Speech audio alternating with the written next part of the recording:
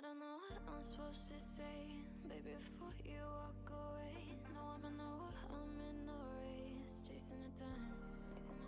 I've been meaning to find a way to face that I'm out on a waters every day, trying to keep my head above the waves, staying alive.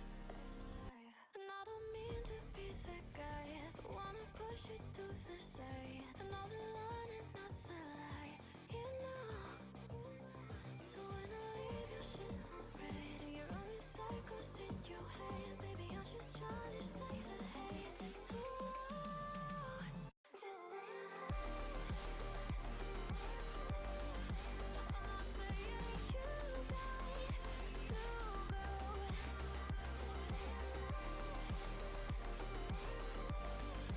But it's something you got to know.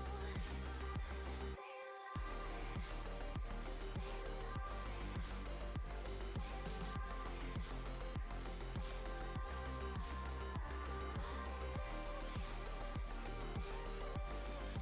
It's just something you got to know.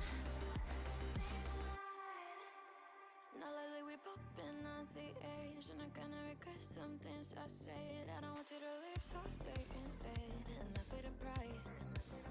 In the morning we'll both be good and gone, and the world will continue moving on. But I swear that there ain't no other one, just staying alive.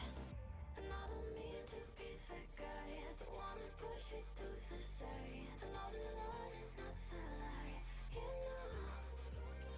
So when I leave your shit on red and you're running cycles in your head, baby, I'm just trying to stay ahead. Ooh, just stay alive.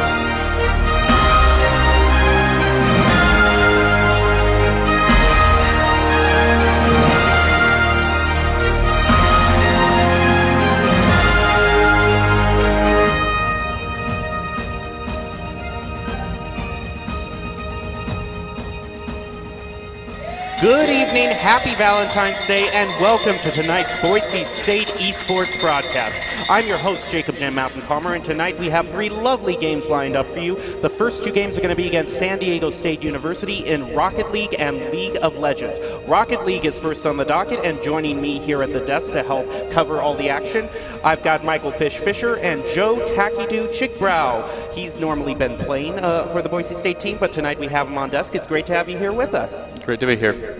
Alrighty, so we're going to be going up against San Diego State University in these first 2 games. Then we'll be going up against New Mexico in Overwatch. But right now, we are starting off with Rocket League. And the team's been pretty good so far this season. They've had, I think, 1 or 2 losses here or there. But overall, how's the momentum, the current mood on the team, Tacky-Doo? I think the mood's been getting better and better. I think we just needed a little kickstart from where we started in the beginning. We were a little bit rusty because we took a season off, some of us did. And with the team swaps and the amount of time we've been putting in now, I'd expect great things from both teams.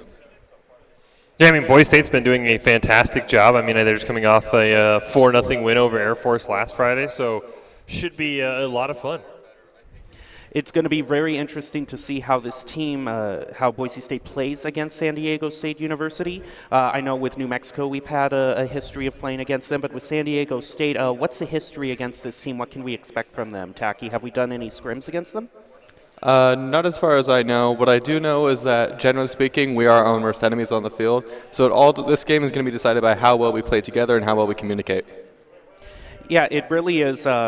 It really is about communication when it comes down to Boise State, calling out your rotations, making sure there are not double commits, making sure the boost management's been on par. Has there been anything else that you've been focusing on besides kind of the fundamental communication aspect?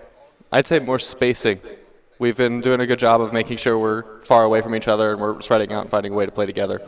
Well, right now you are watching Boise State Esports versus San Diego State University in Rocket League. Tonight, Valentine's Day, February 14th, the start of 3 games we have lined up for you tonight. It is sure to be a very exciting night, and we're going to see how Boise State can start it off, whether they're going to be off on the right foot with a win or a loss. And before tonight's game, we are going to be going over Doc's keys to the game, brought to you by Doc Haskell.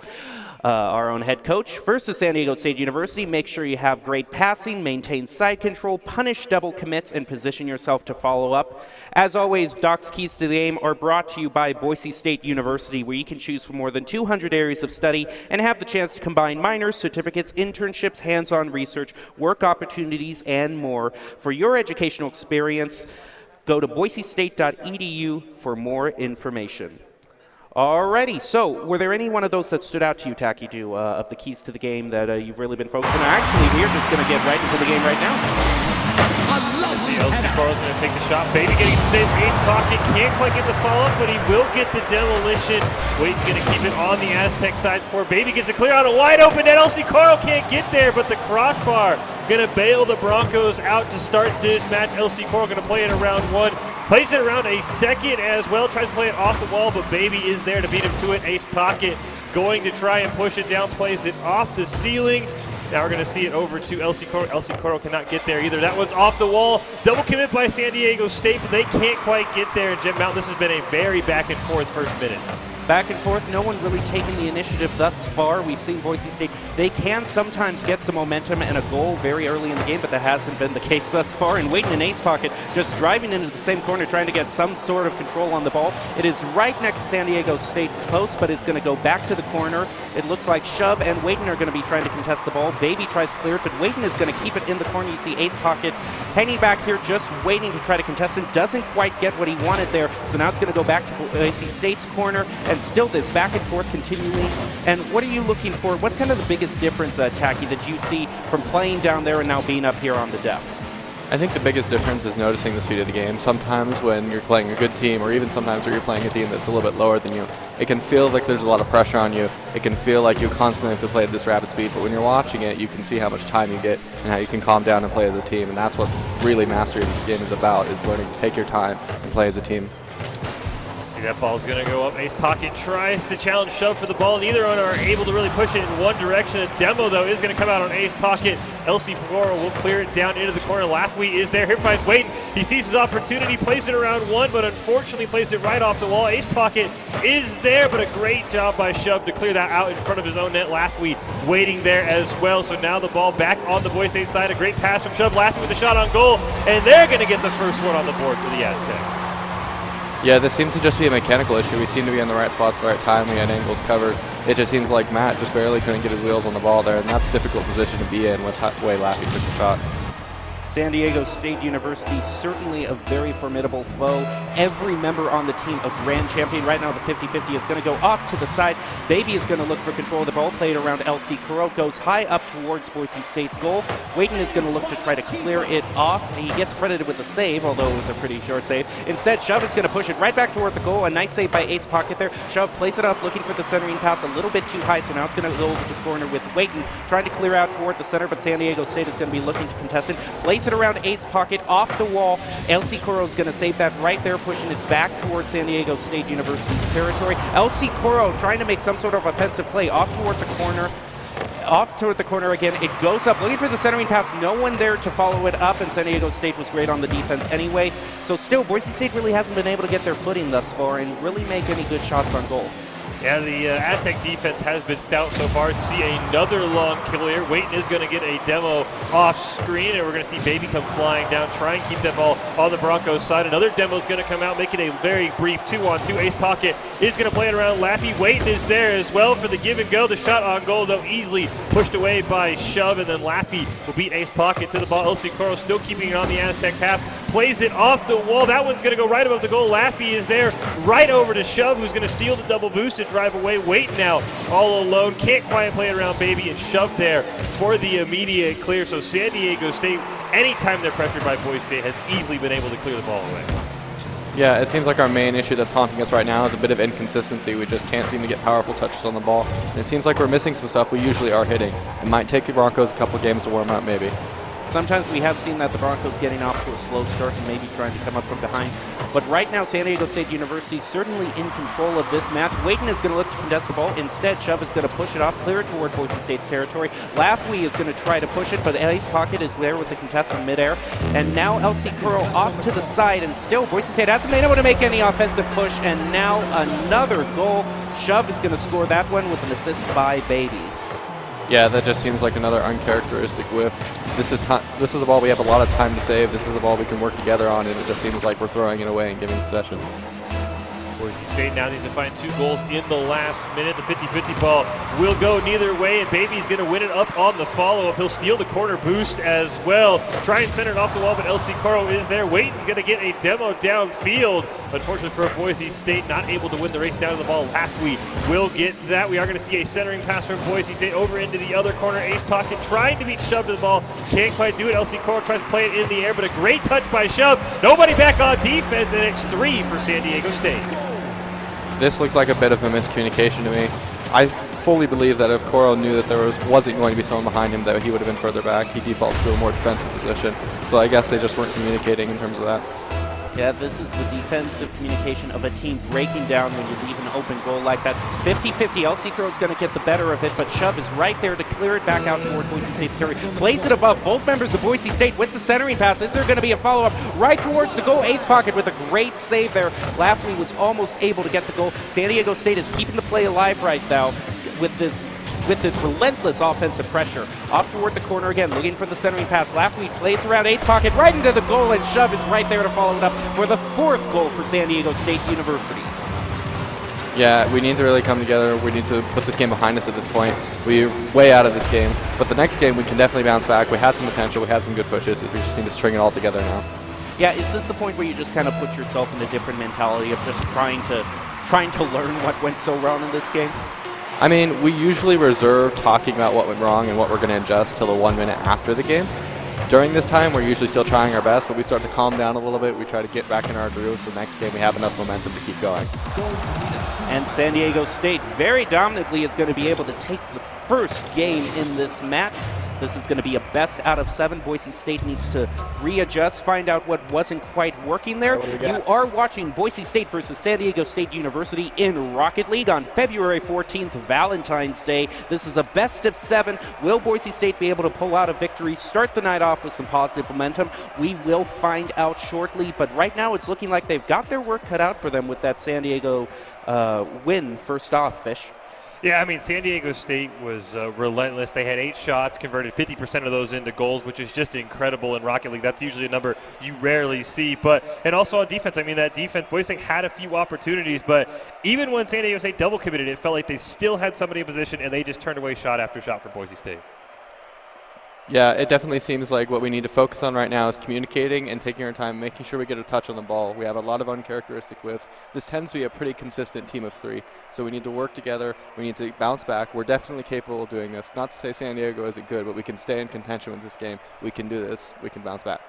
Well, definitely great credit to the players on San Diego State University's side. All of them, like I mentioned earlier, grand champions, although it is teamwork in the end that really pulls out the victories. And we saw Boise State lacking in that department a little bit, like you were talking about, Tacky, just with some communication errors, sometimes leaving the goal wide open. How do you iron those out and just try to nail down your communication? The thing is like I said, it's usually uncharacteristic. It's something we're definitely capable of hitting. It's not something that's outside of our ability as players. So we need to just let it go and focus on getting the next touch. Well, the first 50-50 ball is going to go on the Broncos side. Baby gets a shot on goal, is knocked away by Ace Pocket. A great save by LC Coro. Goes into the corner, tries to get the clear. Lafwee is right there. His shot, though, is a little left. The crossbar would have had that one. Waiton is going to try a centering pass. Baby right there beats LC Coro to the ball. And we're going to see Ace Pocket, though, give him the favor right back. Beat Baby to the ball. Lafwee, a high shot on goal. Just beats Waiton, and it's 1-0 Aztecs. Yeah, this seems like an issue where we're just giving up possession, where we just didn't have a good follow-up there. And, you know, sometimes we get thrown in those positions, but if that is the case, we need to be ready on defense to make that save. That is Lafwee getting the goal. Jordan Robinson is his name, is majoring in marketing, certainly making a good showing. Right now, Waiton is going to cheat out that 50-50, push it up the side of the wall. Shove is going to try to clear it out toward Boise State. Ace Pocket didn't quite the contest he wanted there. Baby and LC Kuro trying to contest again. The ball goes high, looking for the centering pass. Boise State going to be able to follow it up. Waiton follows it up, finds the equalizer. 1-1, 14 minutes and 16 seconds left in this game. We've got a long way to go here. A great pass and a great shot, great teamwork like I was talking about. We can do this if we come together. We have to find the passes to each other.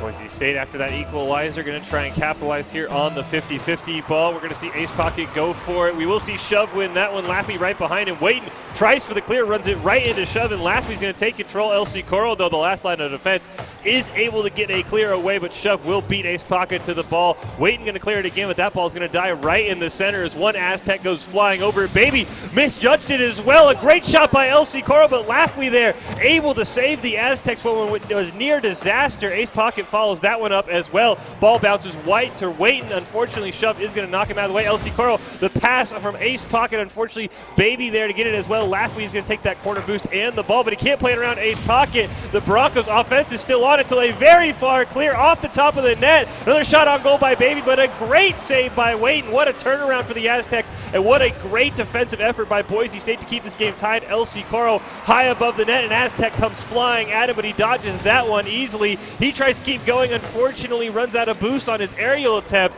but this has been a very back and forth minute here, Gem Mountain. Very back and forth. San Diego State University not quite in the dominant position they were finding themselves in last match. LC Kuro is going to play it around Baby here up the wall. Shove is going to clear it back out. Baby's waiting for him. Gets the centering pass he wants, but a great clear by Ace Pocket, and the assist off from LC Kuro right into the goal. The Broncos have taken the lead with a little bit of 3 minutes left in this match. We've got a game on our hands here. And again, a great passing play from the Broncos. This is what we do best. When we come together, we can find each other, we can find the back of the net. Easy as that. Both teams taking advantage of overcommits on offense, and the Broncos able to get that one. They take the lead, 50-50 ball. LC Coro will push it down. Shove is going to get the clear. As a great screen set there by Baby on to Waiton. Shot on goal is going to go wide from Shove. Waiton not quite able to corral it, so Baby's going to have it right from the net. Here comes Lafley on the double commit. That ball's going to bounce right in front of the Broncos net. Two Aztecs went for the ball. There was no one there for the follow-up.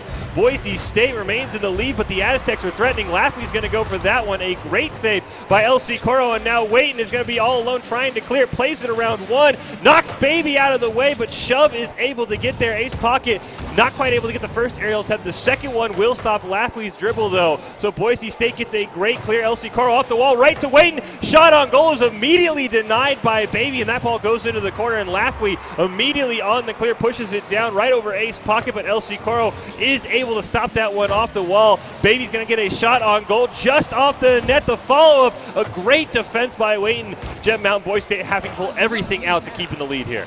They are, but they are in the lead nonetheless. But LC Coro is going to get demoed. San Diego State is going to try to push that into a goal. But right now, Boise State is back at full strength. They cleared out toward the center, playing it around Laffey. Actually, Laffey is going to be able to clear it out. Plays it up the wall. LC Coro looking to contest with Ace Pocket. That almost looked like a double contest to me. It is going to go far up high above SDSU's goal. LC Coro now looking to pass to Waiton into the goal again. 3-1. Boise State is now in the lead, a clear reversal from last game. Absolute banger of a goal, but an even better pass, I'd argue. Great way to find a 90-degree angle for the midfield straight to Waiton.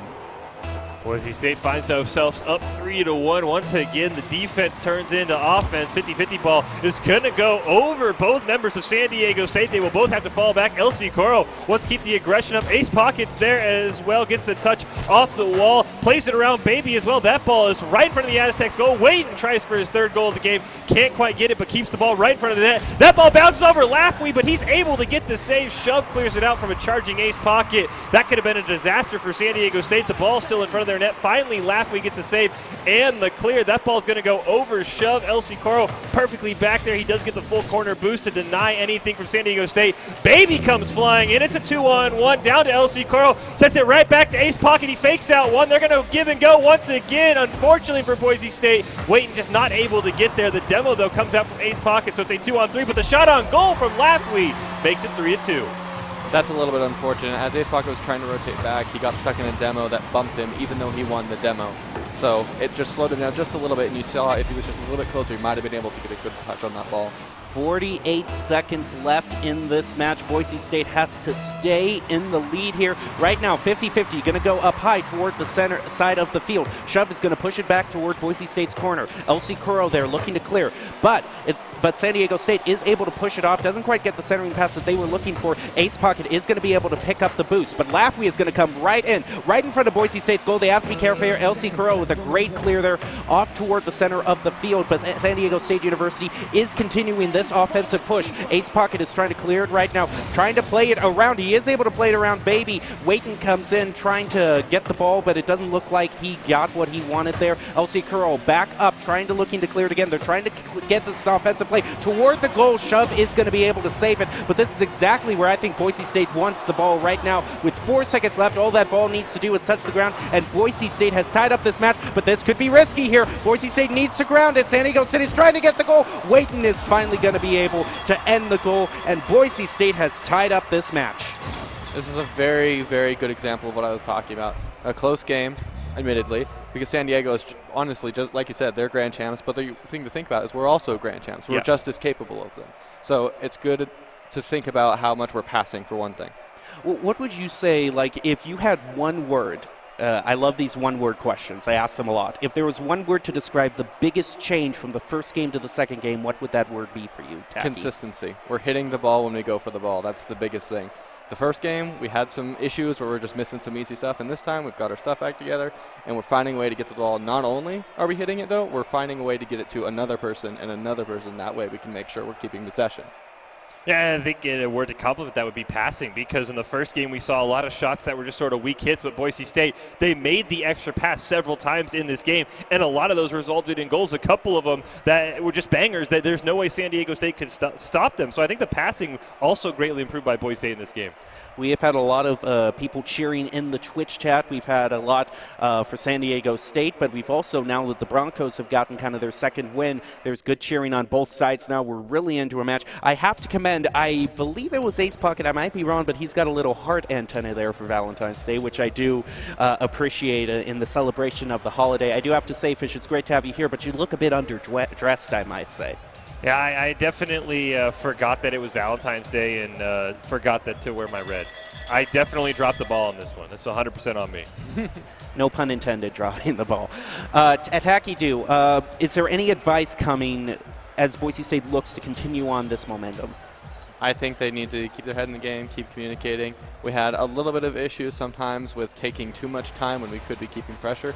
But other than that, as long as we keep our head in the game, we keep finding each other, we keep hitting the ball, we have a really decent chance at winning the series.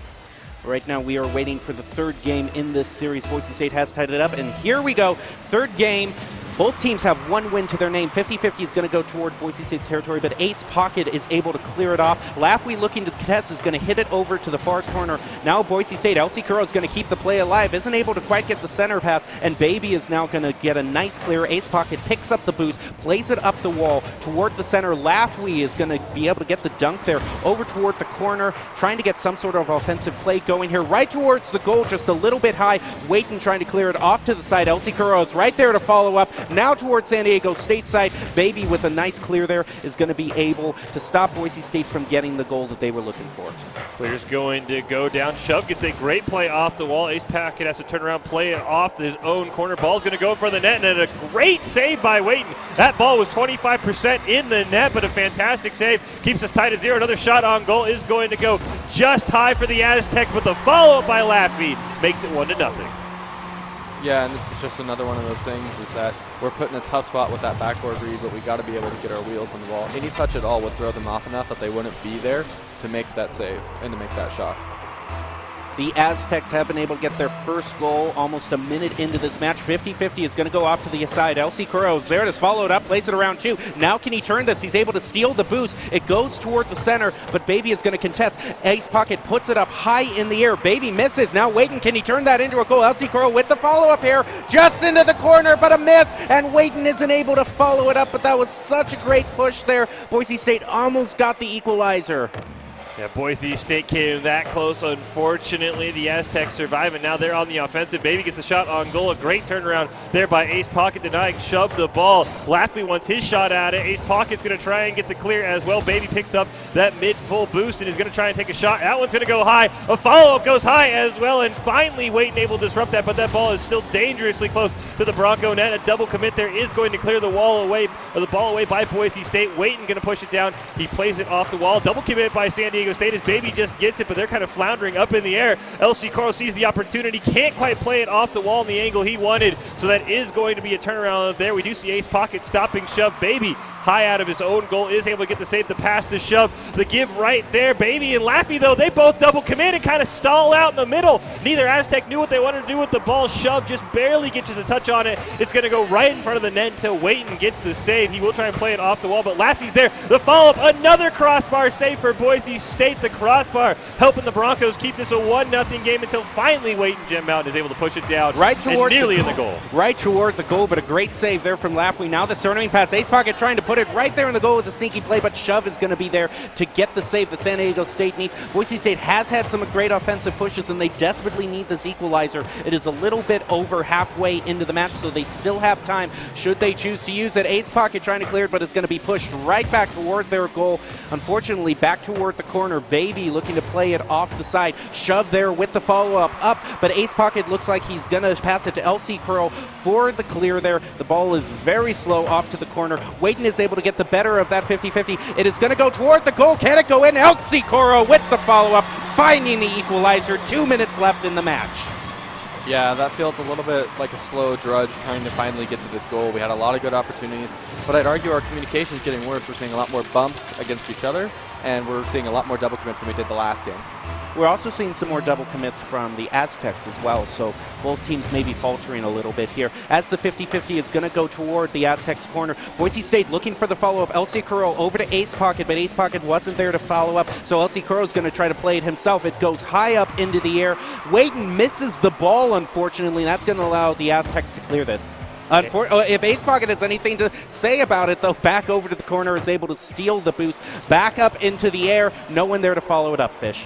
No, we are going to see LC Carl. He's going to keep that ball down in the Aztecs half. Waiting, fakes out Laffy, able to stop it for just a moment. Corner boost does go over to Laffy, and Ace Pocket unable to play that one off the wall. The push down by Laffy going to be disrupted by LC Carl. He's going to try and beat Shove to the ball. Not going to happen. A pass to Laffy disrupted by Ace Pocket. That ball's going to go off the wall. Baby going to play it. Waiting, trying to wait for the read. He's going to get just that. It's a one-on-one, but Shove able to easily clear it out and keep it in the Broncos side. LC Carl going to try and push it down to Wade, and he's trying to get back with no boost. He is able to get back, and just now finally Ace Pocket able to get the clear, but Baby says no, not so fast. Waiting, able to disrupt it for just a moment, tries to play it off the wall. He's charging Aztec, disrupts his plans for just a little bit. Shove is able to prevent LC Carl from the clear. Shot on goal, just high, but nobody was back for the Broncos. A lucky chance there. Ace Pocket going to get that clear as well. Boise State just trying to hold on. A very weak shot by Baby, able to be denied by LC Coro. Shove going to play it off the wall. Waiting is right there to finally get this clear and shut down this Aztec attack. LC Coro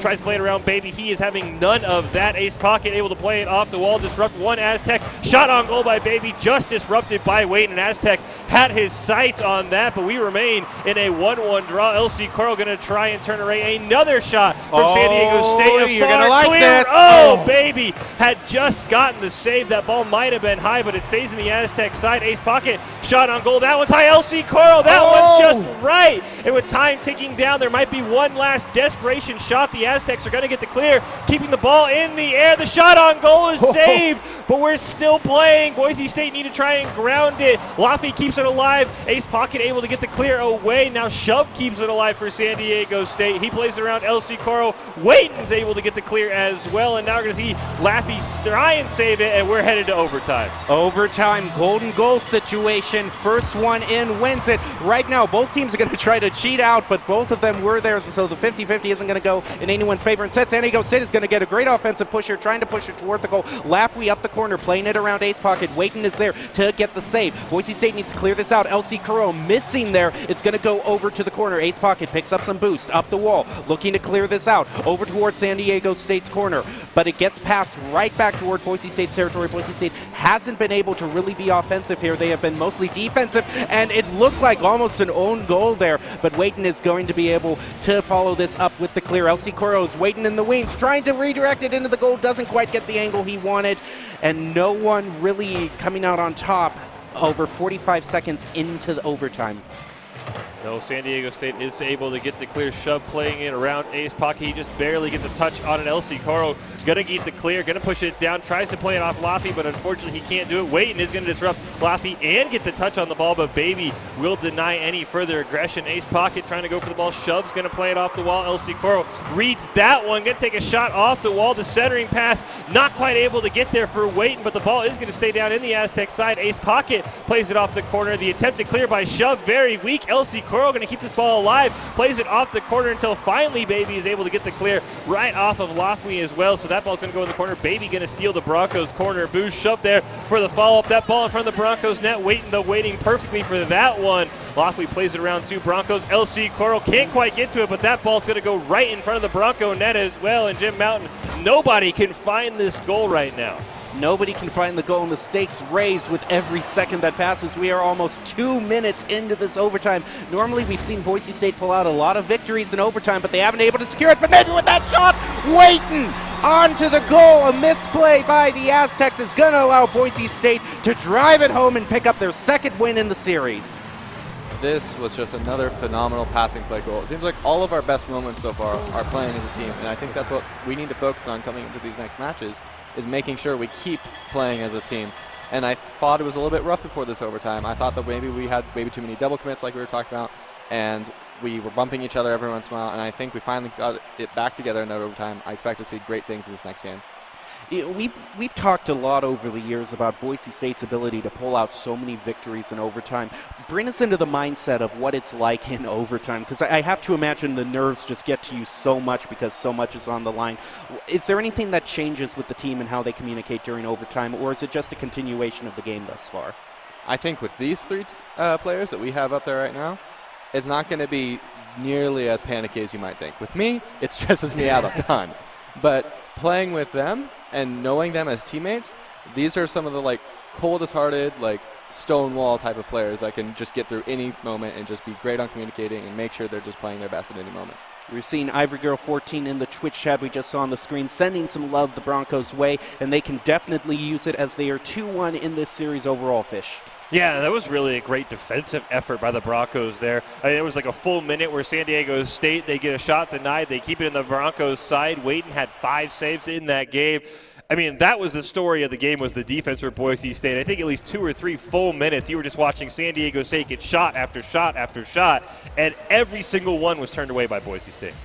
Yeah, it seems like not only were we playing our best on offense towards the end of that, but regardless of our double commits and our bumps, we were putting up quite a good defense, and we were finding a way to shut down their offense while playing our best offense. Game 4 in the series. Lafley pushes it toward the goal. Ace Pocket with the save there is going to be able to clear it around. Shove misses, allowing Boise State to go further toward the goal. But a great clear there is going to keep the play alive for San Diego State University. Over toward the corner. Elsie Curl plays it off the wall toward the center. Lafley is able to push it back toward the goal, but it gets cleared right back out toward Shove in the corner. Elsie Curl, can he play it around? It goes high up in the air toward the center of the Aztecs net. The Broncos are trying to look for a follow-up pass, aren't going to be able to find it. No, LC Coro, though, is going to keep the pressure on right over to Wayton. The shot on goal. What a great play for Boise State. Again, another lineup. And it seems like every time we're scoring a great goal at this point, we got Matt passing straight to Peyton. That was incredible. The vision there was incredible. Yeah. That takes another level of team chemistry and communication that I believe this team in particular has above all other teams.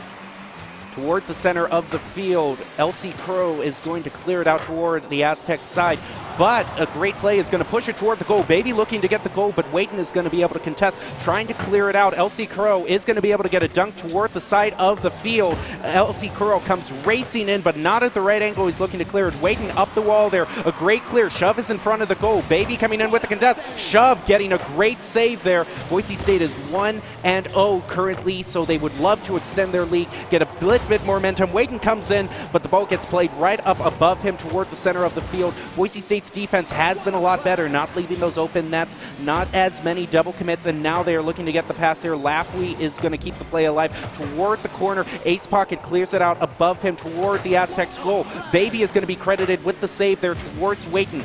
Wayton trying to play it around, but it looks like a double commit there was a bit costly for Boise State as Wayton got demoed. Yeah, that was costly for Boise State. Good news for them after the demo. The ball did stay in the San Diego State side, so Wayton able to respawn. We see him coming down there. LC Carl not quite able to beat Lafley to the ball, but we'll see a great save by Ace Pocket. Shove, though, going to keep that ball right in the midfield until Ace Pocket gets it cleared down on the Aztec side. LC Carl squares that one up. Can't quite get the touch he was looking for. Going to push it over just to the side of the Aztecs. Takes a high up off the wall. Another pass to Wayton, but a double commit by the Aztec pays off there. 2 Aztecs charging in to stop that one. A demo off screen. LC Carl answers with his own, but it doesn't matter. The shot is good. We seem just a little bit outpaced on this challenge here. We see Matt or Elsie Quo is going to come up really quick, but he's just a little bit too short before Lafley gets a great shot on net right over him. Going to get demoed right after that, but a goal is a goal nonetheless. And you can see there, Ace Pocket is the one. I was right with the hard antenna, so I really appreciate that for Valentine's Day. Over toward the corner, though, we've got a game to play. Wayton looking for the contest. Baby is going to be able to pick up the boost there, so Wayton wasn't able to steal it. But a great pass there toward the center. Ace Pocket was looking to follow it up, but the contest there from the Aztecs was able to keep it out of their goal. Wayton plays it above Shove toward Baby. Now Baby is going to look to clear to Shove for the pass off the crossbar. Boise State has to thank their lucky stars that didn't go in there, and Shove is going to be able to stop LC Curl from trying to get a shot on goal there. But Wayton, is he going to follow up? He's been the one that Boise State has been looking to with these assists to drive it into the goal. Not the case there, and now it's back over to Boise State's territory. Wayton did get the demo there to slow down the Aztecs' attack. LC Carr going to play it off the wall to Wayton. He's going to set up a centering pass for Ace Pocket, who gets it off the rebound, but a great save by Lafley. LC Carr not quite able to follow it up, passes it over to Wayton, who gets a shot high and away from the goal. Wayton unable to stop Shove from clearing that ball away. Ace Pocket is going to deny a clear from Baby until Shove gets it. LC Carr right there, but the ball plays off the wall and right back to Shove. Now the pass from Waiting just a little high over LC. Coral Baby going to go down into the corner, get his full boost, and the ball plays it around Ace Pocket. Waiting with a shot on goal, going to go far to the left into the corner. LC Coral beats Laffey to the ball and pushes it right back over to the other corner. The Aztecs are just chasing the ball right now like bumblebees. Ace Pocket able to play it around Wub. Shove trying to get the clear. LC Coral can't quite get the shot on goal. That one's going to go over to Waiting, who plays it off the wall right over to Laffey, who can't quite get a clear as LC Coral's there to slow it down just a little bit. Unfortunately, that ball almost centered perfectly for San Diego State. A great disrupto on to Shove by LC Coral keeps us in a 1-1 draw, Jim Mountain. Tacky, as you're looking at this game, what would you say the biggest strength is for Boise State and their biggest weaknesses right now? Our transitions. We're sparing a lot of time on offense right now, and the reason for that is because we're doing a really good job of finding a way to clear the ball and transitioning from defense to offense. That being said, our weaknesses probably, we got a little bit of whiffs, we got a little bit of double commits, but overall we're playing our games really, really well, and the wins that San Diego does get at this point are well earned. They are well-earned indeed, but both are going to be demoed there, so 2 versus 2 for a few seconds on the field. Waiting is able to play it around, looking for the assist there, but a little bit of consistency issue there. Isn't quite able to try to drive it into the goal there. Waiting is looking to contest the ball there, didn't get the hit he wanted, but now Boise State is going to look to try to get some offensive play. All the members of the Aztecs are in their own territory looking to defend this. Waiting, we can see here, is Waiting in the wings as Shove tries to push it. Waiting with a great dunk there is going to be able to play it toward the corner. Laffey was able to clear it, but Ace Pocket towards the goal. Baby was there to save it, but it gets demoed instantly in front of the goal again. Waiting wasn't quite there to follow it up, and now we are going probably to overtime again when the ball hits the ground, unless Boise State can get a goal shot. They're trying, but it goes right over the goal. Ace Pocket looking to keep the play alive. Can Waiting drive it in like he did? He does it! There you go. Oh my goodness. My voice gives out at the very moment it should for such an exciting play like that. The ball, Waiting, has been such an MVP this game so far. And that was just, I feel like I'm saying this every game now, win or loss. Like, that was another phenomenal passing play by the Broncos. Really good communication and a really good shot by Peyton using the entire length of that flat guard to get it down and into the net. Yeah, that was a great final sequence there by Boise State. Multiple shots on goal with 0 seconds on the clock, and they find it before we have to go to overtime.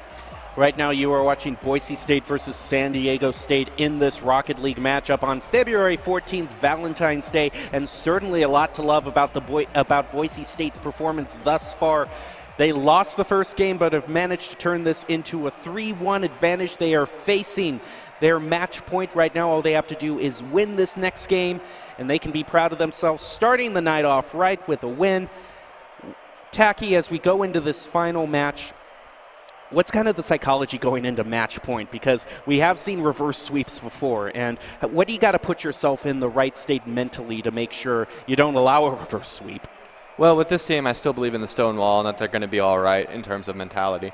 But I feel like what you have to do is the same thing you do with mistakes. You have to think about them for 1 second, what can you do to fix it, and then cut them out and forget them and play the next game. And that's exactly what we have to do here. We have to cut out, forget everything about the rest of the series. If we can win this one game, we're out of here for the night.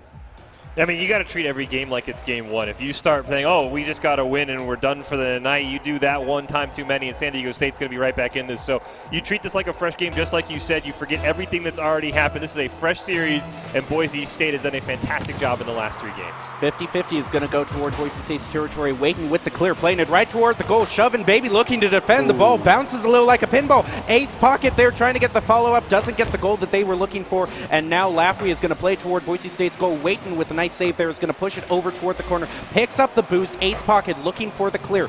Goes towards San Diego State's territory. Ace Pocket trying to play it around Laffey. Laffey able to get the clear. LC Curl looking to contest. Doesn't get even close to the ball there, Waiting over the wall toward Laffey again, who clears it. San Diego State University has been a lot better at the defense. They're not allowing Boise State to really get any sort of offensive pressure. Maybe they can get here with an assist off of LC Curl, and right as I say no offensive pressure, LC Curl proves me wrong.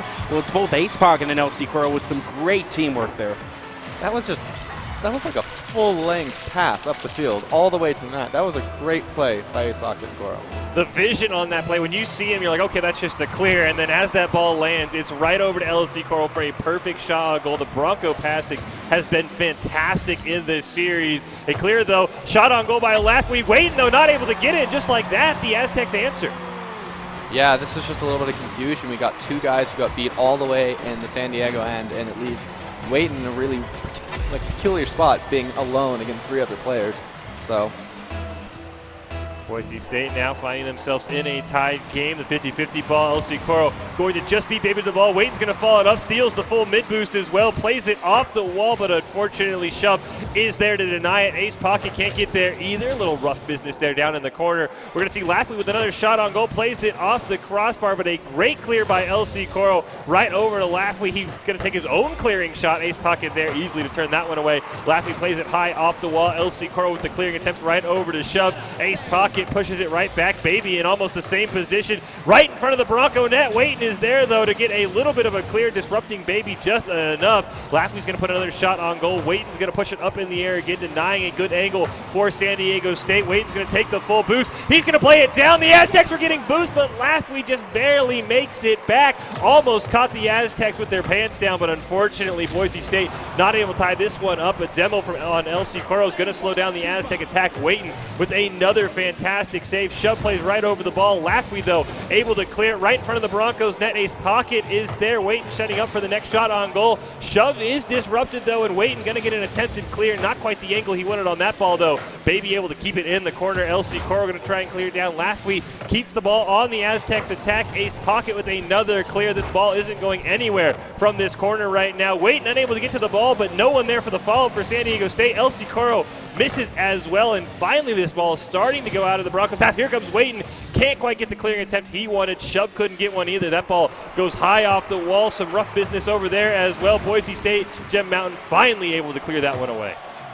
Able to clear that away, but it is still tied a little bit halfway in. If this match is anything, it's a great showing of how evenly matched these two teams can be. San Diego State University still has a path forward if they want it, and that's a great start, clearing it off toward the Boise State's goal. LC Curl there is going to be able to save it. Baby plays it around him, trying to get a centering pass, but a demo there that went on to San Diego State University wasn't able to give them the offensive utility that they needed to follow it up. Right now, LC Curl plays it around Baby. Ace Pocket is waiting back here in the wings, trying to get a centering pass, but Shove, he's going to run right into it. The ball doesn't go anywhere. Baby looking to clear it, but Waiting there again is able to follow it up. Boise State is being relentless right now. They want to get the goal that they're looking for, but Shove with some great defensive play there is going to be able to pass it to Lafley, who is now looking to clear it out toward Boise State's goal, and LC Curl is going to have to fall back here, is able to get the save.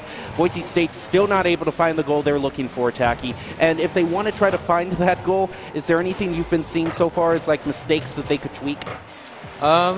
There's really not a ton of mistakes. I think we're doing a really good job on rotations. We every once in a while have some little nitpicky things I could go over, but I think what's most important is to just stay out of our heads, just play the game, and be patient, because we're really good at these transitions, at these passes upfield, and eventually they're going to give us an opportunity to do one. We've seen that, and we can play defense and we can stall these guys out, and they will eventually give us an opportunity like that one. Oh, nearly went in for Ace Pocket. Pocket nearly gets it, but San Diego State tries to turn it into instant offense. LC Coral, the last line of defense, going to get a save to keep us tied in this game with just under a minute left in regulation. Waiting's going to play it off the wall. Baby plays it off the ceiling right to LC Coral. The pass for Ace Pocket. Good job by San Diego State realizing what was coming and disrupting that one. Waiting's going to go down into the corner, take the full boost away, play it around one. Shot on goal is high from the Aztecs. The follow from Lafley's going to go off the corner. Ace Pocket can't quite beat Shove to the ball. He's going to play it off the corner as well. Another centering pass. Baby, though, pushes it just right of the goal. Lafley wants to follow it up, but Waiting's going to clear this one out as we tick down under 30 seconds left. LC Coral can't quite get to the ball. Baby's going to try and play it off. The Aztecs setting up for one final attack here. A great job by Ace Pocket to disrupt this. LC Coral going to pass it over to Waiting. He's going to play it off the wall. Nobody for the Aztecs wants to challenge. Now Shove is going to get up in Waiting's face, disrupt that, but Ace Pocket will get the clear, keep it on the Aztec side for now. Lafley going to push it over with just 6 seconds left on the clock. San Diego State saying if they can do what Boise State just did to them, 1 second left and we're headed to overtime. And not a moment too soon as the Aztecs left a wide open net there. You have to wonder what would have happened if 5 more seconds were left on the clock. But we're in overtime right now. Golden goal situation and an extra golden goal for Boise State. If they can get it, they will pull out the victory in this match. Waiting, looking for the clear over to Ace Pocket, but Shove is going to be able to clear it back out. Ace Pocket is going to get demoed. Shove now playing it up the field toward Baby. Baby is going to be able to get the goal they are looking for, and it is not over for the Aztecs. No, they stay in this game, and looks like we're going to have to go to Game 6 here. But admittedly, that was a well-earned goal too. They're doing a really good job of making sure that we stay on defense, even though we're good at it, and they can do the same thing in a reverse that I was talking about, our strategy from before. They can just wait us out as long as they can hold us on defense. In the spirit of Valentine's Day, we do have some presents. You were looking there straight from Waiton's cheering section. We have some gifts for the staff members and the players here tonight. Just some Valentine's Day treats and goodies. Can really help celebrate a victory or mask the pain of defeat. And we're going to be looking forward to that sharing, and I know everyone after seeing that is going to want to get some treats themselves. But a bit of a heartbreaking loss there for Boise State, not getting what they needed.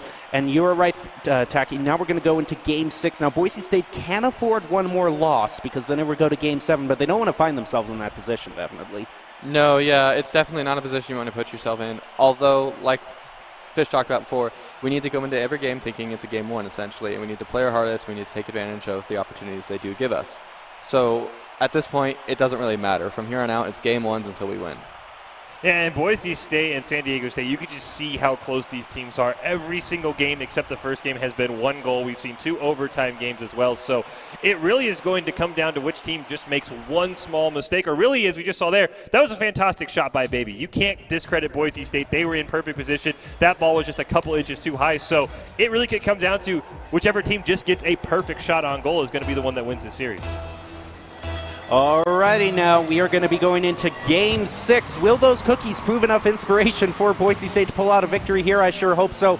Now we're going to see Lafley is going to try to clear it up, but Waiton with a great defensive play there is now going to try to push it toward the Aztecs territory. Instead, the Aztecs continue their offensive push. Ace Pocket with a nice save there is able to try to clear it, but it's not going to be cleared. Baby looking to keep the offensive plays alive. Over to LC Curro. He's going to have to play this around somebody if he wants to start an offense. Waiton with a great play there is back over to LC Curro, but Lafley was trying to get the play there, but instead, LC Curro off to the side. Shove is going to play it around to the corner. Boise State is trying to find some sort of offensive play, but the defense there from San Diego State University isn't going to allow them right into the goal. It looked like Boise State had an open goal there.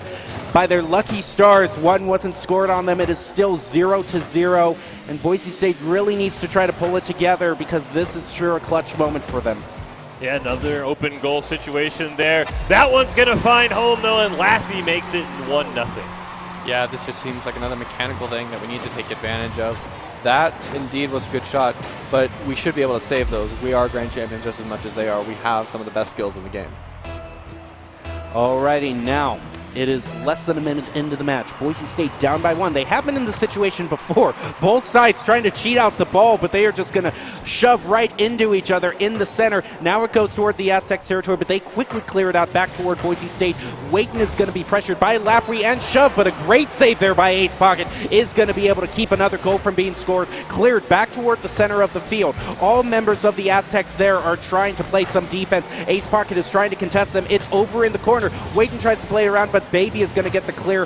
Lafley with the assist is going to push it back toward Boise State's corner. Now LC Curro looking to play it above. Plays it around them beautifully around 2 Aztecs. Now it is going to try to find the centering pass. It still stays in the corner. A great demo there on the Shove. This could be the green light that Boise State needs. The centering pass is going to be followed up by LC Curro. Isn't able to find it with Lafley saving. Shove is going to take the corner boost, try and get a clear as well. Can't quite play it off the ceiling like he wanted. LC Curro able to get the push away. Now he's going to race Lafley down to the ball. That we're both going to take an awkward angle. LC Curro is going to steal the full boost from San Diego State, but Lafley will be able to push it away. That ball slowly bouncing until Baby just able to beat Ace Pocket to the ball. Goes to the mid. Shove going to get a shot on goal. Waiton able to turn that one away. Going to try and play that one upfield. Plays it around Baby. Lafley right there, though, to keep the pressure on Boise State. LC Curro can't quite get to the ball. Ace Pocket, though, has a great follow-up, has another follow-up as well, keeping this ball right in the middle. Finally, Laffy's going to push it over. LC Crow takes the full boost away from him, able to push that one away, gets credit for the save as well, but the Aztecs' offensive pressure is still all over Boise State. Shove and Baby going to double kick from the mall, and Eighth Pocket finds a perfect opportunity to clear it down. The demo, though, will slow down the Broncos' offensive attack. LC Crow sees his opportunity, tries to take it. That ball's going to bounce harmlessly, though, until Baby gets another clear. Eighth Pocket, the last man on defense, plays off the crossbar. No one there to follow it up for San Diego State, and once again, Boise State with some excellent defense and some excellent help from the crossbar. Some excellent help there, but San Diego State certainly seems like they've gotten their groove together. Boise State floundering a little here. A pass off to Waiton off the corner is going to play it around, looking for the centering pass, but he doesn't find it. LC Curro now tries to center the ball. Ace Pocket there to follow it up. Instead, some consistency issues there. Wasn't able. Wide open goal for Boise State. They're going to have to fix that as Ace Pocket gets demoed. Now toward the goal. LC Curro is there to play defense. He goes up the wall, back towards with a pass, looking like he's going to try to find Waiton. It does go toward Waiton. Waiton doesn't quite get it. He's going to try to play it around. Baby goes over him. Boise State desperately needs an equalizer here, but they aren't finding it. They just aren't getting what they need in those clutch moments, and now another goal from the Aztecs are going to make the situation ever more dire for them. This just seems like another consistency issue. We need to get more wheels on the ball. We need to make sure that we're working together as a team. Looks like we're all trying to do separate things right now with maybe one or two passes, but we're not hitting the ball enough individually to focus on just playing one of us at a time. Boise State finding themselves needing at least 2 goals to get into overtime here. That ball going to go off the corner. LC Crow going to take a shot on goal. 3 Aztecs are there, and Baby is going to get the save. Laffy is going to get a demo onto Waiton as well. Ace Pocket able to disrupt the Aztecs. Dribble going to keep it down in the corner. It is a 2-on-1. LC Crow, the shot off the wall goes off the crossbar. The Aztecs able to recover, and they're now on the offensive attack. Laffy going to try and play it around. Ace Pocket gets disrupted. Shove going to play it off the wall. Waiton and Baby both are going to miss on that one. LC Curro able to easily make that save. He's going to play it off the wall, take the boost, play it around. Laffy going to try and follow it up, but Shove is right there to get the save. And the Broncos, Jim Mountain, need to find some offense and in a hurry. They need. I would have been really surprised there if Shove hadn't gotten the save there, because while it was very fun to watch, that was very telegraphed on where the ball was going to go. Boise State needs kind of one of those plays that we saw earlier where it looks like a clear, but the team play and the assisting is going to be able to get a surprise goal. But right now, surprise goal or not, Boise State needs any goal because less than 30 seconds and the Aztecs have a 2-0 lead. Waiton is going to get demoed. Now it looks like all members of San Diego State were crowding around the ball, but they don't need too much here. They just need to try to run out the clock. Ace Pocket is going to try to get a save there. It goes toward the corner toward LC Curro. Laffy is going to try to get the centering pass, but LC Curro was there to contest them. But right now San Diego State can just relax, let the ball hit the ground, and take it to Game 7, the final game. And it's come down to the wire here. 2 very evenly matched teams. And we are going to see who comes out on top in this matchup that you are watching right now. Boise State versus San Diego State University in Rocket League. The first game today on Valentine's Day. Can Boise State find the first victory, or will they flounder? There certainly is some motivation for them, as we said before. There is, candies and cookies available to them. Should they win or lose, it's going to have a different connotation whether they win or lose when they enjoy them, but certainly a very thoughtful gesture to them on Valentine's Day, and certainly a lot of people in the Twitch chat sending some love to Boise State as well. There are a lot of fans watching right now that want to see the Broncos come out on top, but the Aztecs are certainly giving them a run for their money. Yeah, this is getting a little bit closer than you might like it to be, especially since we were so close going into Game 5. However, we need to get back to where we were in those games like 3-4, because these last couple of games, it just seems like we're not playing as a team anymore. We've lost that spirit that we had so early, and we're missing a bunch of balls, and we're not finding each other, and it's really important that we stay on that peak that we were earlier in the series. Otherwise, we're not going to be able to close this out. Yeah, I mean, Boise State had a fantastic games 2, 3, and 4 there. As you do see the cookies on your screen if you're watching and Twitch chat. So that's really what's at stake. The Aztecs might have to come a couple thousand miles if they want to claim them, though they might be stale. But as we head into Game 7, the 50-50 ball turns right into a shot on goal by Ace Pocket. Not quite able to get the follow-up. LC Carl's going to shove right into the next dimension. Waiting going to beat Laffey to the ball. LC Carl right there as well, but two Aztecs try and slow him down. Plays it off the wall, but Shove able to push it away, and Gem Mountain, Boise State finding some early offensive shots, just nothing on goal yet. Yeah, and a demo onto Ace Pocket certainly isn't going to help things either. Waiton is able to clear it. LC Crow now looking toward what looks like an open net, but Laffey comes right in there to get the save. Now it goes over to Ace Pocket, and that's really been a strength that I've been seeing from the Aztecs is every push that Boise State has tried to get a goal on, there's been one member of San Diego State University there to get the save. Their rotations are really on point. Even if they do get some double commits here and there, Baby again getting saves, and Baby has also been coming through with some clutch goals for San Diego State University. So a lot of skill on here that we are seeing. Waiton is going to pick up the big boost over the front of the goal. Now it's going back over to the corner. Ace Pocket looking to clear. Is he going to be able to play it above Baby? No. Baby gets the centering pass. Now it's up to Waiton to save it. It goes up, and Boise State is now looking to get the clear, but there is always a member there of San Diego State University there to play defense, and that's what's been so great about the Aztecs thus far, not allowing the Broncos to get a goal in this game and the past one as well.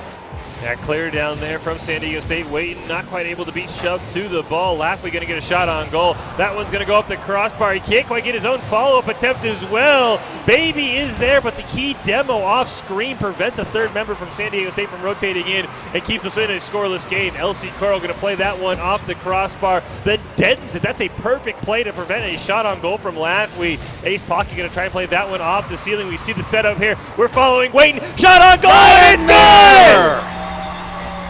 That is the play right there. We're getting right back into our passing. This is looking a lot better already.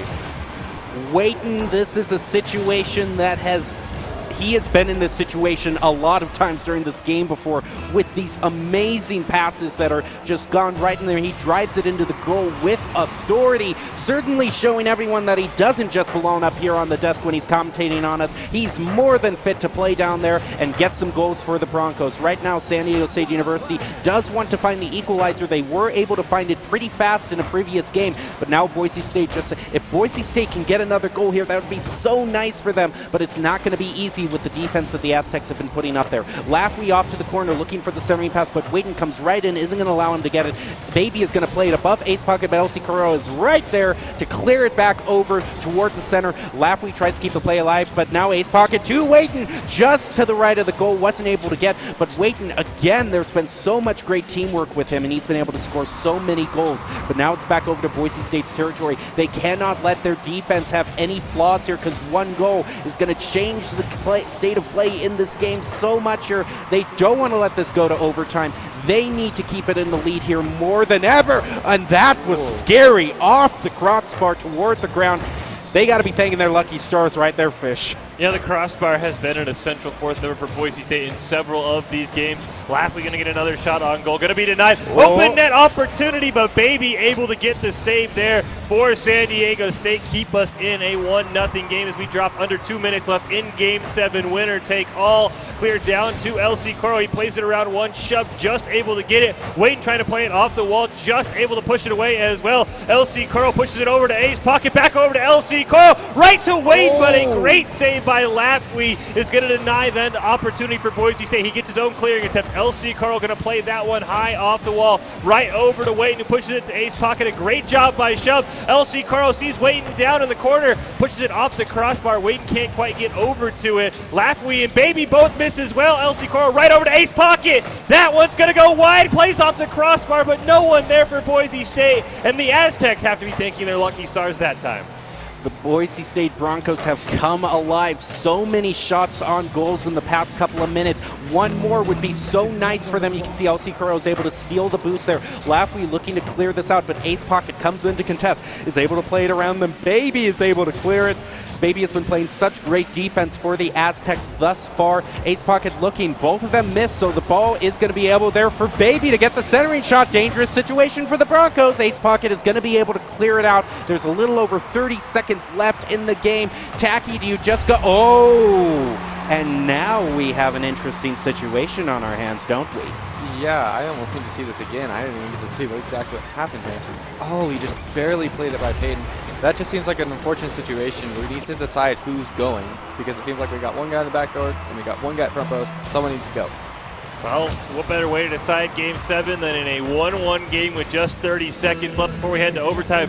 Waiting, going to push it down, going to try and play it around Lafley. He will do that, but Baby and Shove both double commit on the ball. Lafley, though, able to get the clear. LC Coral tries to play it off the wall. Can't do that as Lafley disrupted his plan. The demo comes out, but the ball's still going towards the Broncos net. Waiting able to get the save as Lafley commits on a double commit from Boise State, but Ace Pocket is there as we tick down to single digits left on the clock. Baby able to play it around Ace Pocket. Shot on goal turned away by Waiting. Now we're going to have that ball didn't hit the ground when it hit zero. Now it does, and we're headed to overtime. The ultimate golden goal situation. The one in wins the match. 50-50 is going to go off to the side. The Broncos need to pull out the victory here. Certainly everyone here in the arena and Twitch chat is sending their love here to Boise State. Will it be reciprocated in a goal? You see a lot of members of San Diego State University. They are it looked like a few double commits there, but it is going to go toward the centering pass. Baby trying to get the shot in, but Ace Pocket was there to play defense. Now Waiton is looking to clear this out. Both members of the Aztecs missed there, so Ace Pocket is going to pass it over to LC Curro. LC Curro is going to pick up some boost and try to play it around Baby, but Baby is able to keep it in their territory. Now it goes back up to the side. Shove keeping the offensive pressure on for Boise State. 40 seconds into overtime, and on a goal there that was very dangerous for Boise State. They need to get some sort of offensive play here, and fast, Fish. Yeah, Boise State, your defense can only hold for so long. LC Coral going to turn that one away as well. So you can see from Ace Pocket, boost being a very contributing factor to Boise State, unable to get it clear. Finally, it goes down, but Baby is right there to keep the pressure on. Pushes it over LC Coral. Ace Pocket able to disrupt it, pushing it high up in the air. Lafley got to get the shot on goal. The crossbar once again. That might be the player of the game for Boise State. The crossbar keeping so many San Diego State shots out of the Bronco goal. Ace Pocket finally on the offensive. Plays it around one. Tries to play it around Lafley. A bad touch by the Aztecs, but Baby's there to save it. LC Carl's going to put it in the corner. Lafley's going to be down to the ball. Ace Pocket sees Shove has the ball, wants to go back on defense. The crossbar once again. My goodness, how many saves can that pick up for Boise State right now, Jim Mountain? My heart cannot take this. My heart might be able to take heartbreak, but if there's one thing it can't take, it's all this offensive pressure from the Aztecs as we're almost 2 minutes into overtime here. And you're so right, Fish. Their defense can only hold up for so long. They have to try to make some sort of offensive play here. Now Waiton is going to be able to play it around Shove. Now can the Boise State Broncos turn this into an offensive play? All members of the Aztecs are trying to crowd around the ball, keeping it from going into the go. It's a pass to LC Coro. Baby was able to get a save there. This is so high stakes right now. Toward the goal, and a heartbreaking loss for the Broncos. The Aztecs are going to be able to get the win. Someone pass me a cookie. I need to drown my sorrows in sugar, as I tend to do on Valentine's Day. The Broncos, unfortunately, getting an unfortunate loss there, but what a great performance from both teams. Yeah, it was a close series. We nearly had it right at the end there. We seemed to get our jive a little bit back, but in overtime, we seemed to just couldn't get out of our end, and we stopped working together as a team. We were trying to do all the clears all on our own instead of looking for each other and working together to get it down the field. Yeah, once we got into overtime of Game 7, San Diego State was not letting up. I don't even know if the Broncos got a shot in overtime. Everything felt like it was Aztec shot after Aztec shot. The crossbar probably keeping 3 attempts out by itself, but it's not enough in a great series overall. Boise State was able to get a 3-1 lead there. It looked like they might have been able to get it, but some great play from the Aztecs was able to drive it home in the end. But certainly a great performance by both teams. I mean, there were so many great plays. It was back and forth. It truly was a down-to-the-wire game, one of the better ones that we've had. And all the congratulations for the Aztecs for pulling out the win in the end there. As such, with great games like these, there will be players of the game and some top plays that we will see here pretty soon. But what do you think was the biggest thing Boise State fell short in those past games where they weren't able to pull out the win that they wanted? I'd say definitely teamwork. I'd say that we would get stuck in these positions where we'd feel pressure and we'd stop working together and we'd stop looking for each other. But as an overall whole, it's not to say that the other team didn't make mistakes too. This was a very balanced situation, and usually when you start making mistakes, it's because you feel pressure because the other team is good, and that's where you get this bounce back and forth of people winning games and people losing games. So it just goes to show that these are two very close teams, and both teams came here to play. Yeah, I mean, when 3 of your 7 games are decided by overtime, once you get to overtime, the problem is there's only one mistake you can make and the game's over. So for Boise State, I thought this was an excellent series. It's just when you get in that golden goal situation, one little slip up like we saw in Game 7 is what's going to cost you the series. We are going to be going player of the game when it's ready. It's going to be the ICCU player of the game. Do we have any predictions for who we want to think is going to get it? Oh, Waiton. Yeah, I would say the same, Waiton. He scored a lot of goals, but he got a lot of good passes too, and that's a good thing that you need to not forget as well. Alrighty. Actually, first off, we're going to be looking at the top 5 plays of the game brought to you by the Idaho Army National Guard, but that is going to have to wait, it looks like. Players of the game, top 5 plays. Here we go. Player of the game. It's going to be Waiton like we thought it was going to be. Yeah, Waiton did a fantastic job scoring 6 goals for Boise State in this series, but like you mentioned, Tacky, there were so many of these that were set up passes by either Ace Pocket or LC Coro. So Waiton is going to get the stats, he's going to get player of the game, but it is a team effort for Boise State, and they showed their teamwork and communication, just like on that goal right there. Some of these were just crazy vision plays where once you watch the replay, you're like, okay, I understand what they were seeing, but in real time, it's incredible what LC Coro and Ace Pocket can see setting up Waiton for plays like that. Oh, definitely, definitely. It just shows and exudes amount of team synergy and the potential that this team has when they are on, if they can make it a consistency every game to play that well as a team. And it just shows with the striking ability of Peyton. A lot of skill on showcase there in the ICCU Player of the Game, brought to you by Idaho Central Credit Union, who believes a great player makes a team more successful, just like Idaho Central's helping members achieve financial success. Waiton is your Idaho Central Credit Union Player of the Game tonight. Some great plays there. He's often joined us on desk to give his analysis, and now, like I said earlier, showing why he is a member of the team, whether he's on desk or on the field, definitely being a real asset to the Broncos in this game. Almost able with the team to pull out a win there, but just losing in the 7th game in overtime, about as close as you can imagine. I mean, just watching these replays, these passes are just mind-blowing to me, just how Boise State as a team is able to set up one another. And then some of these plays like this are great solo plays, but he did a fantastic job.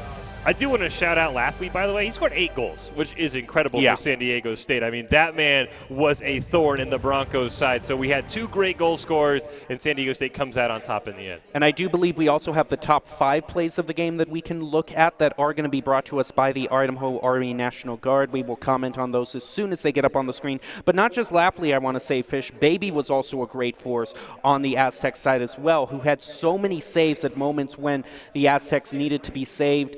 And some very clutch goals that actually won a couple games, if I'm not mistaken. So both Lafley and Baby, and certainly not to discount Shove, all of them were on point for this game. I don't know if we are going to be going over the top 5 plays, as we did see the graphic brought out. And we are now going to be going into them. These are the Idaho Army National Guard top 5 plays. We have looked at what Waiton has done, but here's what the team did as a whole.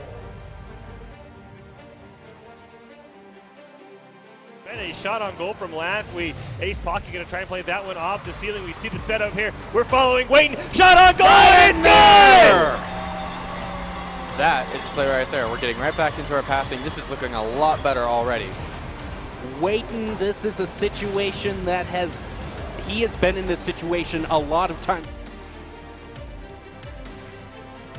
2 minutes into this overtime. Normally we've seen Boise State pull out a lot of victories in overtime, but they haven't been able to secure it. But maybe with that shot, Waiton onto the goal. A misplay by the Aztecs is going to allow Boise State to drive it home and pick up their 2nd win in the series. This was just another phenomenal passing play goal. It seems like all of our best moments so far. There is going to be able to stop Boise State from getting the goal that they were looking for. Clear's going to go down. Shove gets a great play off the wall. Ace Packet has to turn around, play it off his own corner. Ball's going to go in front of the net, and a great save by Waiton. That ball was 25% in the net, but a fantastic save. Keeps us tied at 0. Another shot on goal is going. It didn't quite the contest he wanted there. Baby and LC Kuro trying to contest again. The ball goes high, looking for the centering pass. Boise State going to be able to follow it up. Waiting, follows it up, finds the equalizer. 1-1, 14 minutes and 16 seconds left in this game. We've got a long way to go here. A great pass and a great shot, great teamwork like I was talking about. We can do this if we come together. We have to find the pass. He can get a goal shot. They're trying, but it goes right over the goal. Ace Pocket looking to keep the play alive. Can wait and drive it in like he did. He does it! There you go. Oh my goodness. My voice gives out at the very moment it should for such an exciting play like that.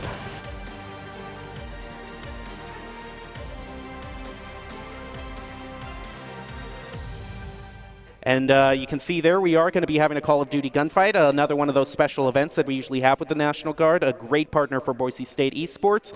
That's going to be the first game of the night in Rocket League, but we have a lot coming up. The second game against the Aztecs is going to be in League of Legends, and then after that we are going to be going against New Mexico in Overwatch in the Mountain West Championships. That is going to be a very exciting match, so stay tuned with us. We're going to take a short break and then move on to League.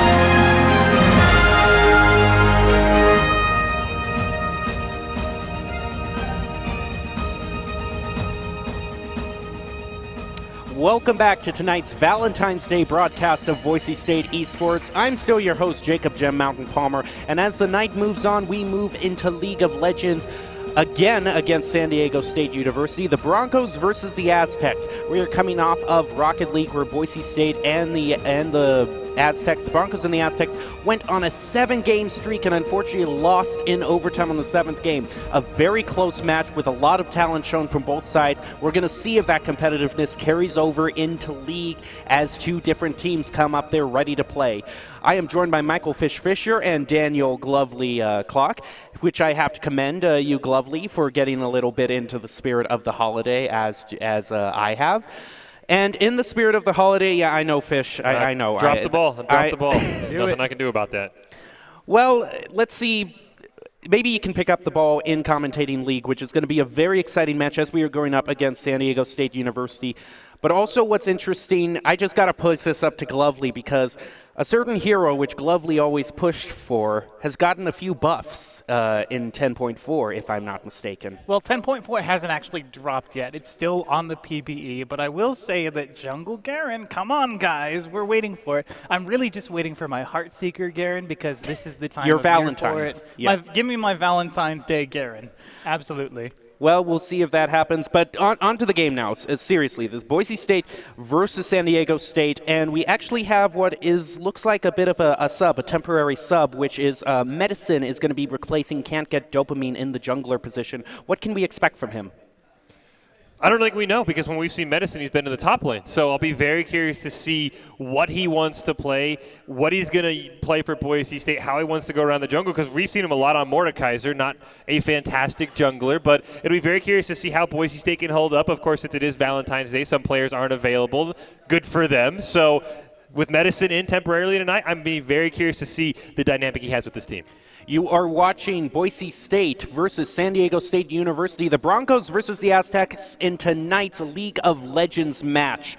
This is the second match of the night. Boise State coming out of a loss in Rocket League. Can they pick up some momentum and make it 1-for-1 for the night in this League of Legends match? We will find out very shortly here. You can see Woojin is there in his usual position and Medicine right next to him. Again, temporarily replacing Can't Get Dopamine, who we have seen some great play from in the jungle, but now it is all on Medicine. I am curious to see what kind of champions to pull out. The meta right now really favors those champions in the jungle with that early game aggressive. Champions like Jarvan, like Elise, like Lee Sin, who are able to get in early and get their team snowballing ahead. Olaf, of course, still very viable, great champion available for them, and I will never rule out Garen. Well, that certainly is an interesting tip for the game, but I don't think that's going to be in Doc's keys to the game here. It would be amazing if he recommended, but I think he'd go for Annie before he went for Garen. Instead, his keys to the game are enable through draft, Medicine, and Red Hots. Please play together, play nice. You're on the team for a reason. First Tower, First Dragon, and Counter Priority to Vision. Those are Doc's keys to the game. Brought to you by Boise State University, where you can choose from more than 200 areas of study and have the chance to combine minors, certificates, internships, hands-on research, work opportunities, and more. To make your educational experience unique, visit boisestate.edu for more information. So now, is there anything you want to add on to that? Maybe Fish's and Glovely's keys to the game?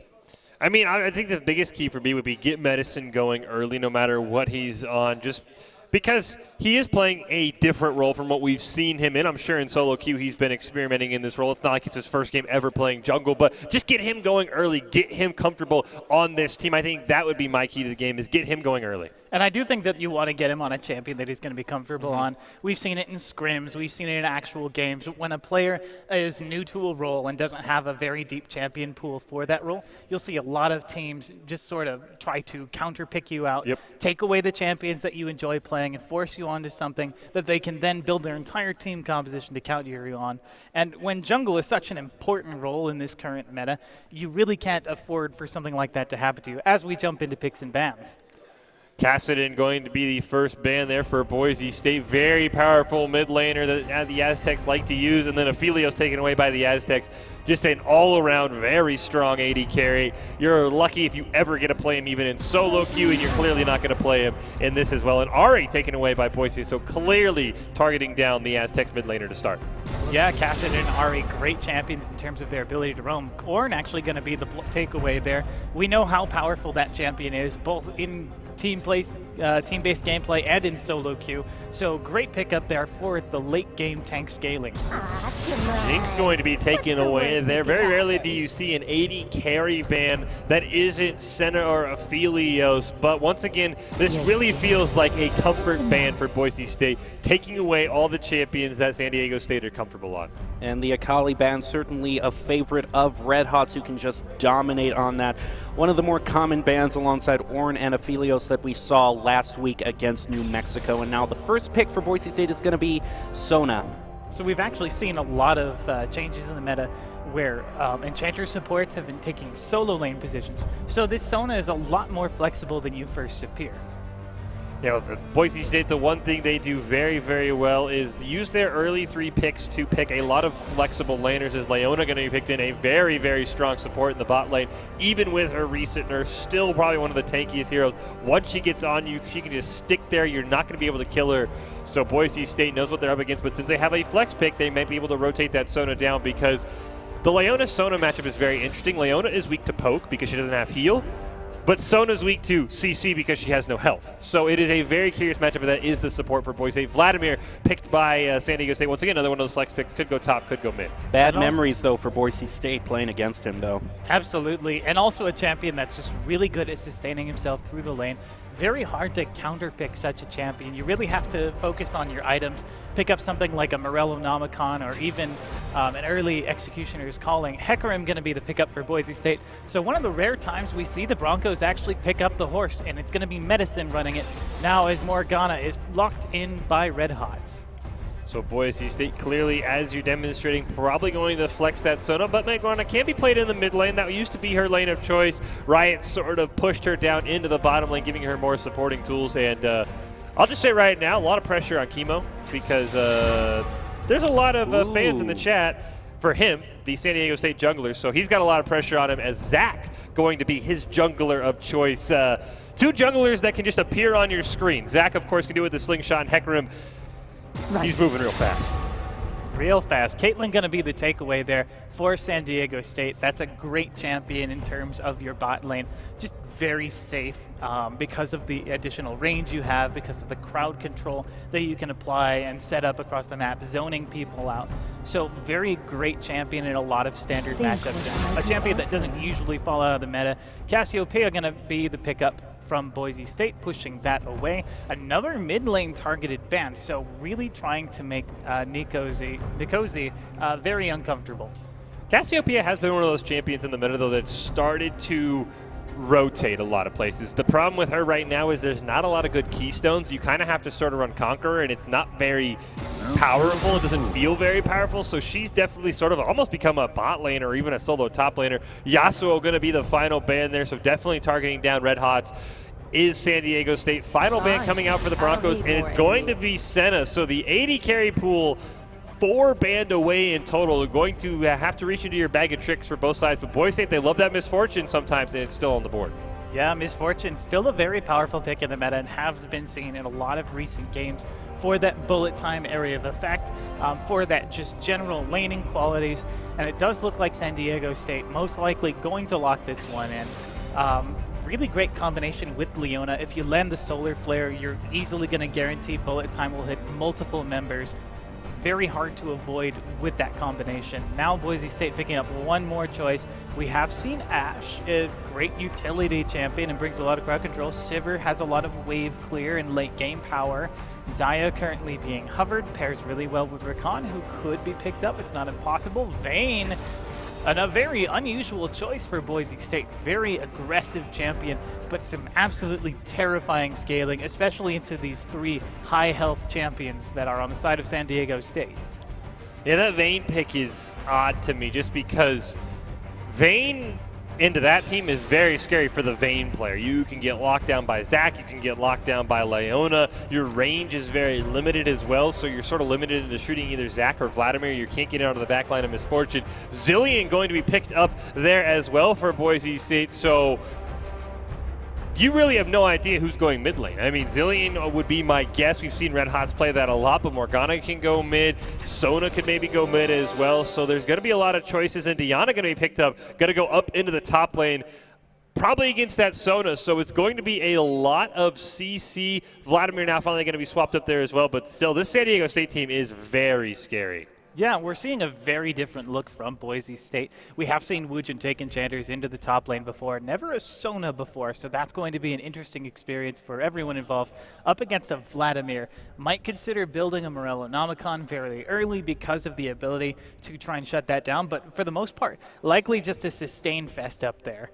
San Diego State, one thing that really confuses me is the Zach pick. They've got a lot of champions that are really great at hitting people in an area. Diana, Leona, Misfortune, Vlad. And then Zach, with the Let's Bounce, a lot of his focus is kind of pushing everybody away, pushing them out of an area, deflecting them away from the rest of his team. And while that can be great, when the rest of your team is trying to draw people into an area, it seems like a counterintuitive pick. I mean, you can use the Let's Bounce to push someone into a Solar Flare. That's definitely a possibility. He also has his Q, which can sort of slam 2 people together. That can start fights. To me, I think Zach is the initiator. I mean, yes, you have the Solar Flare, but you want to use that to lock people down into the pull time. You don't want a Solar Flare and then have your Misfortune running up. So I do think I like the Zach as the initiator. Everyone's going to collapse on Zach, or at least that's the Aztecs plan, and then bullet time comes out, Diana jumps in, Vladimir's going to run in and use his ultimate. So I see where they're coming from, and I'm going to say, unlike you, I really like this Zach pick because they need an initiator that isn't Leona, because if Leona just dies, you lose your Solar Flare. Some very good points all around. Who would you say overall? You can see that is the lineup for San Diego State University. I'm not quite sure how accurate that is, but we do get an overview, and Chemo was definitely getting a lot of love in the chat. I mean, it looks dangerous. I mean, they have the power of cats and anime waifus on their side. Certainly, that's some interesting analysis there, Glovely. I'm just going to have to table that for right now and just get to the game. Who would you say overall, as we can see the team there getting ready, who overall do you think, if you had to choose, had the better draft there? Personally, I really like San Diego's setup. With their area of effect composition, I'm a little worried about the way that Boise State is seeming to try to set up Vayne as a hyper carry. She hasn't been this big, huge meta hyper carry as of late. So not a champion that I would have picked to put your entire team composition around. Yeah, I have to agree with that. Now, I do think the one thing that Vayne has is the tumble and the ability to go invisible with her ultimate. So she is a little bit harder to hit in that CC chain for San Diego State, but I have to agree with you. I think the setup was perfect. You clearly see San Diego State's goal is as soon as 2 or 3 members are locked down, they're just going to unleash 3 ultimates and hope they pick off somebody and get the kills. So I'm going to give it to San Diego State. I think they drafted around a clear plan, but if Vayne gets going, she's going to be really hard to CC. She can go invisible when she uses her ultimate. So I see what Boise State wanted, but I like the team picks that San Diego State made. And it's very interesting to see such targeted bans, especially onto Red Hots for the Akali and Yasuo, 2 of his favorites to play. And especially on Boise State's side as well, it seems like there were just a lot of targeted picks in the mid lane trying to ban out so many different heroes. I mean, champions, excuse me. Red Hots is classically an assassin player. He likes the Yasuo, he likes the Akali. We've seen him play Kiana and Diana, and they're all champions that like to win their lane and then roam to other lanes and assassinate the targets. This Zilean is a huge departure from that. We have seen him play other mage champions. We've seen him play Syndra, and we've seen him play Victor a couple of times over. But in terms of the ability to roam, like the Zillion, I suppose, does have the ability to speed himself up from lane to lane. But for the most part, he's going to have to be fairly content staying in lane. Only has those bombs available to push. I mean, you can speed up Hecarim because he is your That's initiator. True. You can get the ultimate onto Hecarim because he's going to be the one going in. I mean, for Boise State, I think I like the plan. I like how Hecarim can get in the back line. The problem is who peels for Gimmick? Who is, I mean, besides Morgana. Morgana has some peel, but if you miss that route, you don't really have anything else for Gimmick. So at Boise State, the lack of peel might be a little concerning for me because it's really all in ultimates with Sona and Morgana. But after that, if those are on cooldown, San Diego State can track those. That's where things can go south for Boise State. I mean, they do have the Zillion, and that's the largest area of effect non-ultimate stun in the game. If you land the 2 bombs, you do get that stun. So that is a terrifying thing that you can get out of a Zillion.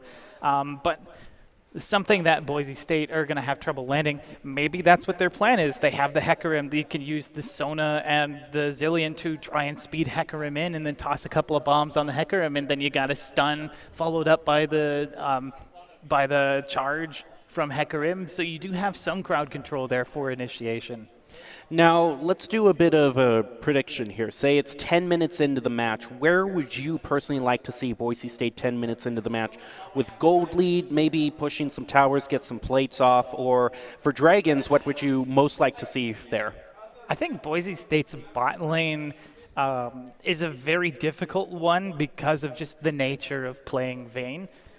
She's very, very weak early on. So in any situation where Vayne is not behind in farm and not behind in eliminations and not behind in dragons, that's a very good early game for Vayne as you transition to that mid game, ideally trying to pick up 1 or 2 items so that you can really be that big late game threat. Yeah, and for me, it would have to be getting Medicine ahead on that Hecarim, just because if there is someone who can assassinate Misfortune, it would be Medicine on Hecarim, because Hecarim is so hard to lock down. He can charge past your backline. He also has ways to get over walls if he wants to try for a cheeky flank. So if Medicine can get ahead, get to the point where maybe he has a Triforce, maybe he has the Warrior enchantment, it really depends on how tanky he wants to go. But if he can start one-shotting Pike on that Misfortune, then you're really going to shut down the burst combination that San Diego State has, because while they have a lot of other global ultimates, or not global, but sort of ranged ultimates that you can put in one spot, it's the bullet time that's going to make the difference. Bullet time is the ultimate that they're clearly building this team comp around.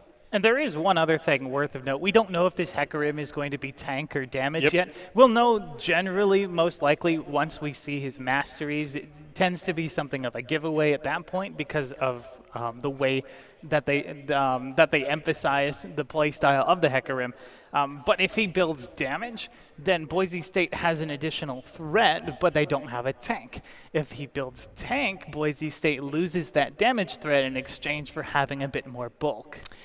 No cats or what Glovely described early on the side of Boise State. You can do see if you need any more proof of Medicine kind of being a temporary sub, it's going to be that with him wearing the different jersey. But still, very talented players. I'm sure that they can put him in there and work out well with him. But like you're saying, with this great draft that San Diego State University has crafted for themselves, it is going to be hard, especially in that bot lane with the early game weakness they have. Yeah, would not surprise me if Medicine tries to go bot lane early. Hecarim is one of those champions that can sort of take a longer gank route. And I will say the other thing that we're looking out for, you talk about Masters, what skill or spells is he going to use? Because we've seen a lot of Ignite and Smite. We've seen that from Boise State before in the past on Hecarim. Could see the Ignite, the Smite and the Ghost, the Smite and the Flash. So those are going to be a dead giveaway wells. If he's running Smite and Ignite, you clearly know he wants to get in. He wants to brawl his little heart out. So I think the Summoner spells are also going to be very key for what Hecarim Boise State is using for Medicine. We are definitely going to be seeing an interesting match tonight, certainly from Rocket League, which you can't tell between different games, but San Diego State University certainly put up a very tough fight for Boise State, and with the way things are looking right now with this draft, it could be another one where they have their work cut out for them thus far. We're just going to have to see and wait until we get in the game to see how it all plays out. Right now you are watching Boise State versus San Diego State University in League of Legends, the second game of our Valentine's Day broadcast.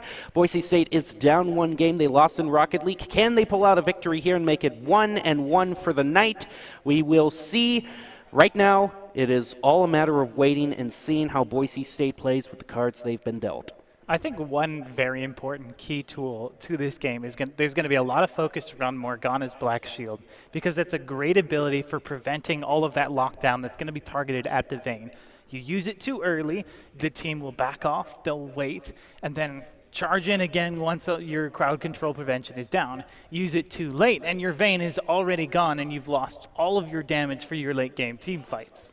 And I would also be curious to see if we're going to see any aggressive crescendos on the Sona by Woojin, because there is sort of this weird sweet spot against San Diego State where if you can get in between where Zach is trying to launch himself and the rest of the team, so Zach is now sort of in the you're sort of sandwiched in between 4 members in one, you can be able to maybe land a crescendo right onto Pike, right onto Misfortune. So I do think it's going to be, there is this sort of sweet spot where if you push forward really fast, you can jump onto San Diego State and avoid the CC that Zach wants to put down. Talking about Medicine, by the way, he is going to run the Smite and the Flash, so I'm going to think maybe a tankier version. It still wouldn't surprise me if we see a first item Triforce or Black Cleaver just to get some damage on the board.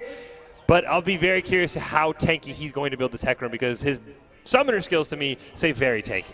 Right, he is building the Conqueror, and on its own, Conqueror is great for champions who like to deal a lot of damage, but it's also great for champions who don't deal a lot of damage naturally because they deal it slowly over time and try to build up additional stacks.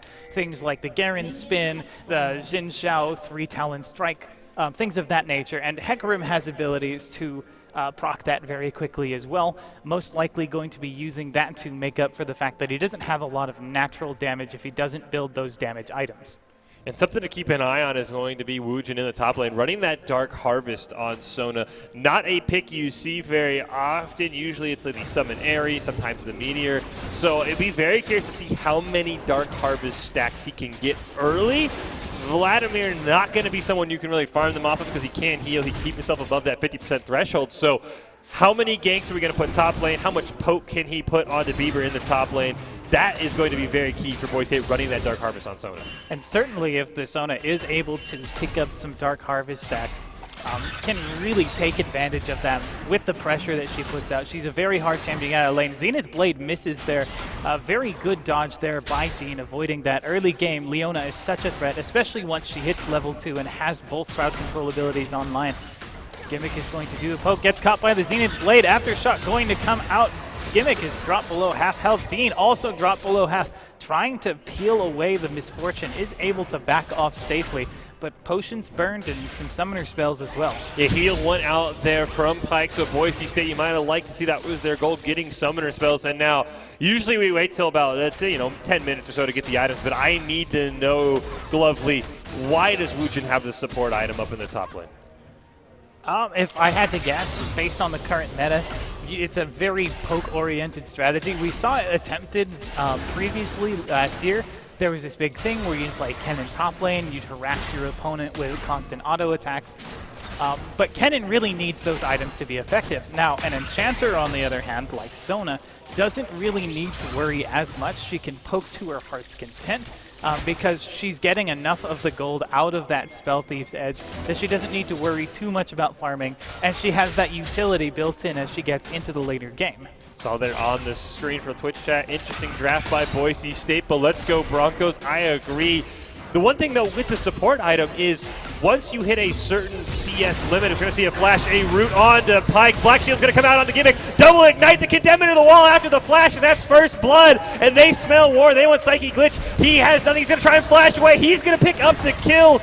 I have no idea how that binding missed at all from Boise State, but it's going to be a 1-for-1. That binding looked like it went right through. Zenith Blade, he wants to re-engage. Dean trying to do some poke. You can see Chemo off screen is rotating down. Dean has no idea. He's going to miss a second binding, and another kill picked up for San Diego State. Great job getting first blood by Boise State. Now as we see a tussle up in the top lane, Woojin taking a lot of damage. It is hard to outpoke a Vladimir because of the natural sustain he has there. But looking at that bot lane scuffle, losing the bindings, missing those bindings was crucial. If he hits either of those bindings, he has enough damage to take down that Leona. even with the Zac coming in for the assist. On the other hand, though, they did manage to get the first blood, and they got it onto the Vayne. Going to pick up a Vampiric Scepter to be a lot safer and have more sustain in that lane matchup against the Misfortune, which is going to be so important, especially if they get caught out.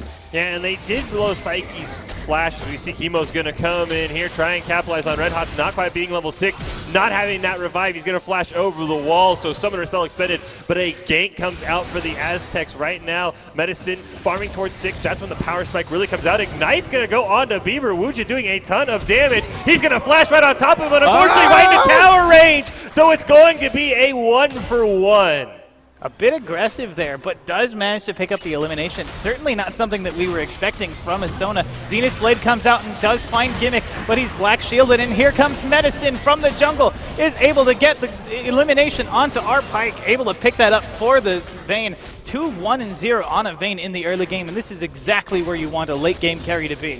Yeah, Boise State has to be very happy with this start. A great job by Medicine. His first gank of the game is going to pick up a kill as we see the replay here. And really this all comes, one, from the aggression that Leona really has to put out on lane. Max Rain Zenith played a great black shield, but right here, the Condemn, stunning Misfortune in place until Medicine can get that charge, ends up picking up the kill, handing it over to Gimmick. But that is one of the things with Leona is she has to constantly be aggressing in lane. Otherwise, you lose the whole point of bringing Leona with heal down, flash down, and really every summoner down for both sides. Leona isn't as viable in just sort of going in over and over again because there's a ton of poke from Boise State, plus the Condemn and the Black Shield. I mean, you're not always going to land the Zenith Blade and the stun combo that Leona's so famous for. And we've talked about how Leona did end up getting what we thought was sort of a slap on the wrist in terms of her ability to continue fighting, where she'd lost damage on her Zenith Blade. As well as her Eclipse, but we're seeing that damage is really coming in huge. That damage could have made the difference in some of these fights where you could have gotten eliminations where you just didn't have the damage this time around. And because of the Vampiric Scepter, because they have the Morgana with the ability to protect the Vayne during the course of these fights from that magic damage, they can last through long enough to be able to continue fighting in this lane and to eventually just out-sustain. And for how strong Leona is, there's definitely an argument against first picking her because you can first pick yourself right into a Morgana and Wuchen, going to put some chip damage onto Bieber in the top lane. Red Hot's teleported down. The members of San Diego State are surrounded. Psyche Glitch going to Zenith Blade. Here comes Medicine right onto Pyke. They want to try and get some damage, but now it's going to be a 4-on-4. Pyke's going to pick up the first kill onto Medicine. Gimmick trying to get that. It's going to be a 1-for-1, and then all that damage coming out, a double kill on Chemo, and it's going to be a 3-for-1 for San Diego State. That's going to allow them to take the Mountain Dragon as well, which seems a bit unfortunate because I would imagine that for a Vayne that is so weak in the early game, you want that extra defense to just help you get to the point where you level up and have that power spike. What's more dangerous is it's going over to the side of San Diego State, who has multiple champions who can take advantage of that. Zac, Vladimir, Leona especially, all like having that additional armor and magic resist to make them tankier and sustain further throughout the game. But remember, that's the first dragon, which means there's going to be no more Mountain Drakes in that game. They're not going to be able to stack that buff. And I do want to get back to the top lane support item. Something I didn't get to mention is in the new patch, Riot made it so that if you have the support item, you lose 50% of your gold once you hit a CS mark. Does that still carry over, Glovely, if you sell the support item? Do you know? I'm not entirely sure. I wouldn't be surprised if you were able to sell it and just get some additional gold, maybe using that for that early game in lieu of a Doran's Ring. Still a very strange choice to me, but if you are going to be poking, it is good to have tools to take advantage of that, to have the additional mana regen. Sheen going to be the item most likely built into a Lich Bane, a very powerful item for Sona. Takes great advantage of the additional AP on those auto attacks after her abilities because she spams her abilities so often. And it does look like it is going to be a tankier Hecarim as we see Medicine doing a little bit of counter jungling. Zac, one of those junglers that you can sort of take advantage of. Not the fastest clears, but we do see that the Cinder Hulk is going to be his item of choice. So now my question becomes, how much damage can Gimmick and Red Hots put out? Because that is what Boise State's doing. They're channeling all their damage onto their mid laner, really their AD carry. Zillion does have some burst potential, but once your bombs are on cooldown, you're just sort of a glorified support. You can speed people up, slow people down, and get a res. So it's all on Gimmick right now. He's 3-2. It's exactly what you want to see. But he's got to be the damage source. We see a gank come in. The pull's already committed. Medicine, a great flash, though, by Bieber to dodge that one as well. Thought the pool was a little early. Blows the flash. So Boise State unable to pick up a kill. And actually, we saw Red Hots moving up, roaming to try and join that fight if it broke out. I was criticizing earlier the Zilean pick because of its inability to roam compared to his usual assassins, but he's really making it work. He's making his presence known in the other lanes, and he's using those bombs to be able to clear very quickly against his Diana. So you see some pressure down here in the bot lane. Should be a plate picked up for San Diego State, but Boise State hopefully can put some poke on. There is the plate over to the Aztecs, so that Misfortune going to just keep a little bit ahead of Gimmick. Gimmick, despite the kill lead, is down by about 20 CS, so roughly even once you factor in kills and assists. But really, whichever AD carry gets to that point where either Gimmick can start popping off with Vayne or Pike can hit bullet time and pick up multiple kills, that's got to be the key. Bot lane is a huge priority for both teams because both teams are built around it. An interesting note, all of San Diego State needs to be able to group up to really get their combination off. And that could leave you open for a number of tools that Boise State has on their side, between the Zilean, the Hecarim, and the Sona. So there are tools that Boise State can use for potential counter engages, and that might be huge as we see later in the game. Yeah, I think picks are also huge for Boise State because, as you mentioned, all the members of San Diego State have to be close to really use their damage combination outside of Misfortune. So if you can get a pick onto a couple key members, that might be key. Red Hot's able to avoid chemo there in the jungle, so Boise State staying there, just 800 gold down in the gold deficit. Plates being picked up by both sides. But I think for Boise State, it's really, I'm shocked we're not seeing more ganks in the bot lane as we do see Medicine in that tri-bush. You can see, though, the pings did come out. San Diego State knows exactly where he is. He might even be standing on a ward. Can't quite see from the camera angle, but I'm surprised neither team is just basically camping their jungler in the bot lane. Kills on the other ones are nice. It's a huge double tap lands onto Gimmick. That's a lot of damage coming out from the side of San Diego State. We are going to see in the background, here comes the gank, here comes the teleport. It's a full-on Pike. Crescendo's going to land. The first kill going to go over to Woojin onto Pike, but Vladimir's right there. Nico going down as well. Tries to pull Woojin back, but the turret might be enough. Dean caught out. He's going to go down, so in the 4v5, it's a 1v1. 1-for-1 trade there in the bot lane, but Boise State still has their tower. They still have 3 members there ready to fight, and Red Hots is starting to roam down. He's not going to engage. He's just going to stay in lane, it looks like, and San Diego is going to back off, happy with the plates that they got. The vision for San Diego State has been absolutely insane. They had that tri-bush warded off, so Medicine couldn't get down there. They have 2 pink wards that are going to be cleared off by Boise State, so they knew exactly when Red Hots was going to try and go down. Something we do need to just now mention, as you see in the mid lane, the Ripped Herald had been picked up by Medicine either during that dragon or shortly after. A common trade, you'll see one team gets the dragon, the other team does get the Ripped Herald, so a couple of plates, and I do believe Red Hots snuck in range for both of those to be solo as well, so a bunch of gold going over to that Zilean. Actually, I did see that Medicine picked up a little bit of that, so there was 2 champions for that gold to be split between. But I mean, trying to get your Hecarim ahead, trying to get your mid lane ahead, who hasn't really been able to have a huge effect on the game, could be really useful, especially since Zilean often takes a little time to really get rolling. I will say I find it a bit humorous that you were saying, Fish, that I don't know why we're seeing more ganks in the bottom lane and then both the junglers come in immediately trying to get the gank at the same time. Yeah, both teams realizing that sometimes I'm as smart as I like to think I am, and realizing that bot lane is a huge priority for both sides here. And Woojin's been doing a great job keeping Vladimir from getting many plates. He has picked up 1, but in a matchup of a support or an enchantress versus a more traditional top laner, you might see the other top laner pick up 2 or 3 plates. So denying that extra gold to Bieber is going to be very huge for Boise State, because we've seen some very scary Vladimirs against the Broncos.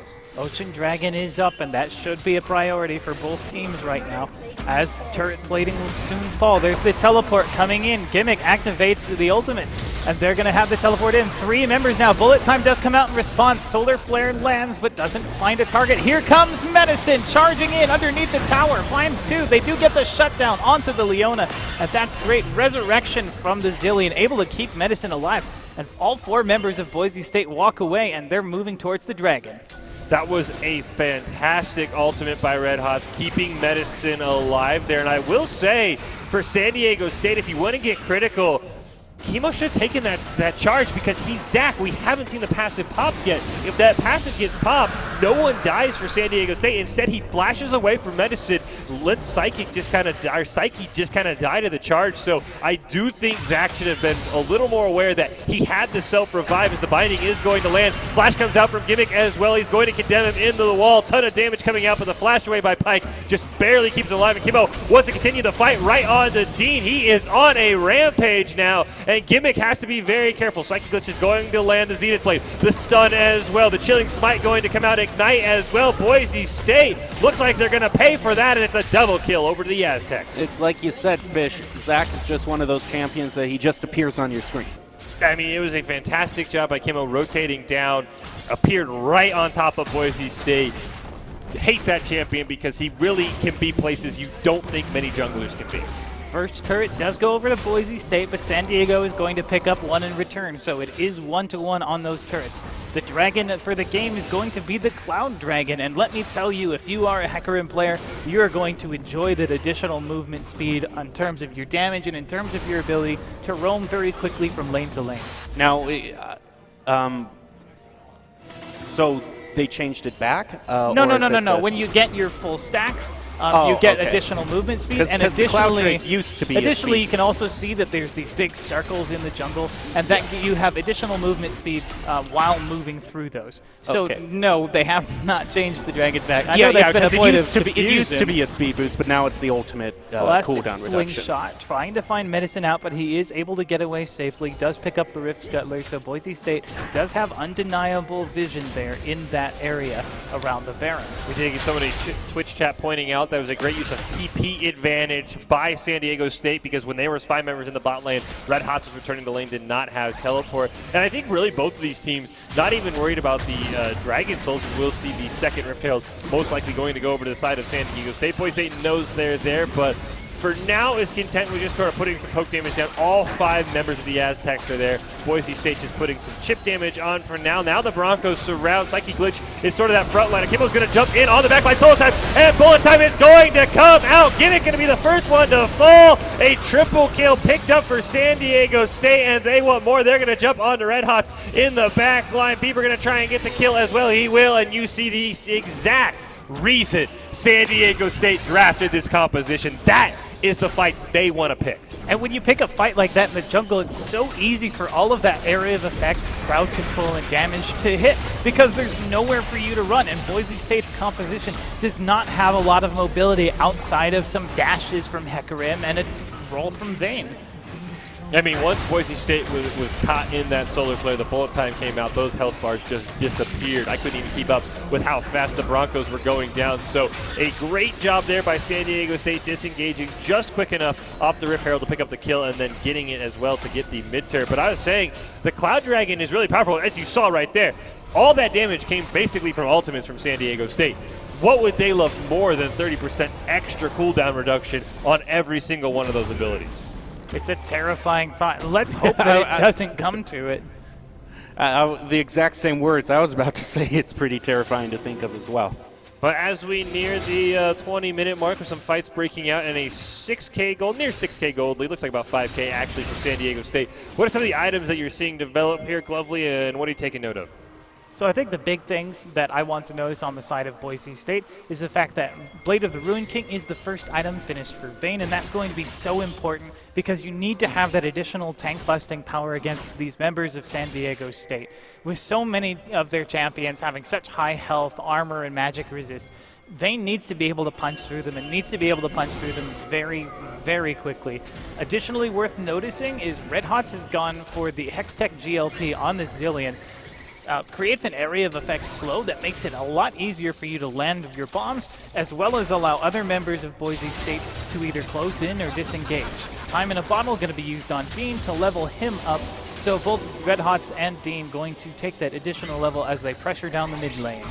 And with the Glacial Augment as well on Red Hots, that Hextech GLP, just an additional slowing because each of those little ice bolts will proc your Glacial Augment as well. So the CC is very high for Boise State, as they did find a Diana there in the jungle. All going to be committed by Gimmick. Medicine going to go over the wall. The fear is not going to land, though, and the re-engage might be on. Kimbo's going to jump in onto the back line. He's going to bring two Broncos together. There's the bullet time out onto Boise State. Not enough damage, and Stopwatch is going to be committed by Diana. Medicine going to pick up the first kill. Stopwatch comes out from Dean as well. Pike answers with his own. Red Hots is very low. The Broncos forced to disengage in a 1v1, or 1-for-1. And it's 4 champions on either side now gathered around this Cloud Drake. This is an important item, but Boise State's health bars are low, and Red Hots does not have the mana to continue fighting. They're trying to get some vision on, but it looks like they're going to have to concede the first Cloud Drake over to San Diego. And with the ultimate being committed in that fight by Medicine, he's not able to flash over the wall, smite, and then ult back away to safety. So they will have to give that away. We see Twitch chat saying Diana, Leona, and MF combo very nice. Yeah, you throw in Zach on the back line, you throw in Vladimir there as well. You can see what San Diego State had in mind when they picked this composition. You see exactly what they thought was going to transpire in the game, and so far, they've got a couple fights where that has been the case. Moving now into 20 minutes into the game, so the Baron has spawned, and that's another major objective on the board now that the Cloud Drake has fallen. Boise State is trying to find their footing. They don't have a lot of pressure in these lanes, and that's because of the champions that they've drafted. The Sona doesn't have the wave clear. Gimmick doesn't have the wave clear. Zillion has the wave clear with his bombs, but you can't be reliant entirely on Red Hots for that, especially when he's needed to support Gimmick over the course of these longer team fights. Yeah, if there is one nice thing for Boise State, despite being down in gold by just over 5,000, 7 of those kills are on Zach. And now, while that's never a good thing, Zach's going to do probably the second least damage in the game to a Leona. So if there is a champion on San Diego State you wanted to pick up a lot of these kills, it would have been Zach. He's going to be a nuisance. He's going to be impossible to kill with that Spirit Visage finish, but he's not going to put out the damage that a 7-kill Vladimir, a 7-kill Diana, or a 7-kill Misfortune is going to put out. So that is the one thing for Boise State, is some of that 5K gold lead for San Diego State isn't in a lot of damage like they would like it to be. Vladimir and Zach are the only ones who have finished 2 items now. Jungle item and that Spirit Visage, of course, finished for Zach, while Morello Namicon actually being brought against the Sona for the ability to give that Grievous Wounds, to cancel out that additional healing that Wujin will throw upon himself to keep himself sustained in the lane, going to be denied. And also the Spellbinder, giving you additional movement speed over time as you cast spells and run around the rift. Yeah, and that's a perfect item for Bieber on that Vladimir, because you pop it, you get additional movement speed, you can Hemo Plague multiple members of Boise State if they get caught in a Solar Flare, so you see why he wants to have as much movement speed as possible there. For Boise State, it does look like Medicine, after building that Cinder Hulk, is going to be going for a Triforce, so a healthy mix of tankiness and damage onto that Hecarim. But I think really, as we see Gimmick still looking to finish that Guinsu's Rage Blade, that's going to be the next power spike for Boise State, where seeing these team fights might go in the Broncos' favor. Engaging just a little bit into the jungle, going to steal away that Raptor camp now. Boise State moving as a squad, and that's what they really should do, especially since all of their power is based on team fights using Gimmick. But I also have to wonder what the cost is in terms of their pressure across the map. They have low pressure in 2 out of the 3 lanes, and San Diego is not even pushing them.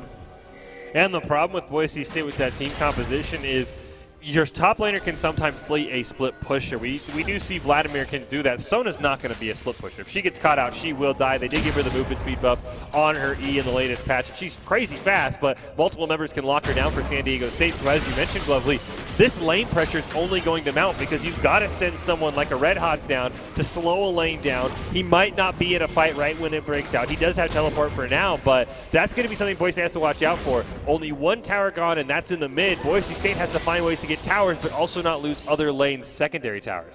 San Diego has some really dominating vision presence here. If you look around, there's so few blue wards in comparison to a plethora of red wards being settled all over Boise State's jungle, giving them vision of the gank pass that the Hecarim is going to try and engage upon them.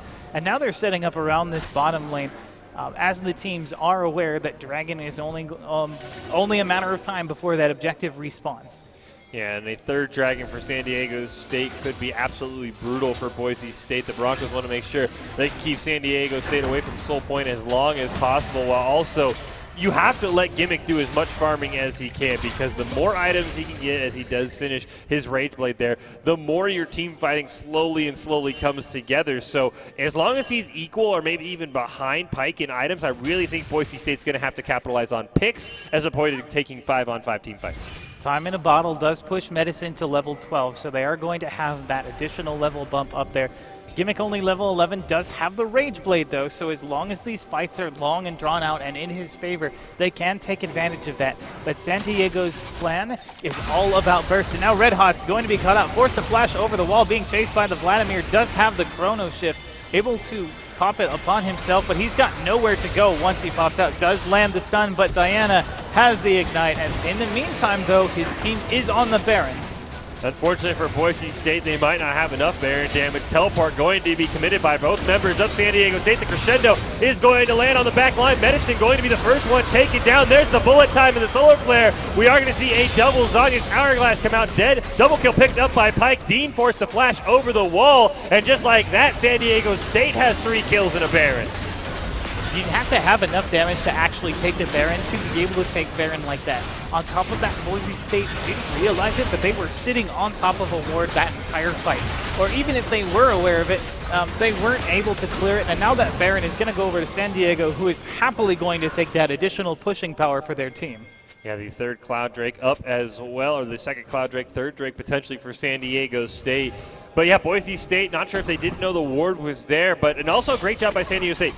3 members, really even I think 4, disengaged immediately off Red Hots. They said, all right, we have that kill secured. Everybody else get right over to Baron. They take Baron, they take the Cloud Drake, and now Boise State back on their heels. They've got to go in the long stall game because right now Gimmick does not have the items needed, I think, to really shut down this Zac and this powerful front line for the Aztecs. Yeah, I was going to ask what the path forward is for Boise State. I mean, we keep talking about trying to stall this out so the Vayne can get the items that she needs to, you know, become a threat in these team fights. But is there a point where San Diego State is going to have so much momentum on their side that it's just not going to matter? Well, Gimmick did just take a huge chunk of damage from this misfortune. Bullet time comes out. Dean just barely able to get out with the blast cone, but Chemo going to pick that up. Now using the elastic shot to re-engage. Flash's force actually ends up using the ultimate from Vayne just to go invisible to try and avoid it. Does have 4 members of Boise State there. But unfortunately, ultimately, San Diego State picks one off and Boise State forced to retreat. Yeah, Boise State, those are the fights they need to win if they're going to get back into this game. They need to get picks. They need to get kills onto this Vayne. The problem is, who do you land a pick on if you're Boise State? Zac's incredibly tanky. Vladimir, thanks to his passive, is incredibly tanky. So is Leona, so there's really 2 pick potential. It's Diana and Misfortune. Misfortune's never going to be alone, and Diana has a Zhonya's Hourglass, so the question becomes, who do you even get a chance to pick if you're Boise State? They need to find a way to make these fights slower, to force out the burst damage that's coming out of San Diego State.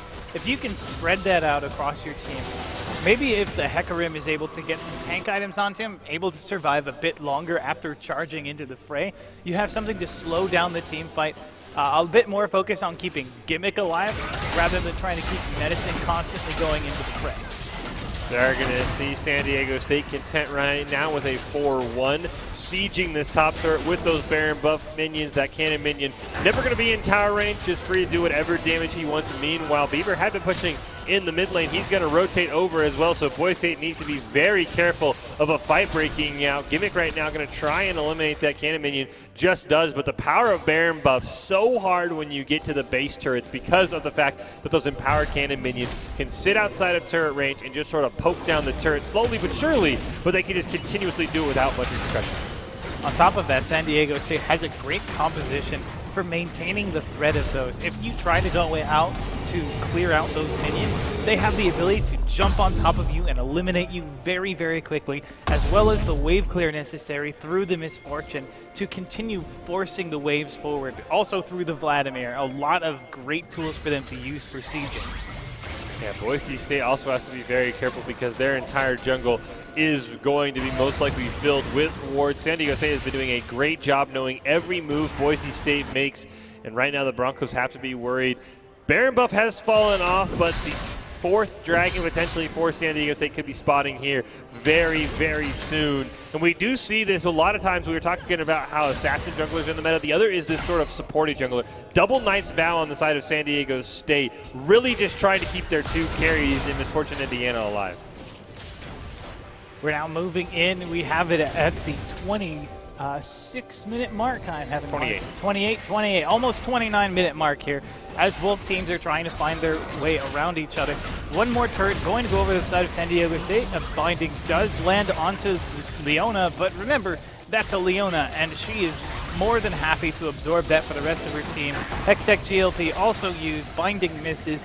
Boise State having a hard time able to engage on that, even with the crowd control that they possess. Yeah, for San Diego State, I do think this is where you need to split up, maybe into a 1-3-1, even a 0-1-4. 5 members down in the bot lane, you will slowly get some turret damage, but with none of the minions having Baron buff anymore, it makes it very hard to siege, especially with the wave clear Boise State has with the Zillion, with the Sona, with the Morgana. A lot of whittle damage that these minions are going to take over time. So I'm very curious why San Diego State hasn't put maybe Leona and Vladimir or Leona and Diana in the mid lane and try and siege 2 turrets at once, as opposed to just sort of throwing your minions into death in the bot lane. You certainly do have the ability to take it slow and steady. It's not as if you're under a huge time limit because you are so far ahead. And this Vayne is having a hard time in the course of these fights. Does have the Rage Blade at this point, has had it for a while. Actually has a Megatron Cloak and a Cloak of Agility. Potentially going for the Wit's End build. I mean, I could see it. You're trying to do as much damage as possible, help boost the damage of Red Hots, basically the rest of your team that is in Medicine, but it definitely takes away from the traditional Hypercurie build that Vayne likes doing. Right now, the Dragon spawned in very shortly. Blast Cone going to be denied there by San Diego State. Boise State knows they have to get this Dragon, otherwise the Cloud Soul will go over to the Aztecs. The question is, can they even contest it? The answer clearly is no. Twin Shadow's not going to be enough. And that is 3 Cloud Drakes and a Dragon Soul over to the side of San Diego State. 30% ultimate cooldown reduction. That is a terrifying buff to have on a team like San Diego State. Boise State maybe setting up the bush Wookiee. They do find out as Zach and spend multiple ults on it. Bullet time comes through. Nikosi is going to take down Woojin, and now Medicine re-engages on the fight. Is able to charge him, but doesn't have the health to maintain it. Sight Glitch is going to take it. Red Hots does get the shutdown onto Zach, and Gimmick does get the shutdown on the Vladimir. This could be huge. Resurrection. Good chrono shift there onto Gimmick. Going to keep him alive. Red Hots picks up Sight Glitch. This could be the turnaround that we're looking for. There is an unfortunate double tap being fired out from the Misfortune. Does manage to pick up one more elimination onto Red Hots, and it looks like they're going to end it there. So we do see signs of life coming out from Boise State. They played that fight so well, spreading themselves out enough to be able to avoid the combination there. Yeah, well, the only problem was a lot of that damage went on to Zach, who had his Guardian Angel, at least the built-in version of it, already up. So a lot of that damage was wasted. He came to life. We did get a Twitch comment there. Does Gimmick play Caitlyn or Jinx? Doesn't seem like he's aggressive enough for Vayne. As you see the replay, wouldn't have mattered this game if he played either of those. Both those had been banned away by both teams in the start. So Vayne was really sort of a, I don't want to say a last pick, but there were 580 carries banned away in the pick ban phase. As we see this replay, we can see the damage Red Hots can put out. The problem is a lot of it went on to Zach, who got revived. They had to do that damage all again, and these double taps absolutely chunking Boise State. A little bit of misplay though. Pike has to know you wait a little bit longer, you could get a double kill there. Not letting the chrono shift fall. A little bit of a misplay. Well, look at that. Look at that double tap. Just eliminates Red Hots from about 40% life. One thing that did go over really well for Boise State during the course of that fight is they got 2 shutdowns onto the Vladimir and onto the Zach. So Zach doesn't really benefit that much for being ahead, but if you do manage to take him out, you claim that huge bounty. So now Red Hots and Gimmick picking up multiple items. We see Void Staff on that Zach, and now it looks like Wit's End is finished for that Vayne. Berserker's Greed, Cloak of Agility, most likely going to be built into some sort of crit item later on. Not entirely sure what choice it will be. Static Shiv could be really good for the ability to get additional wave clear, and now there's a lot of dancing around the Baron as the two teams are posturing for position.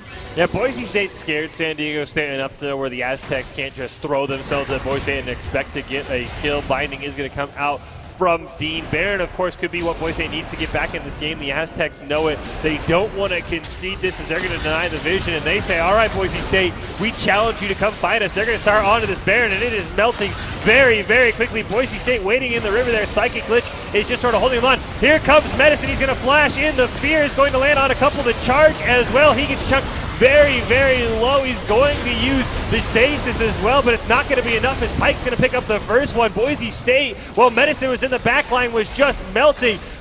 3 members of San Diego State are very low, but Gimmick can't quite get enough. Red Hot's very low as well. Gimmick has to disengage. It might be enough to force the Aztecs off the Baron, but it's still a one fight for San Diego State. It was good use of the time bomb to be able to zone them out. Some very low health bars. Some of those champions should not be remaining there, but I guess it is going to make great use of Zach's passive to continue to keep himself alive using that Spirit Visage earlier on. That's why it's such a great item on Zach.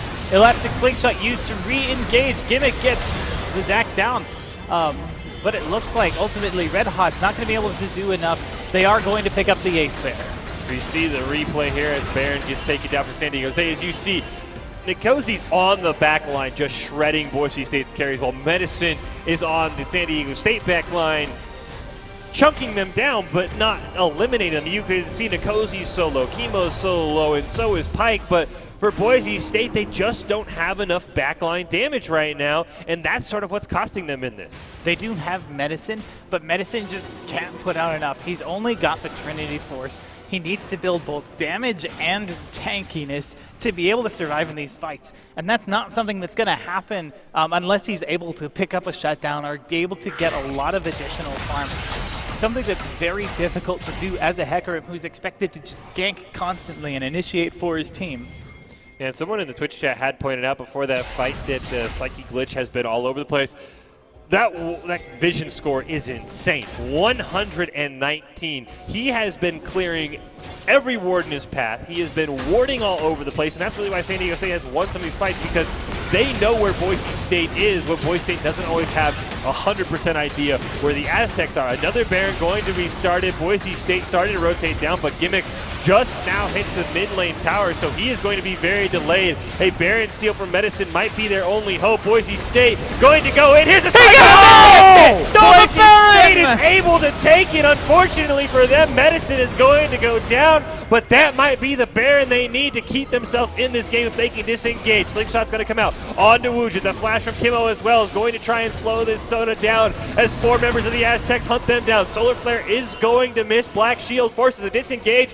What a smite by Medicine to keep Boise State in this game. And the Black Shield and the binding there, perfect. Moved in just the right position, using actually the speed boost that you get from the Cloud Dragon to get into position very quickly, able to protect him alive, so they have 3 Baron buffs up and available. However, remember that San Diego State still has 4 members alive, 5 members alive, and are still available, and there is one more major objective that's just about to spawn, the Elder Dragon. Yeah, Baron pales in comparison to the Elder Dragon. The execute Psychic Glitch is going to be caught out, has to flash away, dropping very, very low.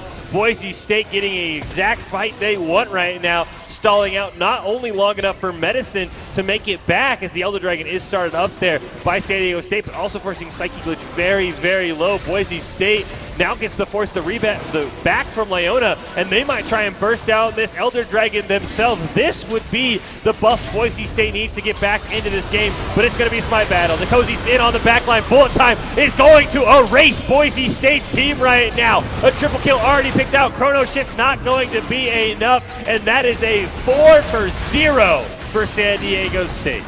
It was a great call for Boise State to have that Baron to be able to get it. So great steal on their part, but unfortunately that Baron buff isn't going to grant you any additional team fight bonuses, unlike that Cloud Soul that San Diego State has picked up.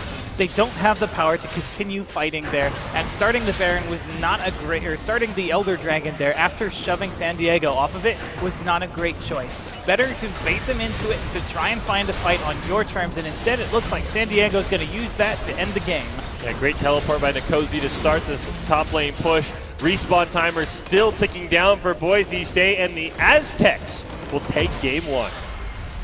A tough loss for Boise State there. They're going to have to try to regroup and find some sort of way to change their fortunes after That very dominant showing from San Diego State University. That was a great Baron steal. I got to say, entertainment-wise, I was happy with that Baron steal. But I'd rather win than have a Baron steal any day. And unfortunately, Boise State just seemed to falter. And kind of from the very beginning of that match, we were wondering how this was going to turn out because we saw the clear strategy from San Diego State University with their draft. And that bullet time paying off so good for them. And Boise State, we were just kind of like, at best, we said it's an interesting draft. At worst, we said, I don't know what's going on with this. So. I mean, we've seen hyper-carry compositions before from Boise State, and it's never been something that they've really been able to click. They tried it with the Jinx. We've seen it many times in the past. The hyper-carry composition can work, but you need to have the tools to be able to split things up, to keep that hyper-carry alive for extended periods of time. Yeah, so, I mean, that was a great job by San Diego State. I think they drafted perfectly. And for Boise State, maybe a bit too much reliance on the Vayne there. You needed that secondary source of damage. If Gimmick maybe went Warrior, or not Gimmick, Medicine went Warrior, he's a little squishier, but maybe he can eliminate a couple backline members for the Aztecs. You are watching Boise State versus San Diego State University in League of Legends on this Valentine's Day broadcast. But so far, it's been quite a heartbreaker for Boise State in both of the games they've played. Maybe they can get some sort of comeback, kind of I know with League we only play 3 games, but sort of what happened to them with New Mexico last week, kind of a mini reverse sweep, if you will. But it's going to see, what do you see Boise State needing to change the most as we go into picks and bans? You definitely need more threats in your team composition. I'd love being able to use those enchanters in multiple lanes, but using so many enchanters means you're cutting out on so much damage, so much tankiness, and you're relying on really just only a few champions to do so much for you. Yeah, I think really just having a clear strategy going into that picks and bans might be something for Boise State, because I'm sure they had one. I'm sure there was something that developed, but what we saw on the Rift was Vayne had to do all the damage while the rest of the team kept Gimmick alive, and that they just didn't have enough to sustain the insane burst from San Diego State. So I really think a clearer plan, a don't put everything on one person plan, would be huge for Boise State. It's an age-old adage, don't put all your eggs into one basket, and Boise State learning that the hard way right now, especially with the unique composition that San Diego State University has on their team that we are seeing right now. Certainly bringing them some luck, and hopefully Boise State can turn around, but that really was a tough match to watch. And was there any point during that match where you think maybe they can turn this around? I mean, was the Baron steal enough, or was it kind of like a nice surprise, but I still don't see how they can pull this out? I think there were 2 points where they could have turned it around. I do think the Baron steal was absolutely huge.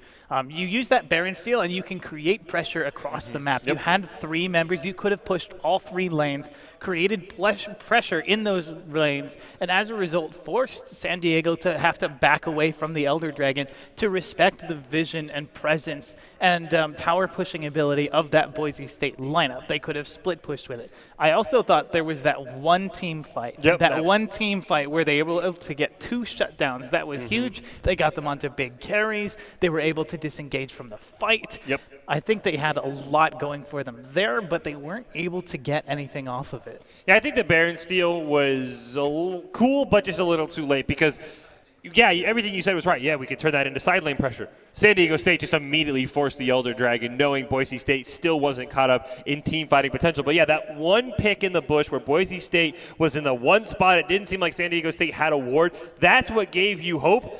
You just still were like, wow, we need one more person to have a little bit more damage on Boise State's side, because those double taps were erasing Boise State members when they were stacked up in tight corridors. But that one fight where they caught San Diego State out, as you mentioned, got 2 shutdowns, that's where you started to say, they could do this, they just need about 2 more of those in about 30 more minutes.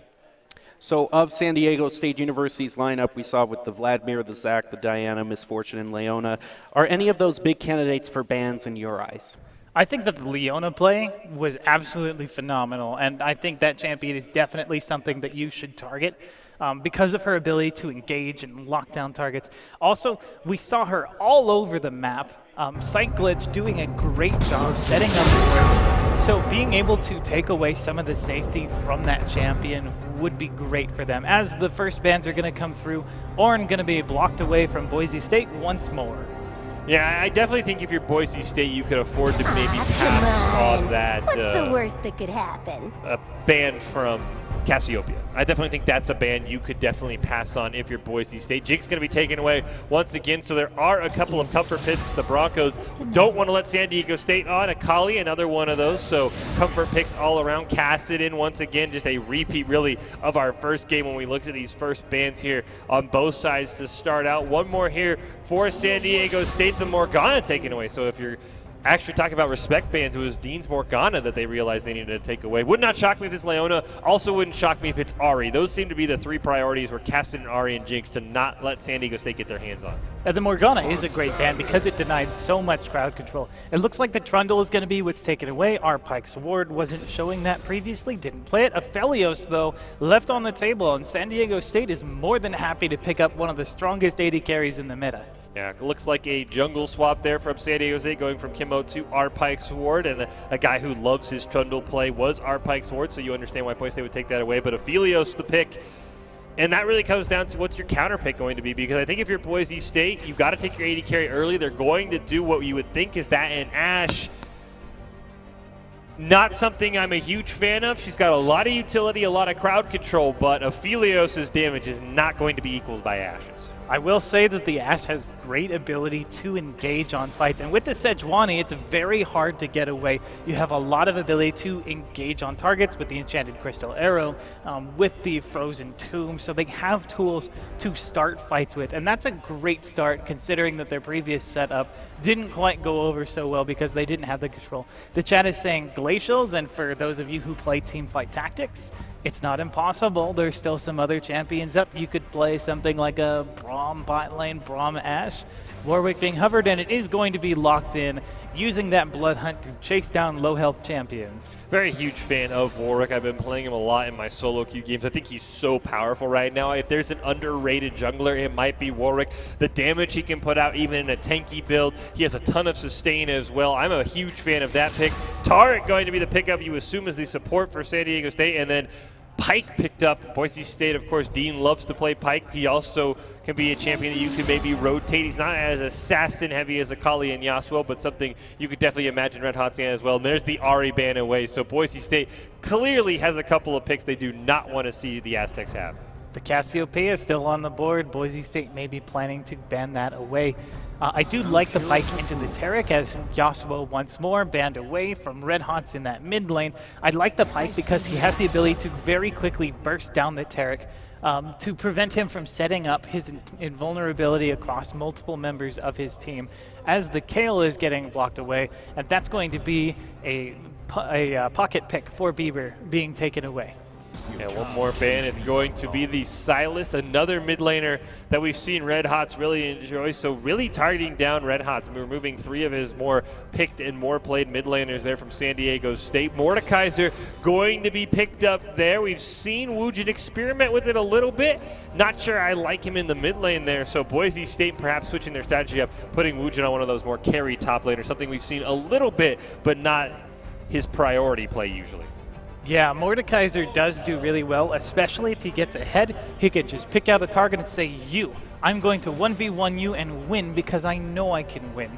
It's very irritating, let me tell you. I've had a lot of trouble in solo queue against the Mordekaiser, as Diana is going to make her triumphant return from the previous match. I really have to wonder if the Trundle ban was worth not banning Diana there for Boise State, because Trundle, while he is powerful, while he can be annoying, we saw what Nkosi did on that champion last time, and Fiora going to be the final pick there, a very, very powerful solo top laner there. So for Boise State, have to be wary of that.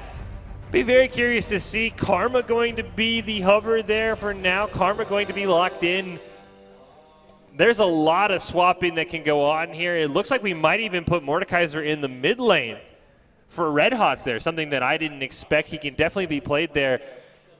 We'll see how it goes against the Diana. I'm not sure that it's a great matchup for Boise State, but the Fiora Karma, you have to be scared because Fiora can get on top of Karma and just sort of eliminate her if she can get ahead a little bit. So we have seen the Diana Mordekaiser matchup, but You are currently watching Boise State versus San Diego State University in this League of Legends matchup. San Diego State up 1 game in this match. Can Boise State come back and force it to a game 3? We will see coming up very shortly here. And as we wait for the next game to start, this is usually the time when we pull up our mid-game progress report. So once that comes up, we will get to it. But to quickly finish your thought, Glove, actually, no, we'll get to it right now.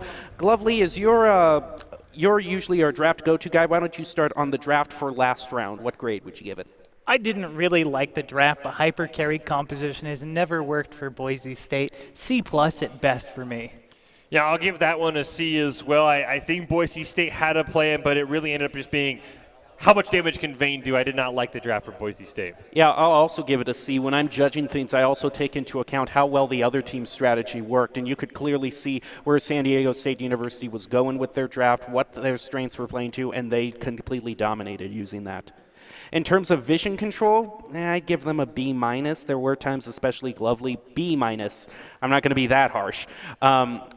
But there were times that Glovely said that they just really didn't have any vision up, and especially when San Diego State University was kind of running over their jungle. Well, mine might appear harsh, but really this is 100% a compliment of Psyche Glitch. I'm going to give it a D+, because Psyche Glitch cleared every single ward. Boise State had no idea where San Diego State was. This is nothing bad against Boise State. Psyche Glitch was over 120 vision score is insane. Seconded D+ as well. That Leona gave so much control to their team, and they almost constantly had presence there. Going over to objective control, C-. They did pick up the first tower. They did pick up a Rift Herald. But after that, everything started going over to the side of San Diego. You know, I'm going to give them a B+ just because of the Baron steal. It was that exciting. It's that fair. Fun to see. I think everything you said is 100% correct, but when you get a Baron steal, you get a grade boost because you showed your work. I saw what you were trying to do. I'll give them a C. I'll keep them from giving them the minus because of the steal, but you got to look at the other team. The Mountain Drake, 3 Cloud Drakes, a Baron, a Rift Herald, and an Elder Drake. I can't give Boise State much more than a C. Time management, too. Boise State really wasn't able to turn a lot of the team fights they had into objectives. I do think they did have a good moment in the beginning where they were able to get the Rift Herald off of the first dragon, but overall I got to give them a C+. Yeah, I'll give them a C as well. Clearly the strategy became how fast can Gimmick get fed, and they kept taking these fights trying to deny objectives from San Diego State when they really just needed Gimmick to get items. So I'll give them a C. I'm going to say C-. They had tools that they could have used to pressure up the lane, but especially not using that Baron buff to its fullest potential, just almost giving it away by diving into a fight they couldn't win. Speaking of fights they couldn't win, Boise State really only went neutral at best over the course of those fights, so D for me. Yeah, I'll give them a C- because that one fight they won in the when they hid in the bush, they were so far behind. The fact that they were actually to end up in a 2-for-2 really has to be considered a win. But other than that, you're 100% right, Glovely. Nothing went the Broncos' way, but they did get that one fight where it really gave you hope. D+, the plus for the time they were able to get those 2 shutdowns, but looking at my tally score, it is not looking good for Boise State. At least 5 team fights that clearly went to San Diego State's side of the field, so D+. And now just finally a comment that anyone wants to add at the very bottom there? I do think that some objectives were definitely not met. We're talking, to put it lightly. To put it lightly, dragons, towers, barons, and of course, even just eliminations. Yeah, some objectives, not met. Some. They did manage to get a few. I'll credit Boise State for that. Well, we are looking for a comeback here more than ever. Do you think Boise State, they didn't get the best draft in the first round. Is this one, are you seeing more of a path forward for them to come back with this one? I personally like this draft a lot more looking at them. They have the karma to get Mordekaiser into position. They have engagement tools from Ashe and from Sejuani and from Pyke. So a lot of great tools that they can use to start the fights and dictate the pace of the game. On the side of San Diego, a lot of their engagement is really keyed into Warwick and potentially Tarek following that up, as we do see a little bit of poke coming out from both sides. Just going to jab each other and walk away.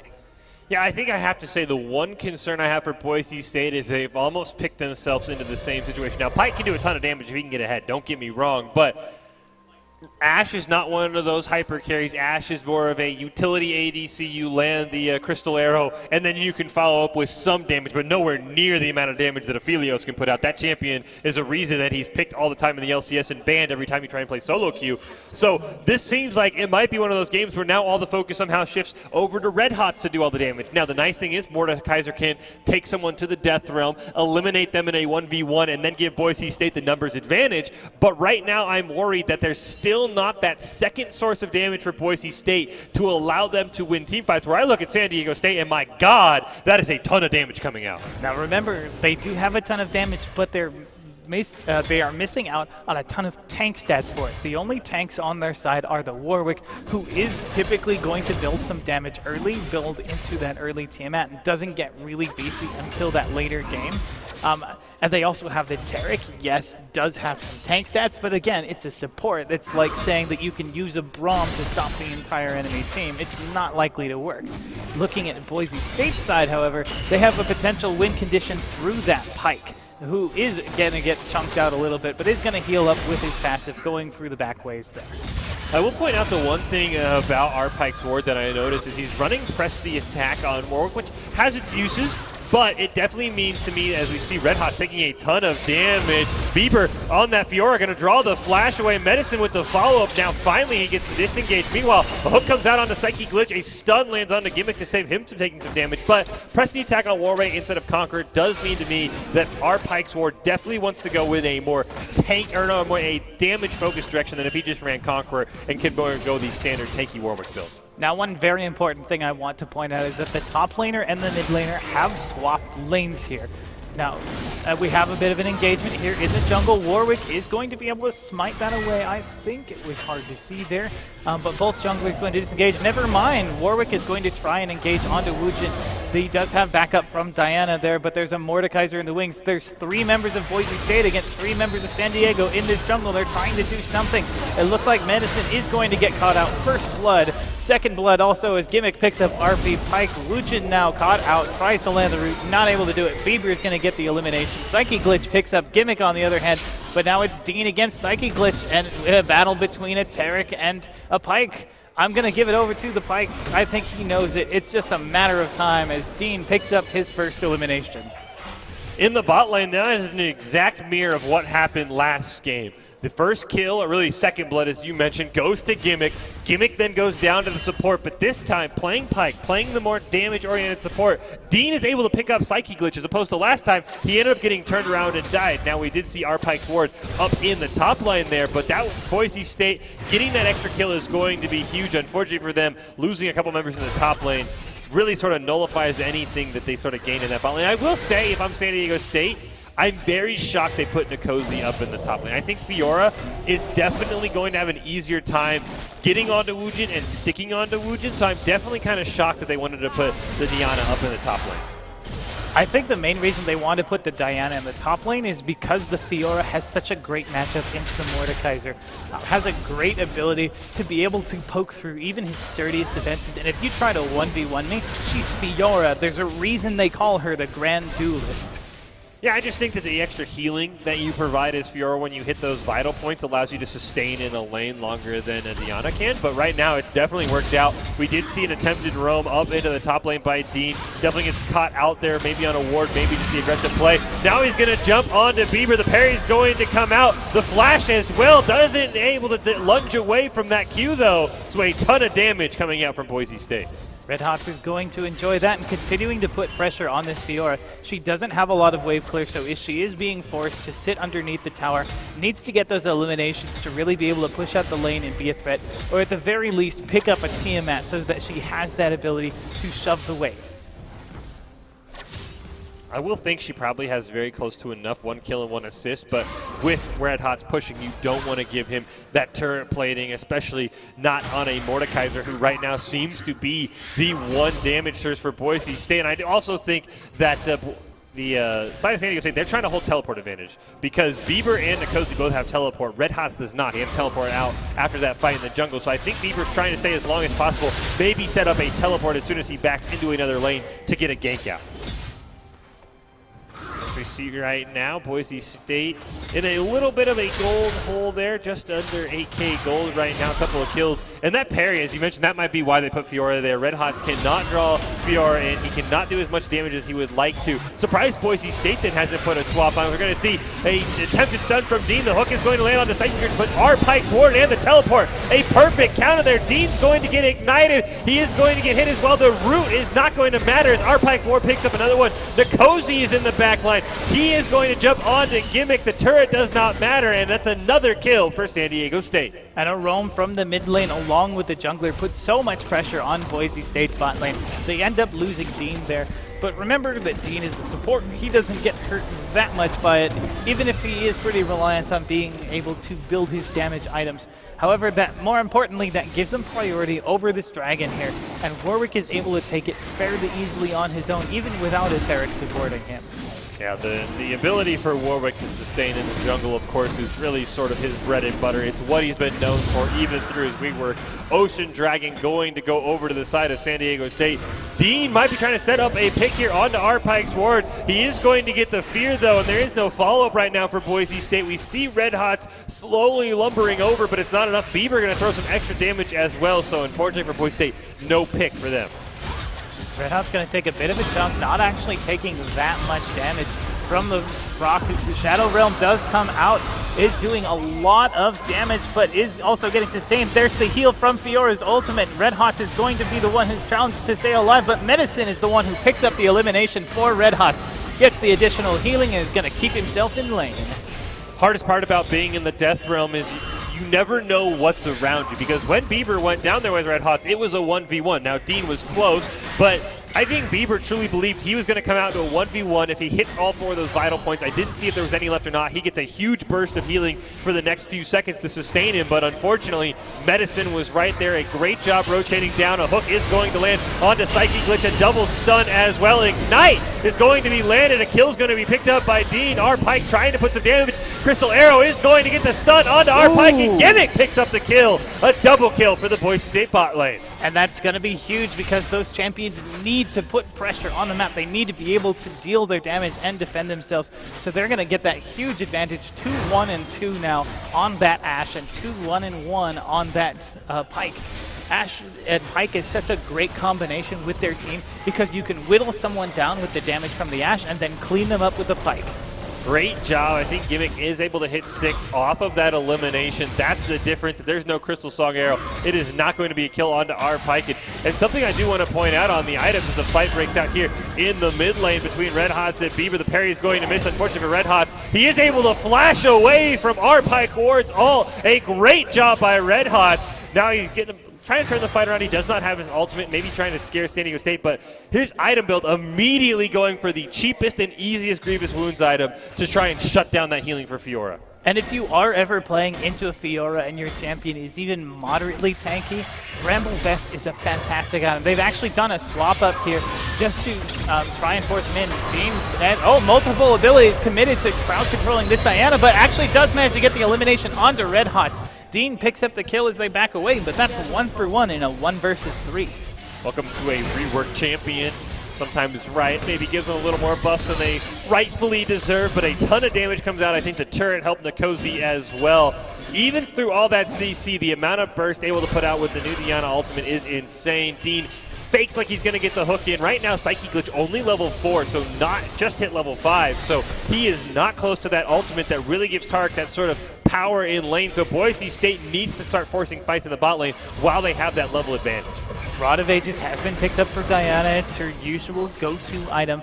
And one of the problems with that item is the fact that it takes you so long to stack up to get that additional health and mana so that you can have that sustain in lane. And also, if you're going into Mordekaiser, speaking of, has now lane swapped himself. Red Hot's moving up to that top lane to continue pressuring this Fiora, who has really no hope of winning the usual trades with him. Yeah, and I think the one thing you can say San Diego State went for the lane swap is because if you look at Red Hot's build, it is all to stop Fiora. You have the Ninja Tabby, the Bramble Vest. None of that's going to work on Nkosi, so I do think that San Diego State wanted to try and take advantage of that. Wasn't quite able to because Red Hot was able to back, especially after that death, and just go immediately up into the top side. But you can see why the Aztecs thought they might try and get a cheeky lane swap out. Mordekaiser, a great top lane champion. A little poke coming out. Medicine maybe trying to find something, but not able to do anything there. Is going to have to back. We are now at 10 minutes, almost 11 minutes into the game, but now Red Hots is getting engaged upon. There's the Grand Duel. Does he, no, he hasn't used the Shadow Realm, has he? It's hard to tell. No, I don't think he has.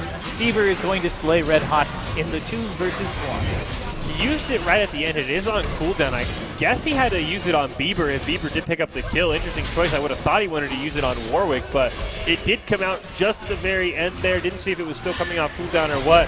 Hook going to miss, and we are going to see a Rift Herald had been picked up by the side of San Diego State. That's going to pick up a couple plates in the top lane, giving a ton of gold over to Fiora and Warwick. And with the Fiora and the Warwick, they might able to be taking it. Nope, actually Teleport going to be committed to that top lane just to defend it. Able to clear away that Rift Herald and keep their tower alive just a little longer.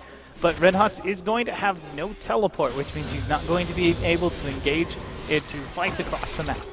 I have to wonder now, thinking back to that top lane fight, if Bieber parried the Mordekaiser ult. Is that possible? I think it is possible. It is a form of crowd control. Does stop any sort of spell. I would think it would have, because there's no other explanation how it went on cooldown, and you know he's not ulting a Fiora. So I think that might have been a good parry by Bieber. We might have to go back and watch the replay at some point to see exactly how that happened. But now there is a Dragonflight flaking out there. It does look like it is the Earth Drake. So Boise definitely wants to pick that one up, make themselves a little bit more tankier. You do not want to give that over to a Warwick or a Taric. But right now, Boise has to be very cautious because Fiora can jump in, and if she can land onto Gimmick, Red Hots taking anyone to the Shadow Realm might not be enough. Enchanted Crystal Arrow is available. Dean trying to find someone with the hook, not quite able to land it. So even though they have their ultimates available, not able to land them onto the targets. Trying to find a way to set themselves up here as Red Hots continues to push in the top lane. The other thing for San Diego State that they might want to take advantage of is we did see that Red Hots had used that teleport as the glacial prison is going to be flashed away from. Teleport is going to come out. Dean's going to be rooted in the back line. He is going to flash to land a perfect double stun, but Nkosi wants blood, and he's going to get it. Meanwhile, Arpike's Ward and Woojin fighting over the blast cone. Warwick disengages, but that's still a kill for San Diego State. And unfortunately, they commit a lot of resources there. Boise State trying to find their engages, but not quite able to fill all the way through to them. It was a great flash to get the stun on 2 members by Dean, but he doesn't have the ability to continue moving out, and now San Diego is going to pick up a dragon off of that, and the Inferno blazes, so it's going to be additional damage coming from every dragon that the team members pick up.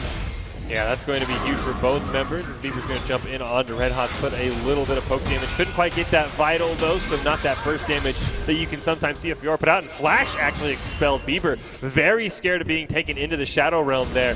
I was surprised that we didn't see San Diego State take advantage of that lack of teleport early as we go in. A double stun is going to land. Crystal Arrow is also going to land onto our Pike. It might not be enough as Dean is just barely alive. Wooj is going to pick up the kill, and now Psyche Glitch finds himself no mana. The kill goes over to Dean, but of course Pike shares his gold with his friendly allies, so not a bad choice to ult for the kill there. Death from Below picks up the elimination, but what do they get off of it? Now in the top lane, Red Hots is being engaged upon by the jungler. Is forced under tower, does proc what he can, but our Pike's Ward is going to pick up Red Hots. Barely has any health left afterwards thanks to that tower shot. I do believe he ulted our Pike's Ward there. Unfortunately, the Warwick just did a little bit too much damage, so he wasn't able to sort of use that to sustain, get a kill, get the extra stats as well. We are going to see first turret, though, go over to Boise State. The bot lane has been much more successful this game around, winning a lot of trades, getting a couple ganks, and really being able to sort of punish that bot lane of San Diego State, but they have to be very scared of the other 3 lanes for the Aztecs because Fiora and Warwick, we've seen that combo, and then once again, Nkosi on that Diana has been doing a ton of damage wherever she goes. Once more, in a mirror of the previous game, Boise State does pick the first turret up, but the other one goes over to San Diego State almost immediately afterwards.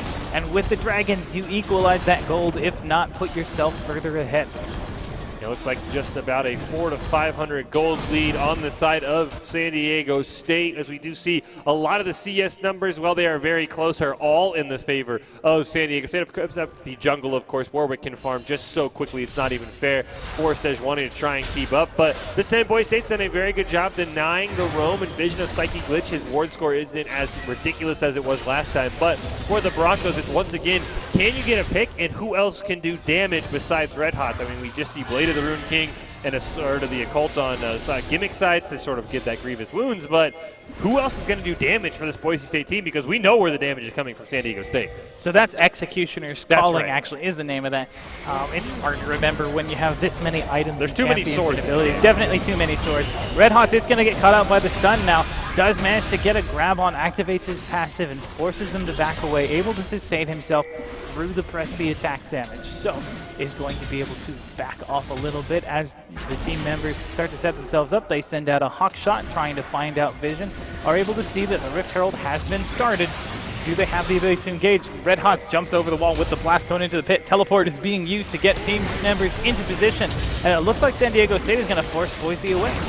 And no teleport available for Woojin. He just had to walk up there. So with the teleport coming out from Bieber, Boise State is going to smartly disengage, hand over a second Rift Herald, Heraldina, over to the side of San Diego State. But now Boise State trying to get this turret, might be caught in an unfortunate situation. Here comes Warwick. The stun is going to land onto one member. The fear onto Woojin as well. That's one dead member, and the Aztecs want more. Double stun going to land. Red Hot's going very low. He's going to take Aphelios into the Shadow Realm. Our Pike's Ward is going to pick up Sejuani as well. The Boise State bot lane forced to disengage off screen. Our Pike picks up a kill as well. His Ward is going to get the fear onto Dean, but Dean with the double stun gets away. But all in all, it is a 3-0 for San Diego State. It's great tools of disengagement from Boise State, but unless they're able to continue dealing damage as they disengage, they're not going to be able to get any advantages on it now. Heraldina has been summoned in the middle lane. They take down one tower, and they still have Heraldina for the second, so they're going to deal a ton of damage to this one as well. As they move up their wards, going to take out a second turret, and looks like they might, no, they're not going to have, yes, they are able to get one more charge off onto that mid lane turret. So tons of damage dealt through that Herald, so great play by San Diego.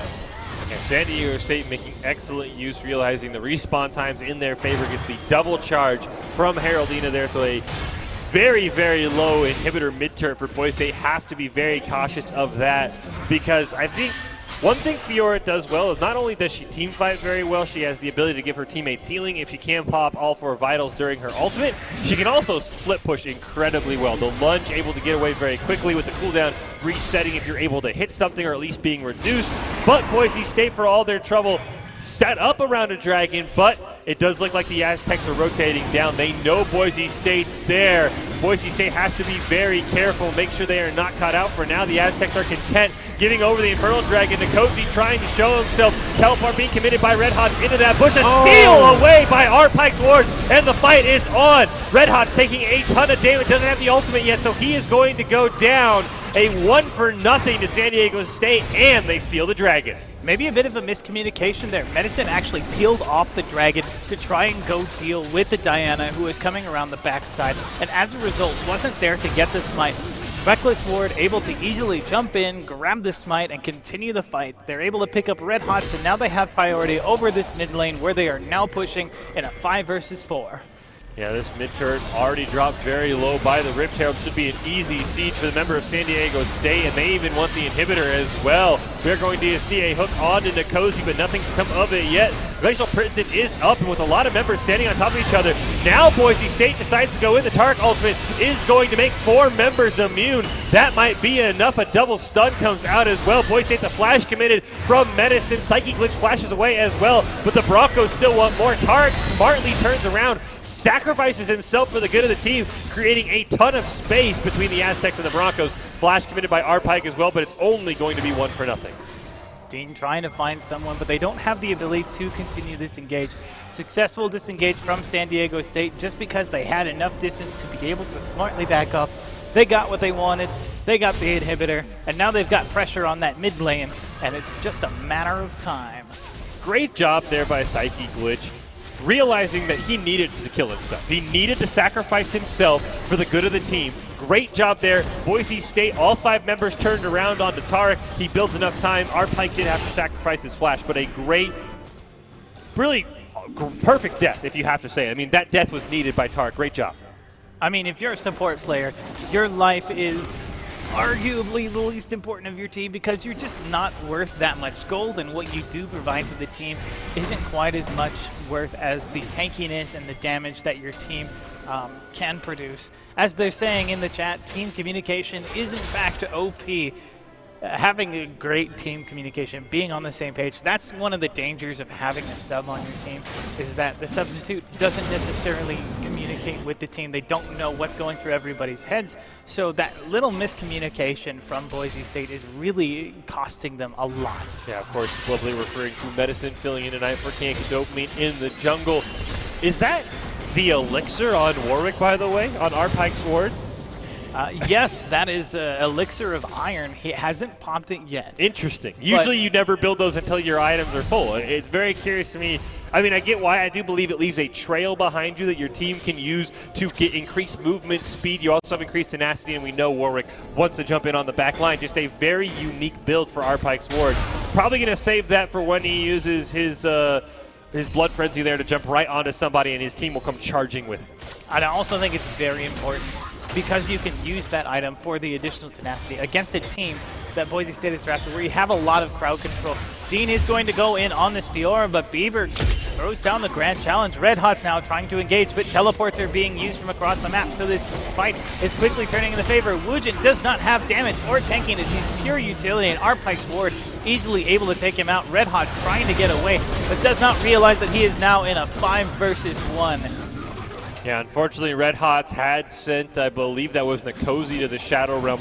Came out right on top of 4 members of San Diego State. There is a little green and green and red ball you can follow around in the Shadow Realm, knowing where the players are. But this looks like a Baron call for the side of San Diego State. Medicine already has 1 steal to his credit. Now Bieber is going to hang out and try and slow down any attempted steal.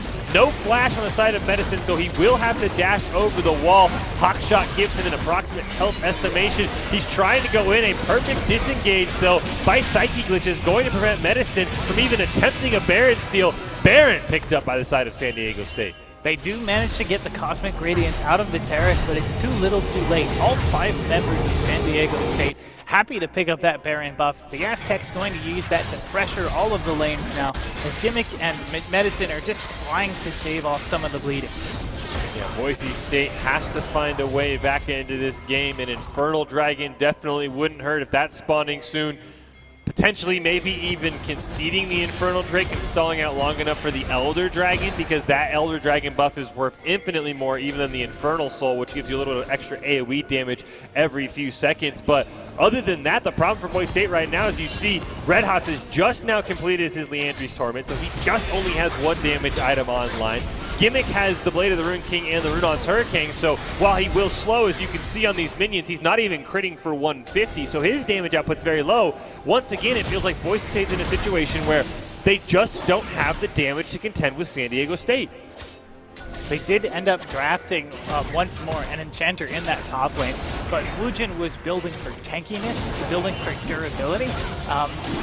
Or at least you usually do in the top lane. Actually has picked up Enchanter items. So this Dragon is going to go over to the side of the Aztecs, and that's going to give them the Inferno Soul. Every time after a short cooldown that they get additional damage, they get an additional area of effect damage whenever they use an ability or an auto attack on a minion or champion or monster.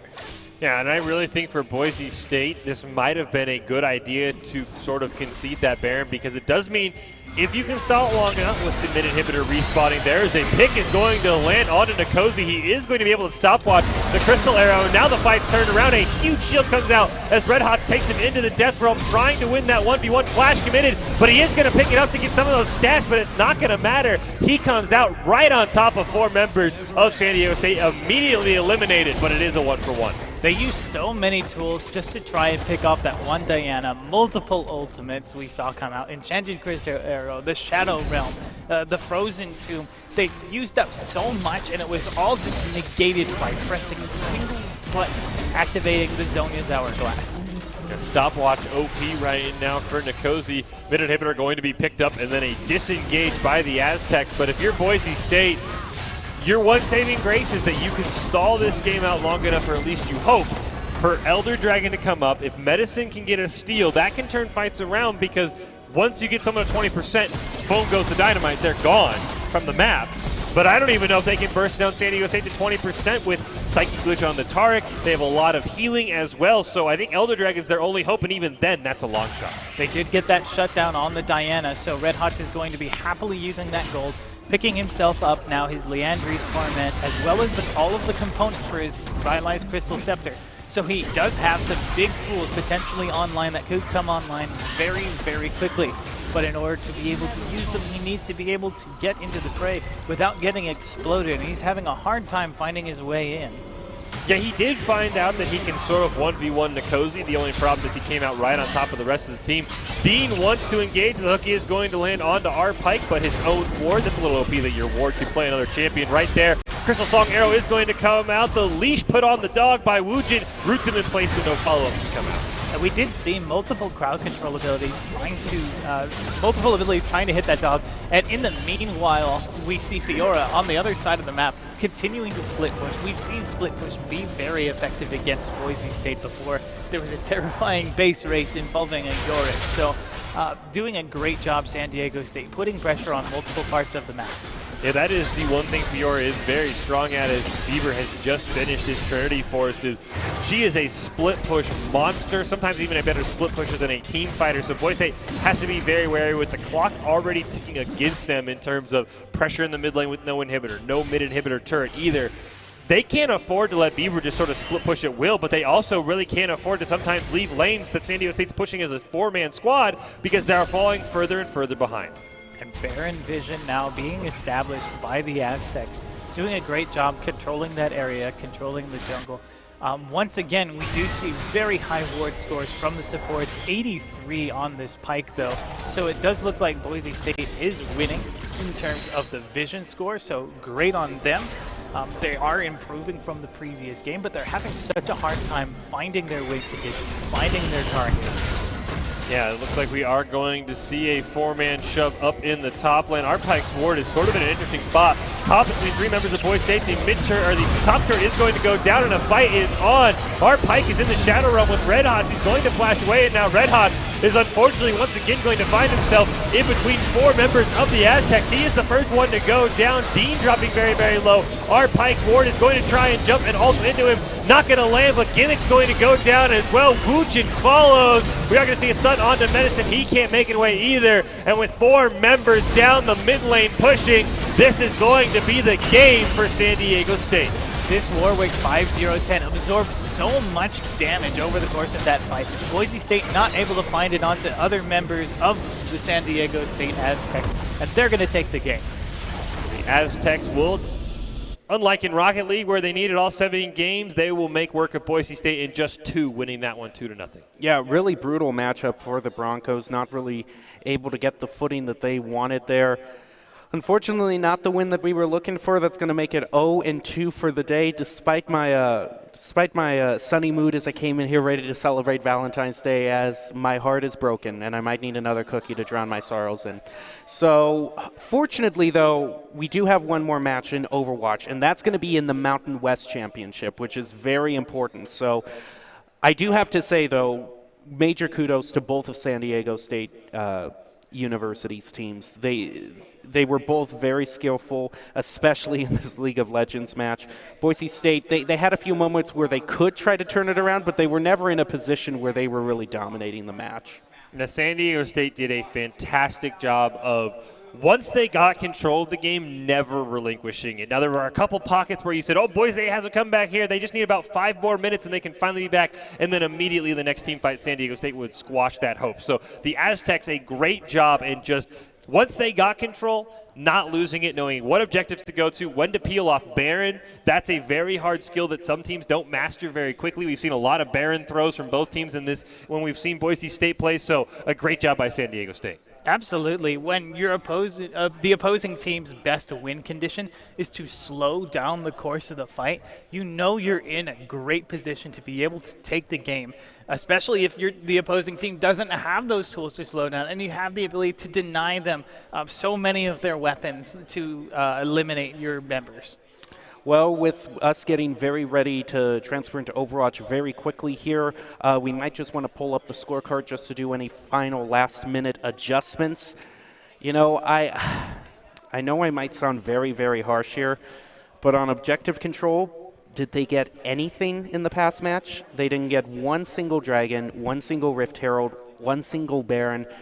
I knew this day would come, but I'm just going to have to go with the lowest grade in F. To be fair, I think they did a much better job of vision control in this game, even if they weren't able to take advantage of it. So I'm going to bump their vision control up to a C+. Yeah, I'll go with Glovely there. Dean definitely was dominating the vision control in the second game. I will agree with Glovely. I'll put my vision control up to a C+ as well. Alrighty then, that's your final report card there. An unfortunate matchup for the Broncos, but as always, if there's one thing the Broncos are great at, it's clearing their heads, getting back into practice, and looking as for what we can learn from that matchup to strengthen ourselves going on. And with a Mountain View, a Mountain West matchup coming up tomorrow in League of Legends, they'll certainly have a lot to learn and hopefully dust themselves up and be ready to win that game that very, very matters. And speaking of games that very much matter, we do have a Mountain West game in Overwatch. This is going to be a very exciting game, so stay tuned. We'll be right back with that.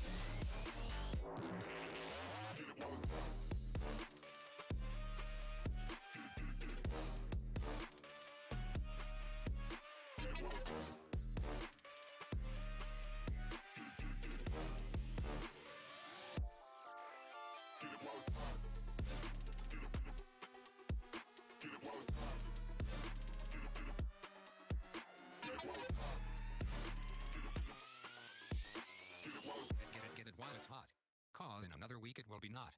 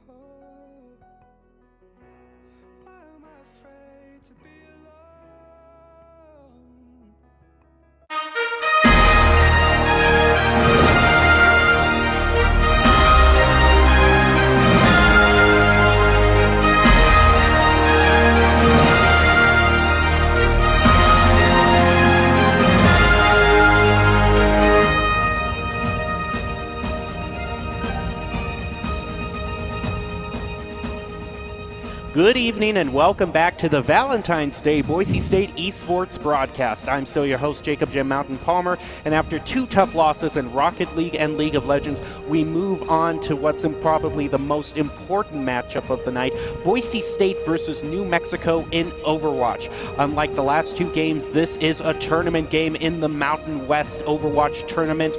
Joining me to call the action on the desk, I've got Michael Fish Fisher and D'Angelo, who has been with us on the desk before to help call, Colby D'Angelo Alloway. And now, just to set the stage again, this is how crucial this matchup is. In this particular way, the way the tournament's been arranged, there are no semifinals. Only the top team from the Mountain Division and the West Division move on to the finals. So it's crucial that almost if not every single game is won. And these 2 teams that are going up against each other, Boise State and New Mexico, are both 2-0. These are the 2 undefeated teams in the Mountain Division. So whoever wins here, it might not be a guarantee that they go on to the finals, but certainly you want to be the only team in the Mountain Division that's 3-0. So this is a very exciting matchup. This is what it really comes down to, the most high-stakes match of the night. D'Angelo, what has the team been like on this very important matchup? Well, so it's way more high stakes in TESPA, because in TESPA you have like a preseason where it's like okay to lose because that's your ranking for the main season. Okay to lose because that's your ranking for the main season. But this, there's just the one. So having a really big win streak is super, super important. And everybody's been like preparing like mad for that, trying to get ready and trying. We've been doing a lot of like switching teams around to see who would be best fit and what in which role and which duos are best with each other. So the team we have out tonight is the better part of a couple weeks of trying to like figure out who works well with who and who would do well against New Mexico. Well, this is certainly a high-stage matchup, Boise State versus New Mexico in this Mountain West Overwatch Esports Series match.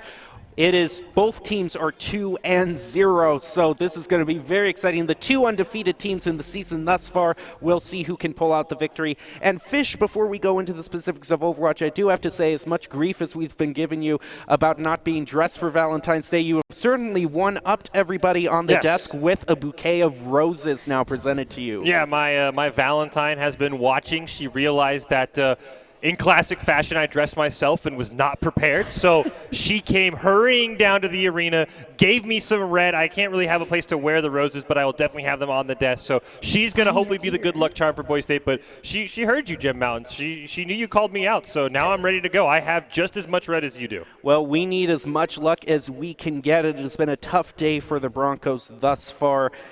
D'Angelo, has there just been anything else? What's the mood specifically? You know, we've talked about how much the team's been preparing, but have you gotten a read of what like the team's mood is today? You know, are any nerves kind of rattling the team, or are they kind of in the zone? Well, so we know it's not going to be an easy win, so we are all here to play our best, and everybody's like very aware of what they need to do to win. And so the mood right now is pretty determined, and then depending on how individuals play and how satisfied they are with their play, will determine the mood later on. Well, speaking of things Boise State needs to do to win the game, let's quickly go into Doc's keys to the game provided here.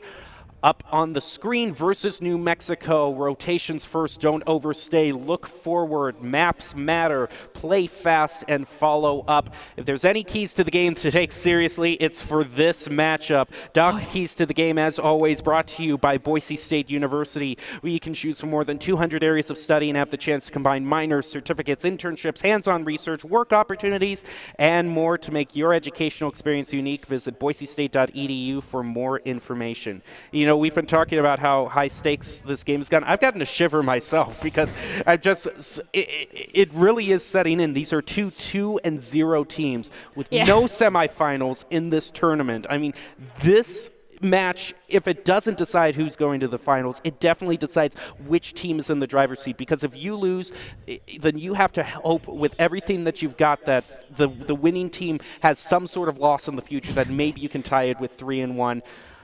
But man, this is going to be a good matchup.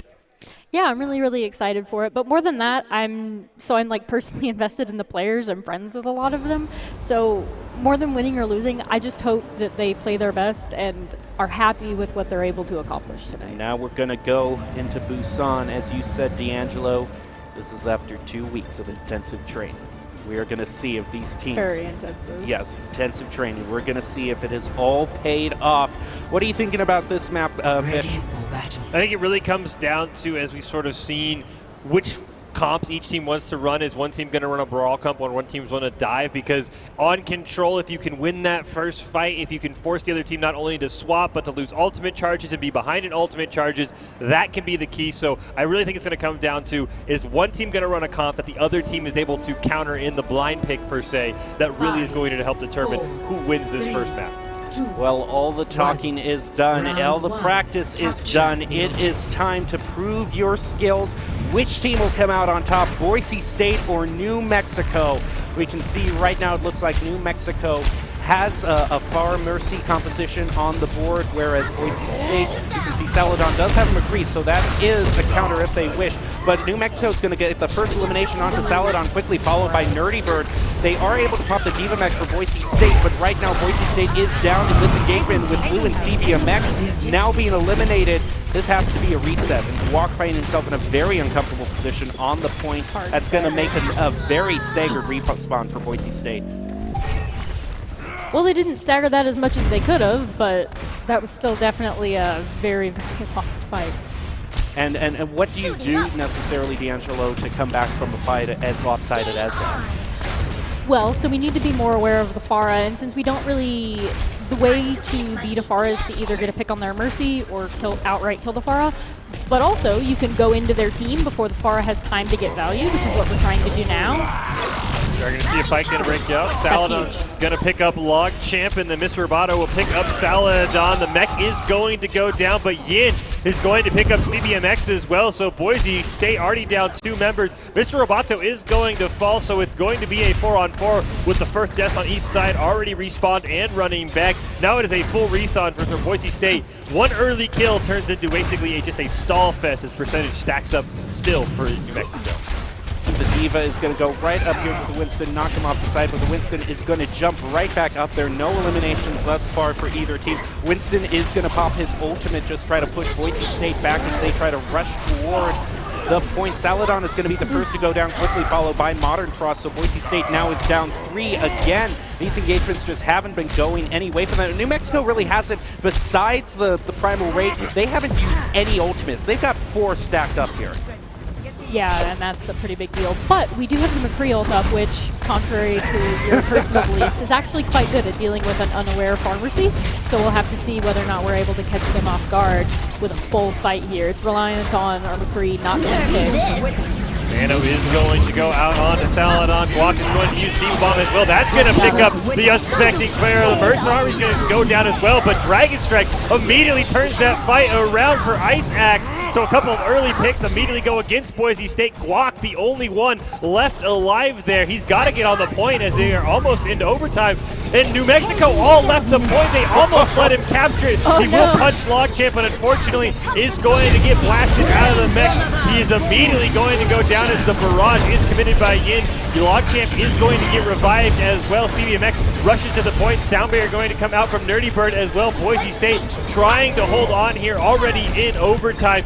Yin is going to be taken down by Saladon. Boise State almost gets the Mercy down. Finally takes down Giraffe. Ice Axe taken very low as well. Boise State might have been able to turn this fight around right when they needed it the most. Mr. Robato's mech is going to go down. Plutoxis is going to go down as well. And Boise State hangs on to get the point. That was pretty nice. Do you actually mean to tell me that Boise State was able to take this point because New Mexico C9'd? Is that? Well, so that was part of it, but the bigger part of that was everybody died at more or less the same time. So while Guac was killed on point after almost capping it, everybody else kind of got to come in like full force instead of staggering in and doing nothing.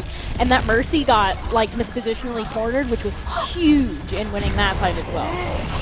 This fight is definitely going to be crucial, as we can see the Tracer trying to chase down the Mercy. The Genji is going to go down, but unfortunately Saladon and Blue are going to be taken out, so Boise State is down 1. Winston is going to use his ultimate. The Mercy finally goes down. So now Boise State is able to maybe turn this around by picking up the Ana, but CBMX and Nerdy Bird are going to be taken out. But the ultimate from The Tracer is going to take out the Winston as well, so it is going back and forth. Boise State cannot afford to let this go, and a Diva Bomb might be just what New Mexico needs to turn this around, but the Tactical Visor is going to come up and take up the Genji as well. Neither team wants to give up this point. They are using every ultimate they have as soon as they get it, and now the Mercy is going to go down for New Mexico. That is a key pick off for them. There is the Diva Bomb available for Boise State, but the Tracer is going to use her bomb. It doesn't look like it gets anybody, and now Blue is able to take out with the Orb is going to take out the Diva, followed by the Tracer. Boise State, by the seat of their pants and now 3 ultimates to their name, might be able to hold this point in what is turning out to be a heck of a comeback in this first match. Yeah, that was a really, really nice comeback, and now we have an ultimate advantage, so we definitely have the ability to hold this point and win this round. That is fully within our ability. That was a huge pick, though. Unfortunately for Boise State, it's going to start out with CBMX down. Dirty Bird used the sound barrier, but it didn't land onto any member of Boise State. Blue is going to use the Coalescence. The Diva Bomb is going to pick up 3, though! Block turns that fight around with a triple kill. Coalescence picks up Longchamp as well. Mr. Roboto loses his mech. Yin, the only one left alive. Boise State, what a mech, but unfortunately, the Tracer able to keep the point into overtime for now. It might have bought enough time for New Mexico to get on the point. Yes, it did. Giraffe, the first one to go down. The Lobos running into their death, though, as a herd of Broncos cannot be stopped. The Primal Rage comes out from Longchamp. Tactical Visor going to come out from Saladon, and Boise State with the turnaround of the year. Yeah, that was. We should not have won that last fight. I'm gonna be completely honest. Like, they got a pick on our main tank, and then we misused the sound barrier, and they should not have done that. But that was the best. That was the best Diva Bomb clutch I've seen so far. Honestly, that entire map was a gigantic clutch because we pulled the point back from 0 to 99. So that was really, really nice. And it's good that we're finally like hitting our stride and starting to get into the groove of things and starting to win more fights. So as I said, this is a very high stakes game. Yeah. And what a way to start it out. We do see some love being sent to Boise State. Blue is awesome. Her Moira is nuts. All of the players on Boise State making some very clutch plays, like you were saying, the Diva Bomb. I still can't believe that there was no one from New Mexico on the point when they were at 99% and our Diva charged it. Walk might have already sealed player in the game just off that game right there. Yeah. You're going to see the Ice Wall is going to catch Longchamp out. Yin as well. Mr. Roboto falls. Boise State, unlike the first map, with a great start. 4 picks as Ice Axe goes down as well. The stun is also going to take out Pluto, so Boise State, right off of that fast start on the last game, gets their own fast start here. Our Death Ball is definitely much more clean than our dive was last map. That was really, really well executed. We got the early pick on the Rhine, which is huge in this sort of comp. And then we just proceeded to push forward after that because they didn't have... Eureka doesn't have anything to protect on top of her. New Mexico just rushes to the point. They were able to get past that very narrow choke point right now, but the Orisa is going to go down. That's going to give Boise State the momentum they need. Unfortunately, CBMX is also going to go down. The May Wall is going to block. There is one elimination from the Deadeye, but is that going to be enough to turn this fight around? Walk loses Diva Mac, and now Baby Diva goes down, and now the May is going to go down as well, so this might have to be a soft reset for Boise State, as New Mexico definitely gets the upper hand in this engagement. So it's a soft reset, but it doesn't look like we were having anybody too staggered after the end of the fight. It looks like our McCree and our Ana got out, which is good. We did use a pretty high power ultimate there on the Nano for only 1 kill, but that is fine. She can charge it again relatively quickly. That was also a great use of New Mexico of the underneath tunnel, sneaking up on Boise State. Longchamp going to get stuck. Coalescence and Rally going to come out from New Mexico's side. The Shatter is going to land onto Giraffe, and he is going to be taken down. Pluto goes down as well, so neither support alive for the Lobos. Boise State can just pump damage on top of this line. They are going to take down Mr. Roboto. It's High Noon, and unfortunately High Noon is shut down, almost like I would have predicted it. Boise State, though, is still winning this fight. Yin and Ice Axe, the only ones left alive. He popped the Death Blossom right as he went down. That's a huge misplay by Ice Axe. Why would you do that? That is terrible for New Mexico. Blizzard goes down by Modern Frost, takes Yin very low, takes Pluto very low, ends up securing the kill there as well. Yin uses his own Blizzard right as he died. The ult usage for New Mexico has been atrocious in this fight. Finally, the supercharger comes down and they don't immediately die for it. Logchamp is going to go down. The sound barrier came out in the shatter as well. What is New Mexico doing? That was some of the worst ult usage I have ever seen in my life. The two most powerful ultimates were used to die. And honestly, our target focus was also not that great that fight, so both teams kind of had a little bit of a shaky start in there because we honestly, they shouldn't have stalled that for as long as they did. We got an initial pick on the Moira, and that's huge, and then we killed the Brig right after, so they had nothing, but they were able to stall for an extra, like, 10%. And now New Mexico is going to go into this engagement with no ultimates to their name. There's the Diva Bomb that's going to come out, but is that going to get anyone? No, the Rhine held up his shield. Everyone on New Mexico survived, and now CBMX is going to be the first to go down, followed by Nerdy Bird. The Coalescence coming out from Giraffe, so that is going to be great for New Mexico as they were able to turn this engagement around. But Boise State is getting very close in their ultimate charge. You have to wonder as Guac now goes down, followed by Modern Frost and Saladon. That's going to be a hard reset for Boise State. You have to wonder if it's just one good engagement that pulls it out for them in the end, but they have to make it this engagement because they've got no other time. They do have a good amount of ultimates to their name and the Deadeye. Yeah, we have a really, really good ult advantage going into this because 2 ultimates were essentially wasted. However, the Reaper is going to have it up like mid-fight and able to use it, so we will have to be wary of that. But that's nothing that DM can't hold. Wizard is going to come out from Modern Frost, but I don't know, a couple members. Logchamp is going to get stunned as well. Nerdy Bird goes down. The Nano came out as well. Rowley's going to come out from Pluto as 2 members of New Mexico have gone down. Right now it is in a sort of 5v4 stall fest right now. Yin's going to go down. It's high noon. It is blocked away. Yeah. Pluto will go down on the follow-up though. Ice Axe does take down Modern Frost and Saladon, so both the damage are dead for Boise State. Guac going to be taken down by Ice Axe as well. Immediately uses the Death Blossom right as he gets it. Doesn't pick up any kills, but New Mexico going to win that fight, so I will give them credit despite wasting those ultimates. They did not lose a fight afterwards. I will say that the use of the Deadeye there was such a picture-perfect example of why Fish doesn't care for it. It didn't pick up anyone, but right after he stopped using the ultimate, he picked up elimination with the normal shot. So that sums up everything I hate about Deadeye in one replay. I could clip that and just every time someone Deadeyes, remind them of this clip. That's hilarious. Now Boise State has to try to pull out a win here in this 3rd match of Busan. They had an amazing come-from-behind victory in the first map.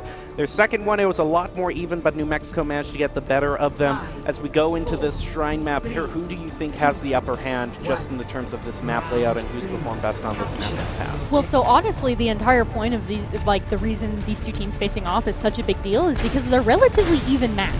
So if we can get our target focus together and if we can stop getting picked in between fights, I think that would be our win condition.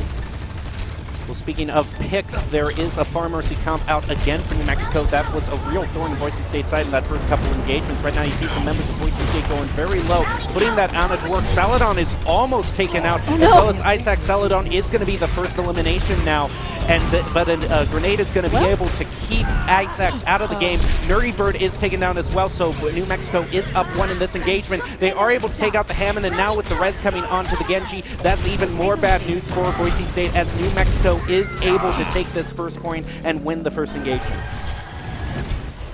We did a really poor job target focusing there, and we're kind of having some problems with getting picks on our DPS and off support in between fights or really, really early into a fight. We shouldn't necessarily be losing our Lucio first or second every single fight. He's a mobile hero for a reason, and once we lose that speed boost, that's a really big deal because the whole point of trying to counter a Pharah composition, if you're not doing it with hit scan, is trying to walk onto them before they get picks onto you. And if you don't have that speed boost, you can't do that. So that's kind of our win condition, and it's really bad when that gets picked like second in fight. Blue's going to start the fight with the nano boost coming out. Giraffe is going to be the first one to take it down. The Barrage, though, is going to pick up a double kill before Yin goes down. Pluto going to go down as well. Logchamp will pick up CBMX, so right now the team's trading back and forth. Guac just barely staying alive against Ice Axe.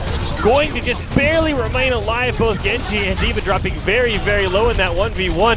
Saladon eventually able to pick up the Genji. Mr. Roboto going to commit the Diva Bomb, not going to pick up anyone. Guac will punch down Logchamp though, but in a very long and extended engage, the respawn starting to make it back to the point already. Giraffe going to get the res onto Lockchamp. He will get frozen. Yin going to pick up Saladon, though. So Boise State finding themselves in a 6v5. Now it is a 5v5. Modern Frost picks up Yin. Guac still in the baby demon form. Dragon Strike going to come out, as well as the Valkyrie and the Nano Boost from New Mexico. The Shatter, the only thing used defensively for Boise State. CBMX dropping very low. Sound Barrier just enough to keep the members of Boise State alive, surviving through the huge ult used by New Mexico there. Ice Axe, though, eventually going to pick up CBMX. Giraffe dropping very low. Nerdy Bird going to go down. Saladon dropping very low as well. And it looks like New Mexico starting to find their footing with 3 Broncos down. Quack going to use the Diva Bomb. Won't pick up anything. Modern Frost going to use the Blizzard as well. Unable to find a freeze onto any target. Saladon with his ult is still respawning. Pluto's going to take down Modern Frost. Quack goes down as well. Boise State in overtime with just 1 lone member on the point. CBMX doing what he can to wait out the respawn time, wait off the rush to the point. Blue going to go down as well. Here comes Saladon, going to get a kill with his ultimate, but unfortunately he teleported off the point. So New Mexico takes that first map. If only they had a Deadeye. If only they had the Deadeye. That's the 3-pronged strategy that's sure to make you to win. Draft Annie in League of Legends, play the Wisp Thirstine in Hearthstone, and then use the Deadeye to wrap it all up, and you have got the new meta-defining plays. Unfortunately for Boise State, it didn't go too well for them here. This was just showing how dominant New Mexico was, but for me, the play of the game has to be the C9 at the end, because that is ultimately what gave Boise State the win. Yeah, that was really, really interesting. Well, that and the respawns. I think we're struggling a little bit with getting all the right damage onto the one target. So we're doing a lot of damage to a lot of individual targets, but that doesn't really matter if nothing is dying, and I think that's kind of a problem for us because nothing's dying on their side, but then we lose speed boost, and then we can't int onto those targets that have all been made low. So we really need to get our target focus and our damage on one person more. But that said, the enemy team is also doing a really, really good job of individual play, really, really good individual, particularly DPS play. Well, one thing that they're talking about in the chat, which I think is kind of interesting, is they're faulting Boise State's ult usage a little. But we also saw New Mexico in that second match, having some subpar ultimate usage, as Fish let us know. And they talked about, is this what it looks like panic setting in? Which I was going to add that in the second match. Sometimes you just panic, and so you press the ultimate button, thinking, well, this has got to change the course of the battle, and it just doesn't. So do you think there might be something about nerves just setting in and how important a match this is? I wouldn't say that nerves are setting in on anything like that. I don't think ultimate misusage is coming from pressure or anything like that. I think it's coming from miscommunication, and I think it's also coming from the fact that some of those really, really critical ults, like the sound barrier, we're not able to charge that as fast as we should, or need to go against these really, really dominant DPS players on the enemy team. I don't think we've had any panic ults, so to say. I think we've definitely had ult misusage, because what team doesn't? Yeah. But I wouldn't say that panic is the cause behind those. Panic ults are the ults that you see it's 1 versus 6. Yeah. That's a panic ult. Or 1 versus 5. That's a panic ult. Ult misusage is different than just panicking. Yeah, what would you say, Fish, in terms of ultimate usage? You certainly had an opinion during that second match. Yeah, I mean, I think you could fault both teams for doing that, though. Shout out to New Mexico. They clearly didn't even need the Death Blossom or the Blizzard. But I do think there is, if it's not panic, as D'Angelo said, there has been some misusage by Boise State. Yeah. There was those shatters that we saw from Reinhardt. I never saw more than 1, maybe even 2 stuns for Boise State. So there has been some misusage by both teams. The thing is, New Mexico, when mismanaging their ultimates, has still won team fights without them. Boise State, they'll misuse an ultimate, and then that team fight goes to waste for Boise State. So that has been the one difference. Both teams are wasting them, but New Mexico's still winning fights. So what's they have the damage there. That's true. They do have the damage, yeah. Which is why that sound barrier is huge, because that's the whole point of that ult, is negating that damage, or the Genji Blade, or the whatever it may be. So normally for the second map we have hybrid. It's going to be King's Row. I'm just going to say it. Let's save ourselves the time. Yeah. BSU not communicating ultimate usage and positioning in team fights, as we're seeing in the Twitch chat right there. How do we move forward? What's the main thing that we need to improve, going forward? If you find yourself between matches, as I'm sure you have, D'Angelo, and you're able to to know what you're doing wrong specifically, whether it's not focusing targets or mismanaging ults, what's the mindset or advice you give to the team to try to improve that? Do you just tell them do better, or well, no, you don't just tell them do better, because most of the time when people misplay, they're aware, so you don't necessarily need to like tell them that they sucked on that. Right, but it is helpful to like communicate as a team what we need to do more. So like, for example, we need to get all of our damage onto like a couple of targets and make sure that they die before moving on to more. We need to quit taking these like 1v1s and getting damage evenly spread across everybody, and we need to melt somebody down so that we're +1 or +2 or plus whatever. Or we need to get in between fight picks or something like that. Jim Mountain's been playing a lot of solo queue. If his response was do better.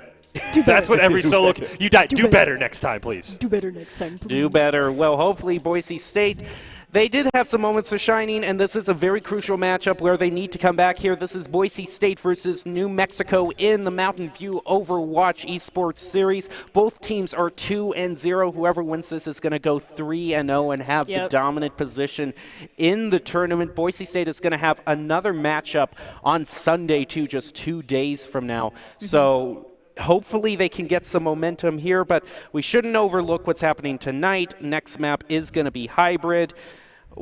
It is so high stakes here that it's a little bit hard for me to keep a one-track mind, because you're just hoping every single engagement feels so important here, especially in this match.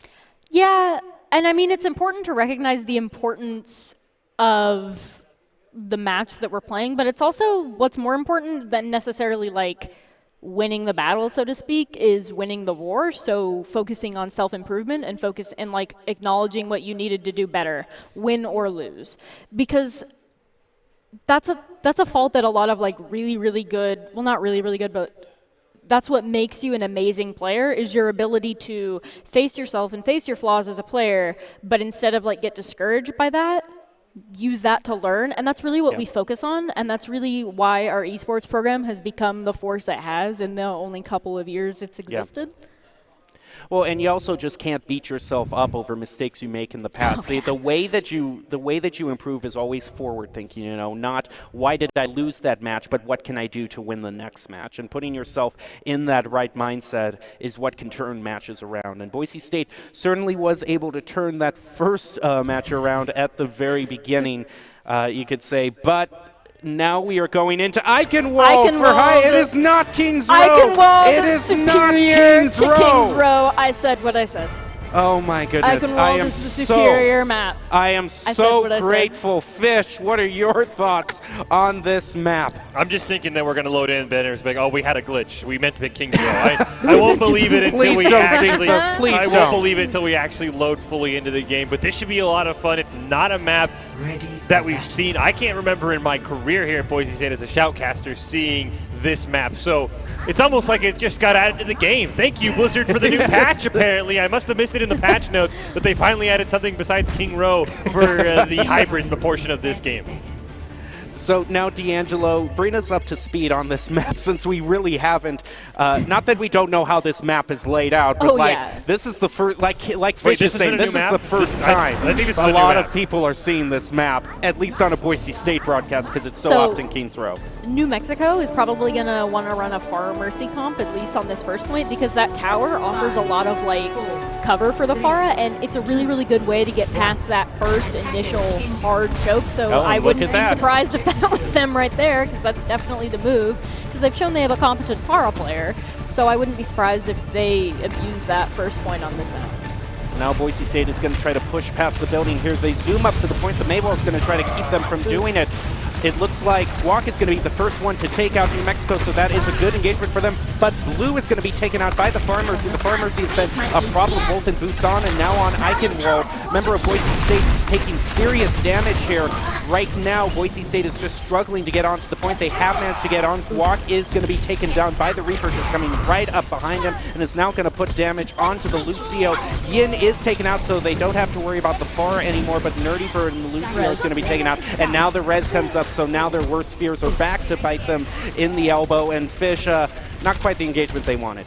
No, not quite the engagement they wanted. We've seen Farah just sort of putting damage on, immediately takes out Blue, eliminates one of the supports for Boise. And this is what D'Angelo's talking about. The target pick switching for Boise and the target acquisition has been lacking because we lose a support and they lost a tank, and that is a huge difference between being able to siege and being able to defend if you have one less tank versus having one less support to try and heal you through all this damage from Farah. We went into that fight with the advantage because we got the initial pick on their main tank before any of our people died, but then we didn't follow up on it as we properly should have, and the Farah was able to get value, and that's not good. That's not what we're looking for here. That's how New Mexico is going to win this.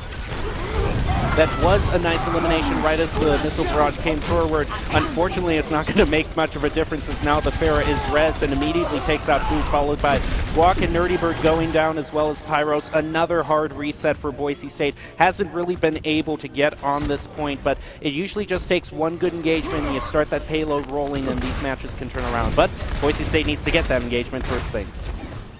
That engagement started out really well. They did find the weakness in the Farah when she does rocket barrage. She stands in place. Nerdy Bird picked up the kill before anyone went down. Supercharger is going to be dropped by Mr. Roboto, trying to build some of those ultimate charges for the side of New Mexico. Food does have the Blizzard as well. Blue taken very, very low in the back line there. Pyros trying to get in on the front line. Here comes the Blizzard. Here comes the Diva Bomb as well. It's going to be a 1-for-1. Oh. Mr. Roboto goes down as well. So two members have gone down for New Mexico. Boise State unfortunately loses Blue to Yin. He gets right in on the back line. Saladon, though, able to get over to the Soldier and be the counter that Soldier is to that Farah. Another kill as well. Boise State, just like you mentioned, Jim Mountain, all it takes is one fight, and just like that, they've captured the payload.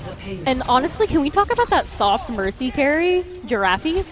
Because, so the Farah's died a number of times in this engagement, but at the end of the day, what ended up winning us that fight, so now we're pushing payload, was when the Mercy died after rezzing the Farah. Yes, so like yes, that's the entire rezzes. point of having a Mercy. It's like, yeah, the Farah is scary, but if you take away her Mercy, particularly if you're running hit scan, she either needs to play way more passively, or if she continues to play aggressively, you just get a free +1.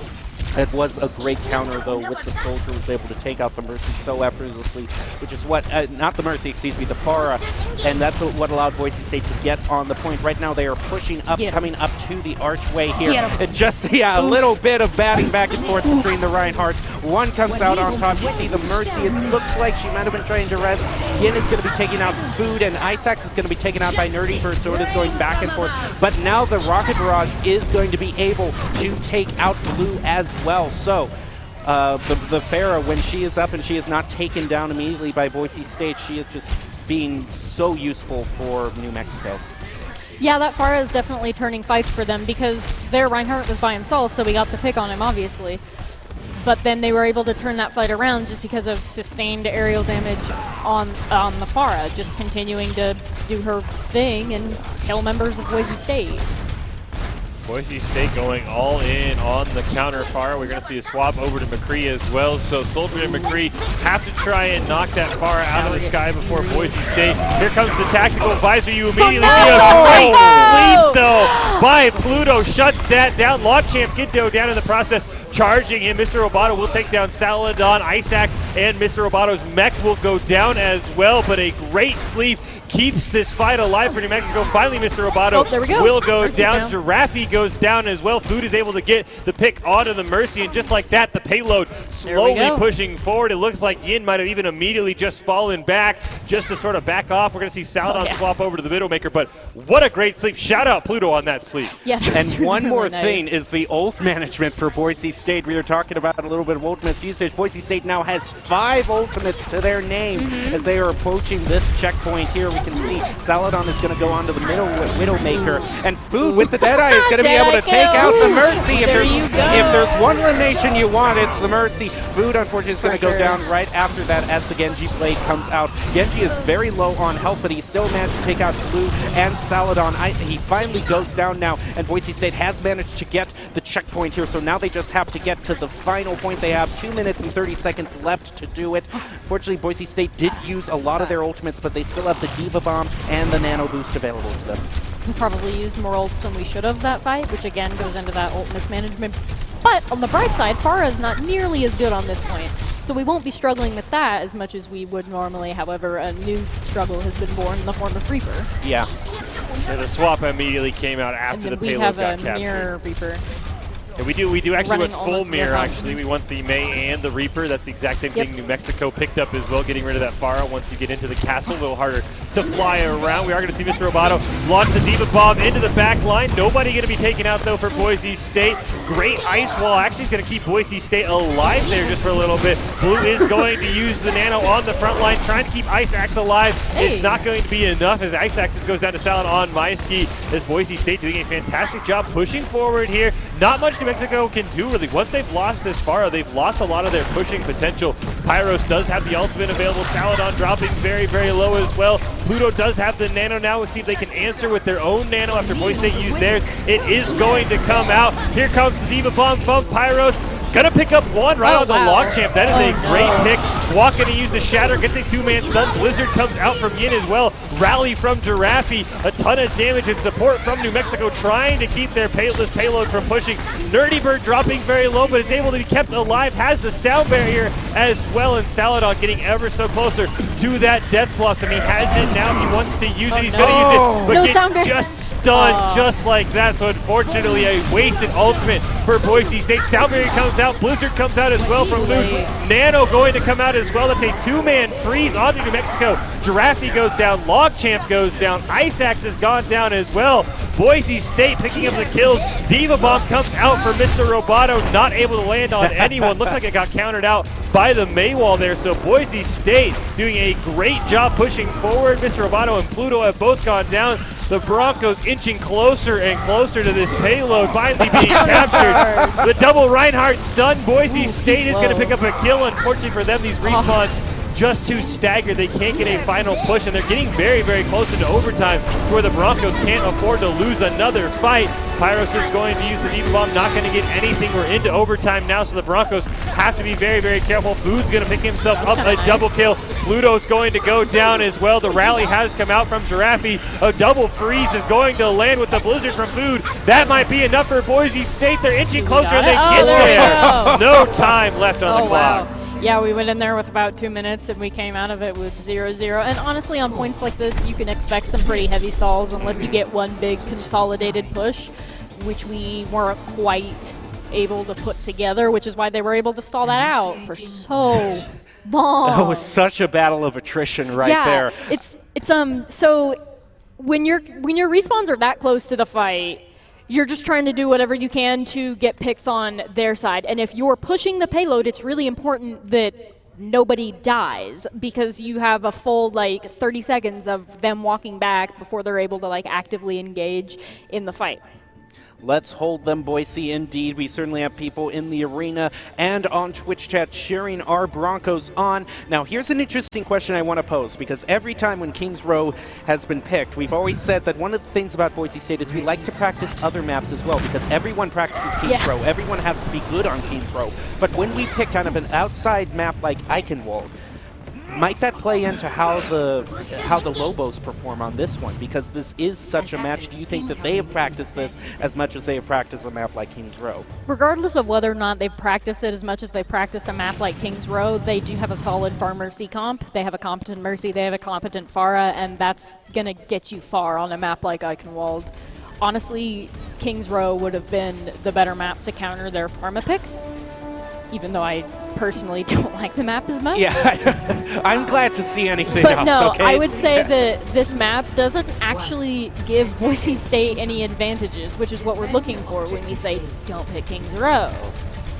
But this actually gives them a little bit more of an advantage, with the exception of last point. With the exception of last point. Well, now New Mexico is going to try to push past. They go up to the left here. A Maywall, excuse me, is going to peel some of them off. No eliminations coming out thus far. A great anti-nade is going to be put onto New Mexico. No eliminations from that, but all of them are going very low. Yin is going to be able to take out the Diva Max, so Baby Diva is going to be out for Boise State. No eliminations, which is really unfortunate after such a great anti-nade was placed on them, Fish. Yeah, that looked like it might have been the kill. Unfortunately for Boise State, it's gone actually in the other favor. Food and Nerdy Bird going to go down. Guac dropping very, very low as well. The Nano is going to come out to try and save this point for Boise State. They are going to pick up their own double kill as well, with Ice Axe again dropping very, very low. Pluto going to use his own Nano. We are going to see the Deadeye coming out here from Saladon. He'll pick up one onto Ice Axe, at least proving it's worth something. He also picks up a double kill as well. Who needs an ultimate when you have a gun? And Boise State holds the point. Even when he manages to get an elimination, he follows it up with a double by just using the normal weapon. Honestly, there were several misplays that fight. We should have won the fight once that 5-person ante was down. We should have won the fight then and there. It shouldn't have lasted longer. It definitely shouldn't have lasted for them to get the pick on the Lucio and the Mei. But we're all back. We're back at full force here. But it was individual clutch plays that kept us that point, not teamwork. Well, Guac and Pyro's going to start it out beautifully by taking out the Brigada and the Reinhardt, followed by the Orisa, and this is a great engagement like the one they were looking for last time, and they're going to be able to hopefully take down this Reaper and get a nice stagger onto New Mexico as well. The only thing going bad for Boise State there was Pyros losing the Diva mech, but now he can just wait for that to charge up and then get back in the mech ready for the next. That's the fastest way to get yourself back in the mech, is to just kill yourself right off the ledge. But unfortunately, New Mexico's that's huge. We're down 2. Taking that as their opportunity. Pyro's still trying to get back to the point. Food goes down. The supercharger is going to come out for Mr. Roboto as they are trying to bully Boise State. Guac has gone down. Saladon has gone down as well. Nerdy Bird as well. So what looked like a great play for Boise State turns into a disaster, and New Mexico able to easily walk and get the payload. Yeah, that was really unfortunate. Yeah. So now we're both sitting on a lot of ultimates, and honestly, that was really unfortunate because we really needed them to use either the Blizzard or the Death Blossom, because we've only got one sound barrier to place really, really well to counter one of those ults. We really needed them to use one of those super prominent DPS ults, but now they have 2 fights that are very much in their favor because they have those 2 in their particularly good position. We'll see if it's in their favor. Here comes the Deadeye, but unfortunately with the Mei wall, it might not get. Although it looks like he is going to be able to take out the Reinhardt, and the defensive matrix is going to be able to eat the Blizzard. That's going to be great for Boise State. That is huge as Isaac goes down as well, because that was an ultimate that Boise State was able to negate, and now they are going to be able to take out the Reaper across the Vegeta and the Ana. What an amazing play, all starting out with a great Deadeye like all great plays should. We had some excellent individual plays there. We had Pyros eating the Blizzard, which was huge, except we don't have a sound barrier for the Death Blossom, which is not good. We're going to have to land either a clutch sleep or just eat it with Defense Matrix, but we're going to have to be very, very prepared and aware of where that Reaper's trying to go to do that. But that was just a really, really good play by Pyros. That's just good. Chat reminding me of a Deadeye kill. Let's go, and let's go Boise State. The double freeze onto the tank line for New Mexico. Yin's going to go down. Logchamp's going to go down. Mr. Roboto gets forced out of the mech as well. Pyros looked like he was maybe trying to set up a Diva Bomb, decides against using that one. His own Mei wall has trapped him in there. Mr. Roboto is just sort of being played with. They are staggering, as you mentioned, D'Angelo. Good job there by Boise State.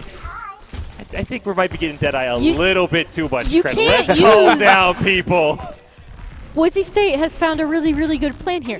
You can't team wipe the Death Blossom if they can't use the Death Blossom. And we're actually doing a really, really good job of abusing that high ground and getting early picks. That's huge. We've gotten early picks every single fight, and once it's a 5v6, it's really, really hard no matter what ults you have to turn that around. Is he going to kill some? Well, it's not going to get anyone, but it's going to prevent anyone from putting him past the choke. So that kind of bunched all of New Mexico up and allowed them to take Ana and Reinhardt. So the best use of the Deadeye is when you actually don't get eliminations off of it, and it forces the other team's location. But this is great for Boise State. Through 3 engagements, 3 or 4, they have managed to hold New Mexico. And New Mexico still has a lot of ultimates to him, especially with this next engagement. Boise State still has their work cut out for them. Blue is going to be able to get a little bit of healing on the McCree there. Now Fish is going to be a very crucial engagement. Yeah, I like you admit that the best use of a Deadeye is one that doesn't get any kills. Guac is going to be the first one to go down there. A triple stun from Logchamp is going to spell doom right into the quad feed with the Diva Bomb as well. 3 kills and a mech. That is the last thing Boise State wanted to see. Now, good news for the Broncos, there's still a long way to go for this payload to even get to the second checkpoint. They can still sort of hold the Lobos there, but what a great shatter into a Diva Bomb there by the Lobos. Yeah, we were completely taken off guard, and 4 members died because they were completely taken off guard by the shatter and then the Diva Bomb, and then our Ana got snuck up behind the Reaper, and they just did a really, really good job of completely surprising us with those flanks and that shatter. Blue is going to be able to take out there but it an is finally. unfortunate Death Blossom is going to take out the majority of Boise State, and then followed up by everyone else. That is going to be a team kill for New Mexico, and they are going to be able to get to the second checkpoint. They have 1 minute 40 seconds left to get to the final and force this into overtime. Boise State, hopefully they can hold them, but at best case scenario, maybe 1 or 2 engagements could make it both. 0 seconds left for overtime. For at least the first engagement, they are severely down in terms of ult economy. So if we lose this fight, there would have to be some horrible ult misusage on the side of Boise State. The shatter for Guac only picked up 1. The nano came out for both the Anas as well. Guac dropping very, very low. Food going to commit the Blizzard as well. Yin is going to be the first one to go down. A double freeze kills Logchamp as well. Jirappy and Ice Axe go down. And just like that, Boise State turns that around, pushes the Lobos back to their spawn. Only problem for both sides there is not a single blue check mark to be found, but Boise State very close. We also have a very, very critical swap onto the Junkrat, which is super huge on this point for the same reason Far is really, really bad on this point, is it's very enclosed and very... This is one of the points where you can actually get value off of Junkfire really, really well, and also his spam is just super helpful, so that was a really, really good swap by Saladon. That was 200 IQ there. Yeah, Saladon on my boy Junkrat, my favorite character, is just going to lob aiming's overrated into the other. He also has this trap set up on the side just to try to ambush anybody else, but now he's looking. And now here comes the Riptires. He's going to be able to get it. He is able to take out the Brigida, so any elimination, especially on a support, is good. He is going to be taken out by the Diva, but now Yin is going to go down. Boise State is up in this engagement, followed by Access. As Sosa, New Mexico isn't going to have the time to get this. Boise State is going to take the second match and tie this up. There we go. Boise State did a really, really good job of running that up-close brawl comp and not letting them get past that first window. It also helped that we stalled a ton of time before they even got to the indoor point. This play of the game, though, this is a sad great job. This is a triple shatter. So really, Logchamp might deserve this more than Mr. Roboto because the quad feed was all because you can't move away from the Diva Bomb when you're stunned. It's kind of hard to do that. Yeah, that's very true. If you're lying on the ground, you can't. You're not going to move. You're just going to go boom. You're just going to go boom. You just kind of watch the pretty star in the sky and think about your life choices. Think about your life choices and think about this match that we have here. Boise State versus University of New Mexico. Both teams are 2-0 in the Mountain West Esports Series, and Boise State has tied it up. Both teams have 1 win, so we are at least going to a 4th game. This is looking like a very exciting, very close match. You saw Nerdy Bird and Blue just exchanging some words after a successful match there on stage. Certainly some momentum in their pocket now, and now we go on to the 3rd, which is going to be Assault, which we could have Hanamura. Temple of Anubis will... Hey, we've had Eichenwald. I want to see Temple of Anubis. Now, let's just go all in. We've seen Temple of Anubis. We have seen Temple of Anubis. Oh, okay. Yeah. Well, I haven't, so I want to see it. There. Was I? Yes, we threw a party. Yeah, we did. You all missed celebrated. our Temple of Anubis party. I'm offended that you didn't remember. I am so sorry. Our great bonding experience. Look, you didn't remember to put anything on for Valentine's Day, so it's all even. That's a watch. My penguins are Valentines, actually. So the penguin pins are your Valentine. Yes. They are together. They are each other's Valentines. Oh, that's very, very sweet. Which, by the way, I gotta commend you for that. Speaking of Valentine, someone in the chat did say that the Saladon was their Valentine as well. Oh, everybody's just very, very right sweet. Now. Same. Except for those dead eyes. That's not my Valentine. Although Hanamura with all the cherry blossoms, that's a very romantic setting as well. It is a really, really pretty map. I will give it that. I don't really like 2CP maps just because of the super snowbally nature of them, but it is very gorgeous. It is a very pretty map, but which one would you like most to see here? I mean, while she's thinking, I'll just say Hanamura. I mean, you've been trashing everyone who doesn't show up in red, so if you're going to trash them, they better pick Hanamura because it is the most romantic. So I think you've got to rely on them to pick that, or I expect some shade come out, Gem out. Yeah, okay, that is a really good point. You got to live up and go full Valentine's Day. I don't think Hanamura would be the best bet for us, though, because that's another map where you can get a lot of value out of some particularly spicy Pharah flanks, and specifically on defending as well as attacking, you can get a lot of value out of that Pharah, which we've struggled with, so I definitely say Hanamura's not the move. We do have a question in Twitch chat, and we do get this every now and then, just the SR average of the Overwatch team, D'Angelo. I believe this current team is sitting about 32, 3,500. Okay. Alrighty then, but as we all know, it is the teamwork in the end of the day and how well each team focuses targets, manages their ults that pull out victories here. And what a match yeah, this was spicy. here. Everyone just using their ultimates as soon as they could get them. It was whittling down to the very last moment. Like I said, a true battle of attrition, Fish. Yeah, this last part on Eichenwald for Boise State, as D'Angelo mentioned when we were here, we started this fight with 2 minutes. You can already see in the replay we're down to 30 seconds. This was one of the most drawn-out fights that we have ever seen. But Boise State doing a great job there. And I will say, I don't think it's ironic that we have yet to see Deadeye featured in a replay. We just saw Deadeye featured in No, a we replay. saw the very end of the Deadeye. Yeah, the kill feed killed had the the Deadeye. Reinhardt. The kill feed had the Deadeye. There was not the Deadeye in the replay. Listen, because it's it's not okay to replay be worthy. wrong.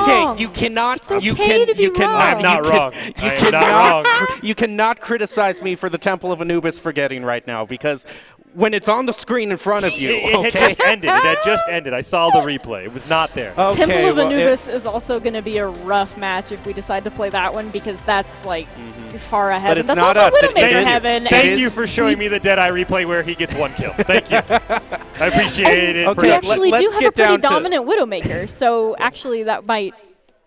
Temple of Anubis would be the better of the two, because Widow also gets a lot of value on Okay, that. I will hand it to you two. This has been the most fun match of the night. Yes. Yes! Oh, here we go. There we go. Full very Valentine's pretty. mood here.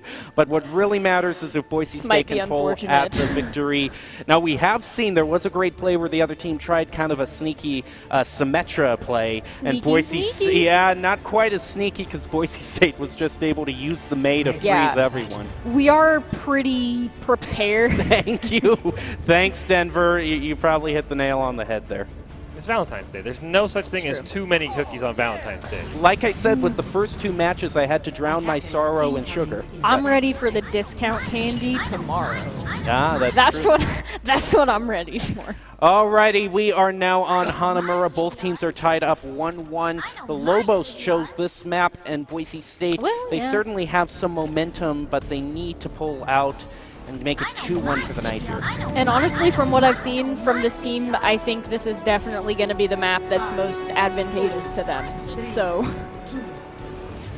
Well, obviously, it's the most advantageous. There's a reason that they picked it, so we'll have to see if it can hold. Boise State, of course, got the choice in Game 2. That turned into a victory, so obviously when you pick a map, you know you like it, so I would not be shocked if... well, yep, there we go. There's the Pharma. pharmacy that you said was very, very strong on this map, D'Angelo. Logjamp, though, already taking a lot of damage. There's not going to be any sneaky teleports here. New Mexico just wants to get in Boise State's face with some rockets and introduce those. Maybe say your Valentine is a rocket, Boise State. We are going to see Farrah trying to get on the back line there, pumping a ton of damage.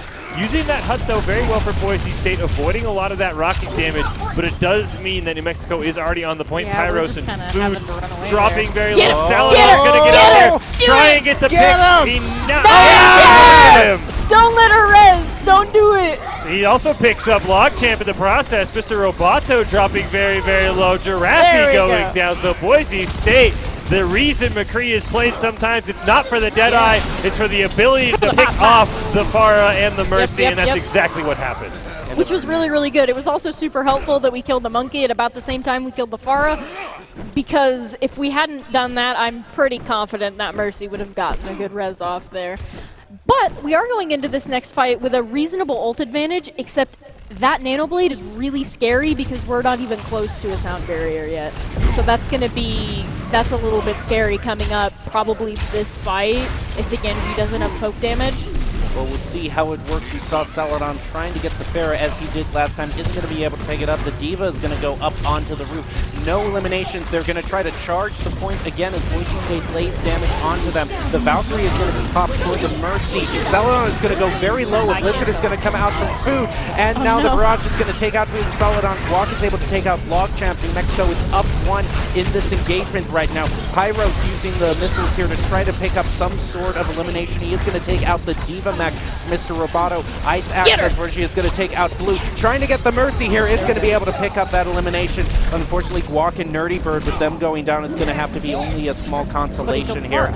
And now they are going to be able to take the first objective and are now going to move on to Objective B. Over 4 minutes, 30 seconds to their name. On the positive side, they didn't stagger Pyros too intensely. And also on the positive side, now we have Sound Barrier for the Nano Blade, which is going to be pretty huge, because if we use Sound Barrier correctly, we will have used 1 ult to counter 2 of theirs. So that's all. Have to see if practice can make perfect for Boise State. Well, Ice Axe, though, who you can't blade when you're dead. Boise State is popping off right now. Just sniping everyone out of the sky, taking a lot of damage there as Mr. Roboto did get back in the mech, is going to be able to punch the Cowboy, though. Immediately, though, that mech is going to go down. Mr. Roboto, Boise State playing with their food a little bit, doing that on purpose, of course, to stall out the respawn. So Mr. Roboto just jumps off the edge. Great job there by Boise State. D'Angelo, it doesn't matter if you have the Nano Blade if your blade is not able to use it. Yeah, it doesn't matter if your Nano Blade is the... Oh, and as we noticed, they swapped off the Pharah because second point Hanamura isn't actually that good for Pharah because you have to go through very enclosed spaces to get to the openness of the point, and as Pharah, you never want to be in an enclosed space. If you're enclosed as Pharah, something is very wrong. Celadon is going to be charged and taken out by the Genji. And unfortunately, the one pick that he was able to get in is going to be Rez. Logchamp is going to use the ultimate, followed by the Nano Blade. It's also going to take out Blue. Very scary situation for Boise State. There is a Diva bomb that's going to take out Yin, but just a small consolation. They need to try to stall out. The good thing for Boise State is that these respawns are so short for them, but New Mexico hasn't been able to pick up a tick yet. Celadon is going to go down, followed by Pyro. So now this is just pure stall tactics. Fortunately, Nerdy Bird using the beat right as she went down. Food is going to be able to pick up the Genji, and now Food is going to charge right onto the point. This is just pure stall tactics right now. The Ana is going to be taken down for New Mexico. Food, unfortunately, is going to be taken out by the Doomfist. Is just going back and forth. There is the respawn. They just need to try to pick up. Yes, Yen is going to be picking up, and this could be really big for Boise State as long as they can continue getting these eliminations one by one. Unfortunately, Logchamp and Mr. Roboto are going to be getting 2 eliminations for New Mexico. Boise State has to keep getting these eliminations. He's going to go toward the Mercy. Can he pick her up? He is going to try to get her. You can hear D'Angelo really worrying. Yes, and there you go. The Mercy followed by the Ana is going to be taken out, giving Boise State some breathing room finally, able to keep the point from being taken. That was a really, really good job on Boise State on actually being able to eliminate people on that point, because most of the time when you go to a stall tactic, you're not really expecting to take back the point. You're expecting to just stall for as long as you can. But actually, we managed to prevent them from full capping, as well as took an extra 2 minutes off. And it was really, really nice that we were able to come back from them getting on our point like that. We are going to see the fight's going to start up in this alcove here. Great Maywall will disengage. Logchamp going to go bananas there, trying to jump down on Boise State. Pyros is going to go down. He gets respawned. Pluto does go down as well. Mr. Roboto gets is going to go down. Rappy's going to go down as well. Ice Axe follows with Boise State doing a great job holding on for the last few minutes of this point, preventing New Mexico from getting any sort of attack. And it's going to be just chasing after this Diva here, trying to stagger, but he thinks it's going to be back to just go, not try to get a pick yourself, and now going to defend this. Less than 1 minute left, and New Mexico still hasn't gotten that third tick. They've only managed to get close to 2. They will probably get a Moira ult this fight if the Moira does some poke and then in the fight itself. But they switched off the Moira because their Ana was having a little bit of difficulty staying alive against the Doomfist in particular, which was good on them to recognize the need for a swap. And now a very crucial engagement here. You see the Genji blade is going to be taken out. Yin is going to take out Energy Burst, but the Genji is going to be taken out, so it's a 1-for-1 trade. Unfortunately, you don't want your support taken down. Food is going to be taken down by the Meteor Strike. Celadon is going to answer that back by taking out Longchamp. The Genji is going to be resurrected, though. Celadon taking out the Mora, followed by Pyros with the Minefield, taking out Yin. And then again with the Minefield, taking out the Mercy. That was a clutch Minefield. They just need to try to hold New Mexico here for what they're worth. There have been eliminations going back and forth, and Isaac's is going to be taken out now. There's less than 2 seconds left on the clock. The Baby Diva is going to come out, quickly taken out. It is now overtime on the point, and now you see Walk is going to be taking out Food actually is going to be taking out the Lucio as well. So now this is just kind of stall tactics for Boise State. Walk is going to pop his ultimate. The Primal Rage is just going to be trying to bap anyone who gets onto the point. Giraffe and Yen are going to be taken out. That is going to be great news for Boise State. Nerdy Bird unfortunately taken out by Logchamp, but Celadon and Food are going to answer right back by taking out 2 of their own. And Boise State is going to be able to hold New Mexico. Very similar situation to what we saw last match too, and not allowing them to get that final point. Now Boise State has to do is have a successful offensive push and get more than 61.9 charge on that second point. On the second point, where their Pharah is not going to be as dominant of a force as she was first point Eichenwald and for most of second point Eichenwald. Yeah, you have to wonder. This is looking pretty good for Boise State, honestly. We're doing a really, really good job of recognizing enemy team mistakes and punishing them for it, clicking their heads, as we see in the chat. I mean, I will point out for all the flack I've gotten, Celadon did all that work on McCree, and the Deadeye just sat as a check mark the whole time. Just want to point out. Just want to point out, he was clicking heads without Deadeye. I'm not bitter about it, but I'm just going to point it out. I'm not going to point it out. It's not bitterness when I know you're not bitter when you're right. Exactly. I can't be bitter when I'm right. But for Boise State, they can't be bitter if they win. They know what their goal is, so be curious to see how if New Mexico goes with the pharmacy on defense, because they really once they've gotten off the pharmacy, that's when everything's collapsed for them. That's what side of the trend has been. When Pharah goes away, their whole sort of team talk has fallen apart. That's their win condition. Yep. Is the pharmacy, because first of all, that's not something that we play amazingly against, and second of all, just kind of the maps didn't really allow us to counter the Pharah in some of the ways we would have liked to. But now that they don't have the ability to use the Pharah as effective, well, not right now, because they can still use her to great effect here, but on second point where they don't have, where she's not as much of a dominant force, that's very much in our advantage, and I think that's really, really cool. All right, we're going to see the first engagement as Boise State tries to push past the point. You're going to see the May wall put out, and if the Far Mercy wasn't enough spam, there actually is a Junkrat now instead of the Far Mercy going to be spamming Boise State with those bombs. Boise State is trying to pursue. Nerdy Bird was almost taken out there. You see Celadon on the Widowmaker. Celadon has been great on these very precise aim championships like the McCree, and the Widowmaker almost took out the Ana. Unfortunately did it. The Anti-Nate is going to go on to Boise State, so they're just going to have to back up, be a little bit more cautious. Now they are trying to push up onto the point. See, the defensive matrix is going to go up. No one down on either side. Walk is going to be the first taken down by Ice Axe. Pyros is going to try to pick up an elimination. Ice Axe taken out by Food, so now it is a 5v5 on both sides. Trying to get the McCree here. Is it? Yes, it's going to be able to get him. But unfortunately, Nerdy Bird is going to be taken out by Logchamp as well, so now it is 4v4. And the Maywall is going to go up there, try to peel off some members of New Mexico. Pyros is just going to fly around, try to get. He is going to get stunned, unfortunately. And now Baby Diva, he's going to have to settle with Baby Diva instead. Blue does have a Blizzard to his name, but isn't going to be able to use it as Logchamp takes him out. And New Mexico is slowly but surely being able to hold this point. Honestly, that was a really, really nice shatter for them, and we were able to get out some very, very important ults from them. I'm curious as to why they're not running a May on this first point on Amira, because that's like May's playground here, is these sorts of chokes where you can just wall them off and get immediate picks on somebody, and then they can't push because their shield is dead. So I'd be curious to see what value they thought the Tracer would offer over the May.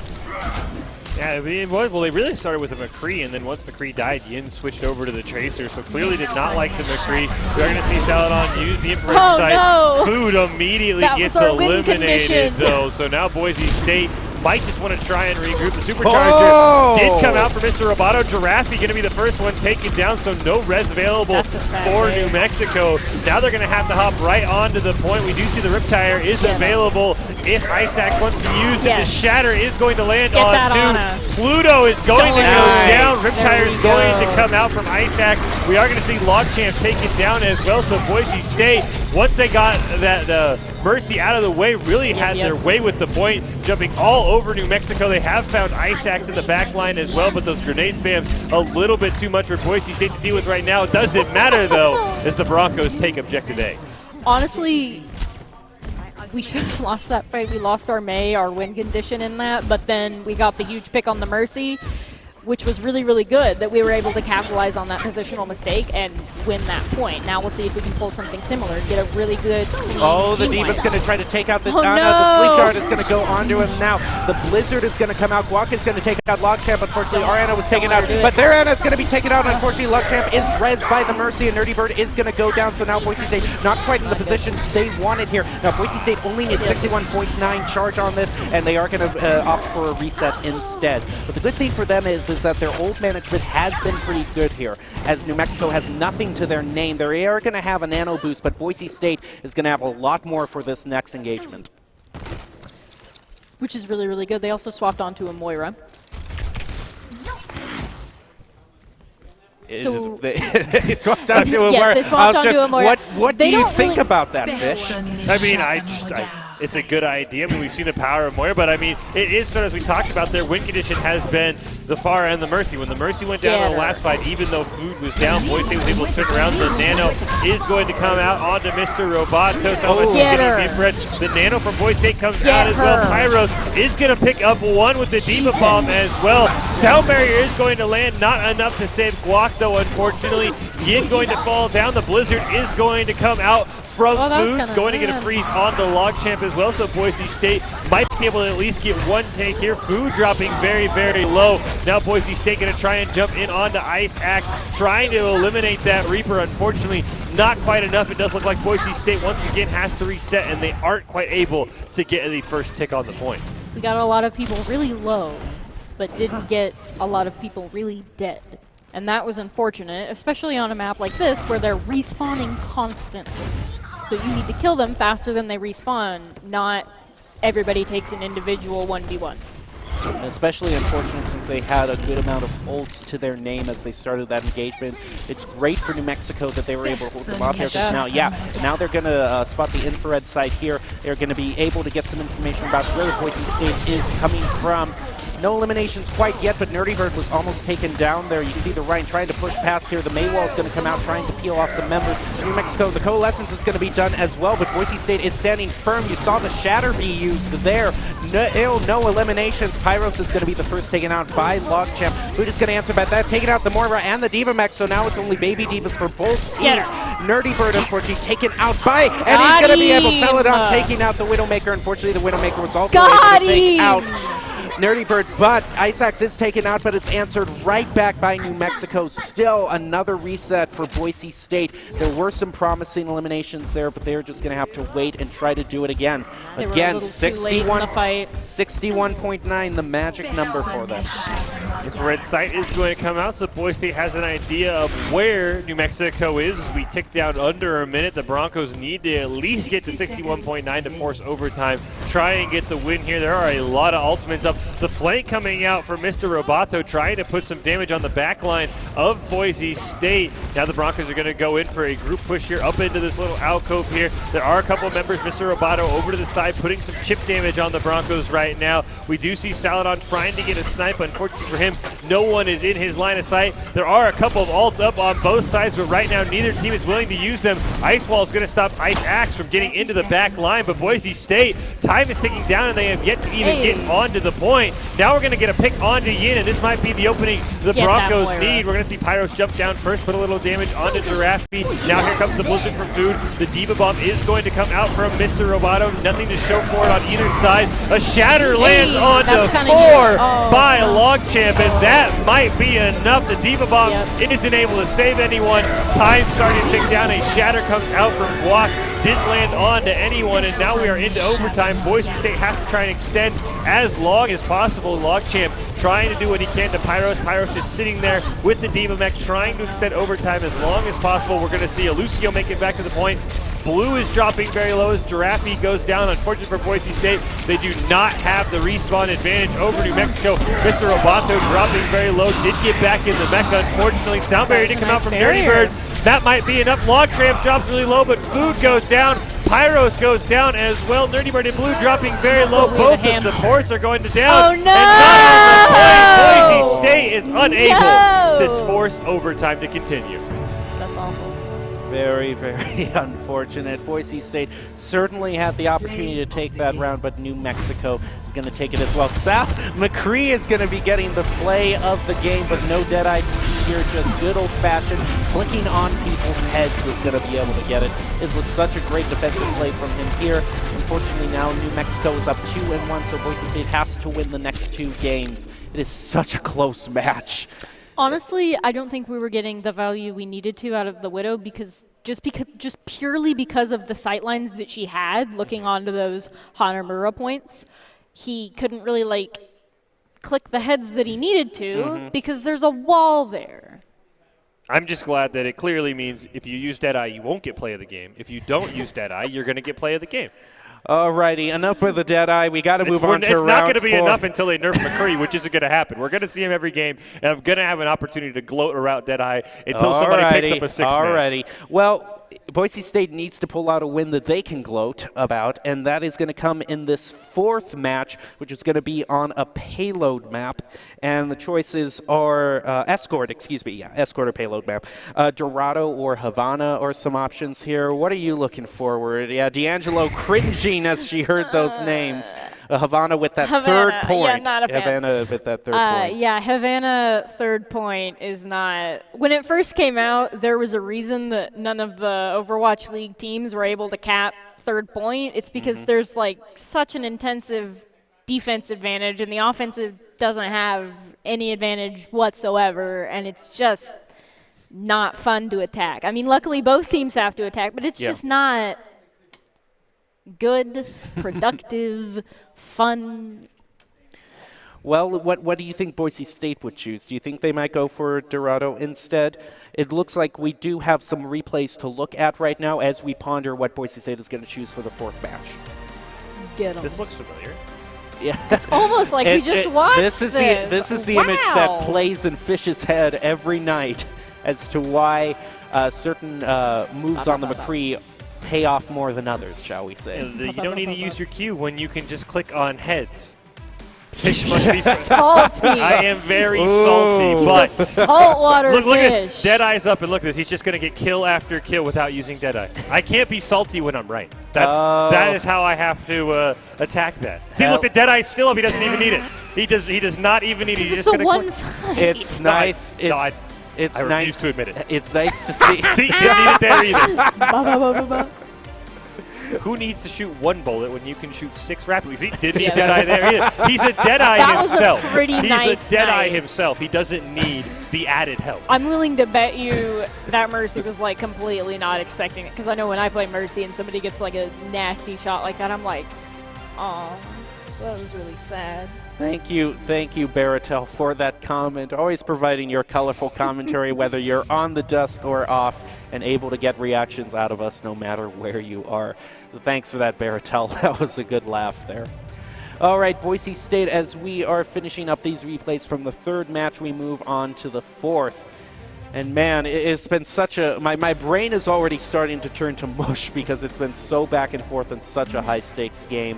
Boise State needs to win here. They are going to be able to have choice on the map here. D'Angelo not quite looking forward to the prospect of Havana being picked, but maybe we'll see Dorado. We've seen Dorado before, but we've also seen Havana before as here's well. The thing. And we also are seeing someone begging at least one team to play Bastion. So, see, here's the thing. Havana is awful, but both of those are Pharah maps. Both of those are really good Pharah maps. But Havana is also a good Widow map. So it's And Dorado's a pretty good Widow map, too. So, honestly, there's probably going to be some Pharah Widowmaker, see who can counter who faster action going on in this next map, because honestly, both heroes are very viable. But I think that Widowmaker would have more of an advantage on Havana, ironically enough. And I really don't like Havana at all. But I think that might be the move, honestly, if we want the best shot at countering their Pharah. And we have a good shot at countering their Pharah if we do Dorado as well. And there's also that first choke that either we could hold them for a really, really long time, or the Pharah could get a sneaky barrage and we'll be done within a minute.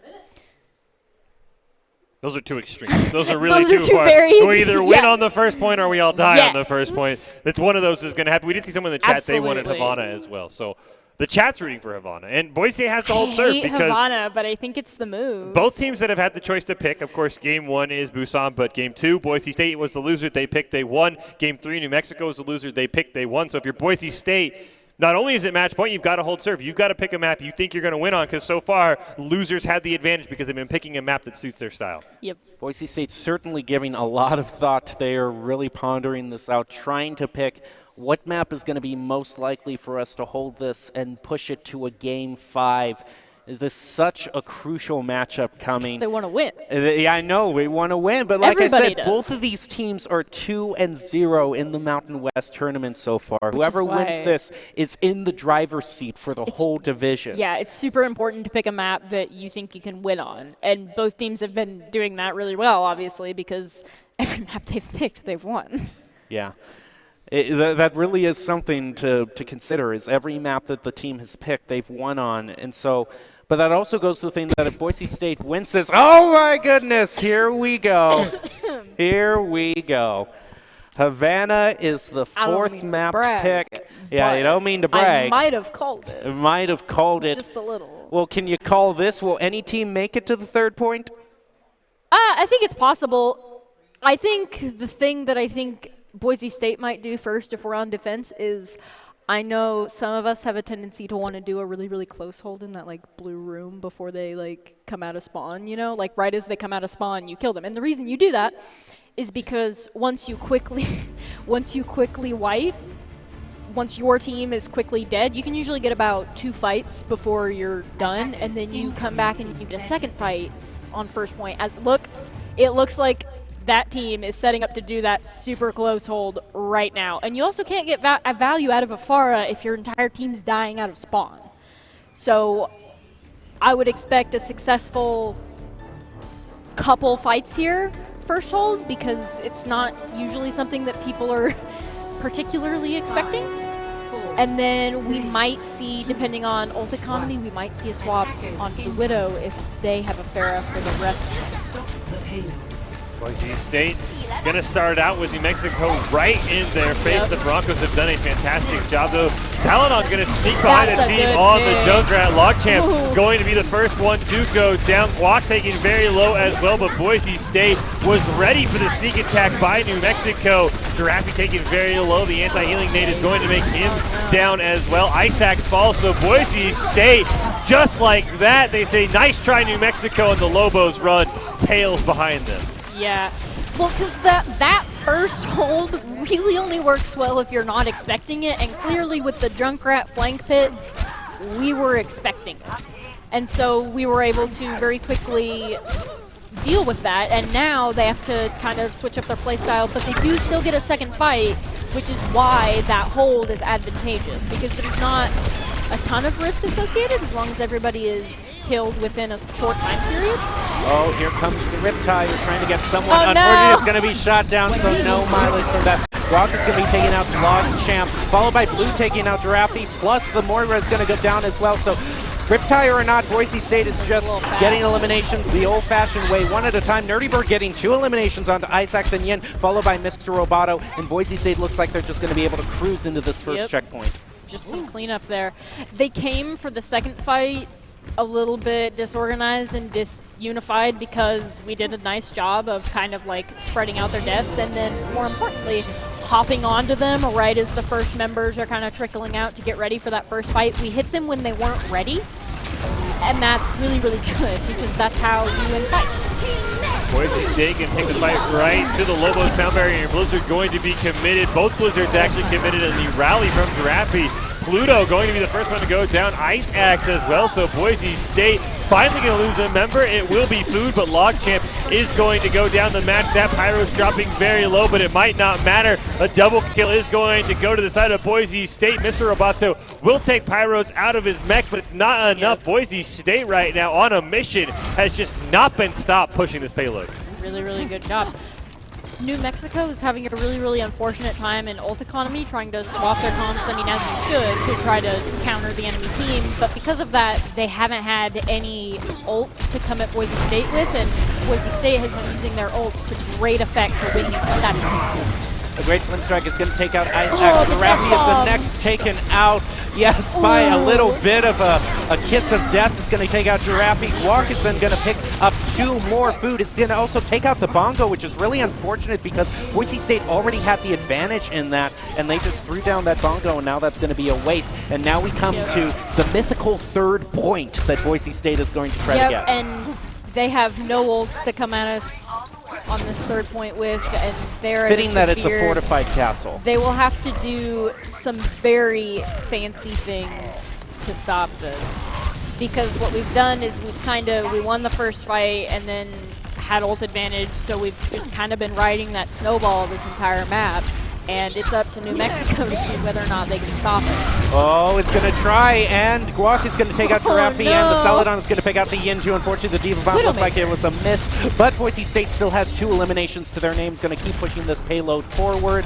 Giraffe and Yin are going to respawn, so now New Mexico is back up to full strength. Ice Axe is going to be taking out Nerdy Bird, so now Boise State is down 1. You see Celadon just trying to get some sort of pick here. Guac is going to take out Logchamp, so now it is even 5v5 on both sides. Boise State just has to push it over the bridge here. No eliminations, but such a crucial engagement, Fish. Yeah, Boise State has really not been stopped once on trying to push this payload. Yeah, we see Boise State rolling right now. That's for sure, chat. We're going to see the Blizzard come out from Food. He's actually going to stay alive. The Nano's going to come out as well. 2 members are going to go down on the side of New Mexico.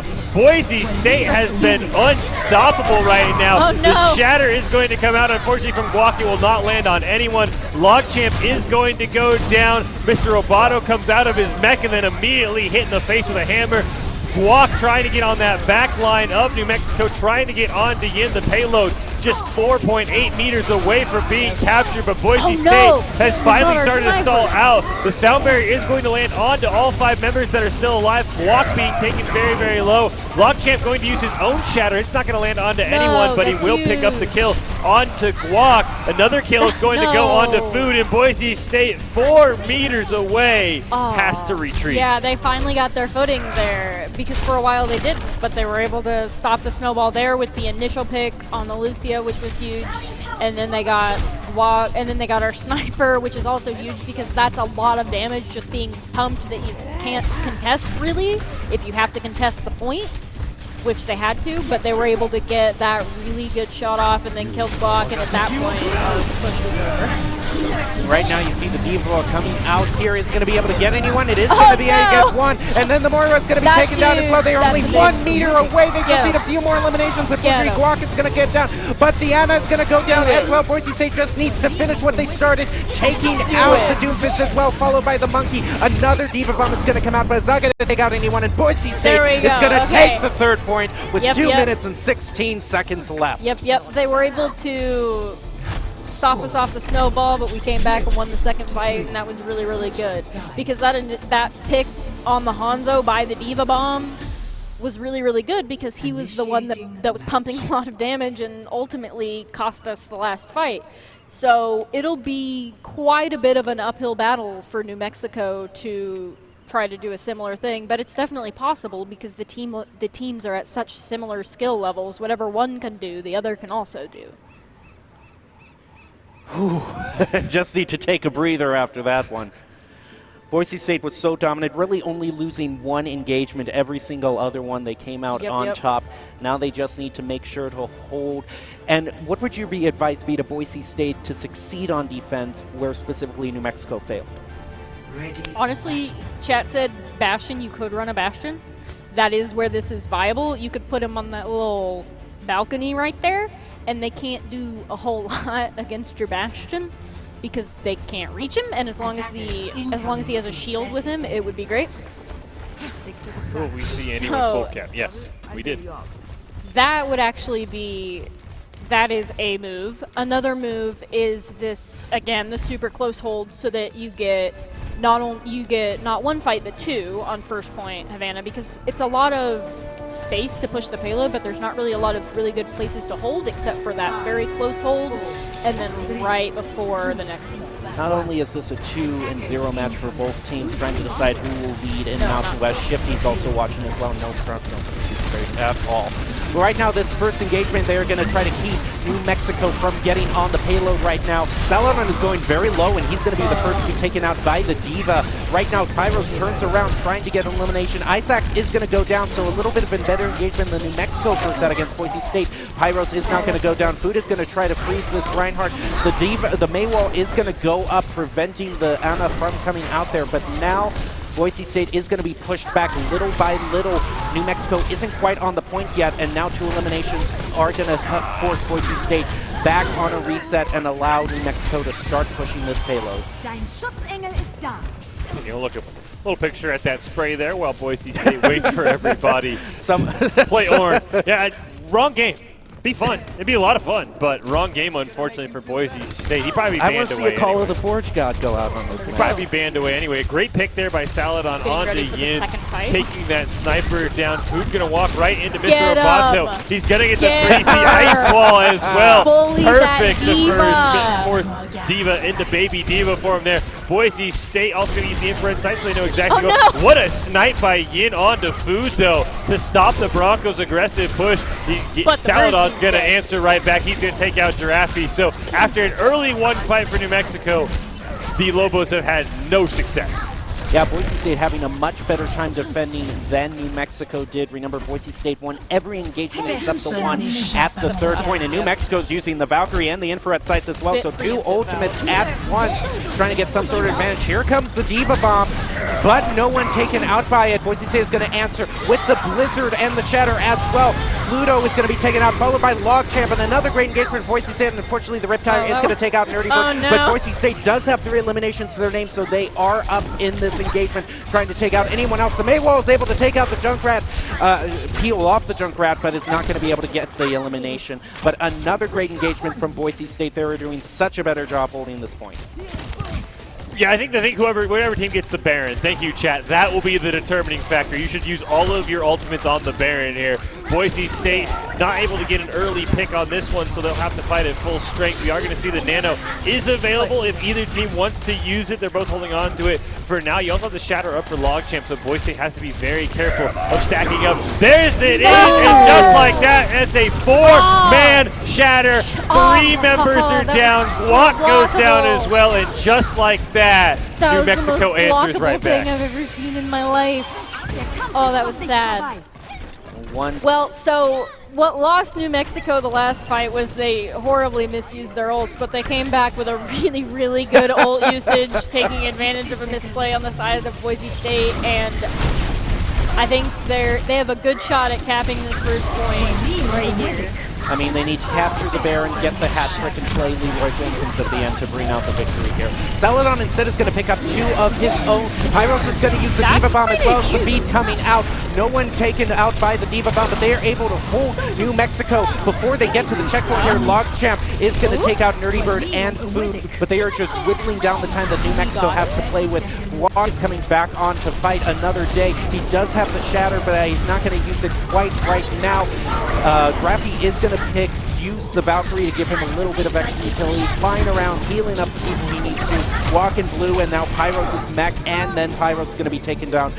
New Mexico is able to take the first checkpoint, but with only 14 seconds left. Honestly, they should have capped that a minute earlier, except Saladon clicked some heads. He's like, hold on a second, let me get a kill. And that worked really, really well because it enabled us to whittle more time off the clock. Let's see if he can. Get another one. There it is. Looking for the mercy.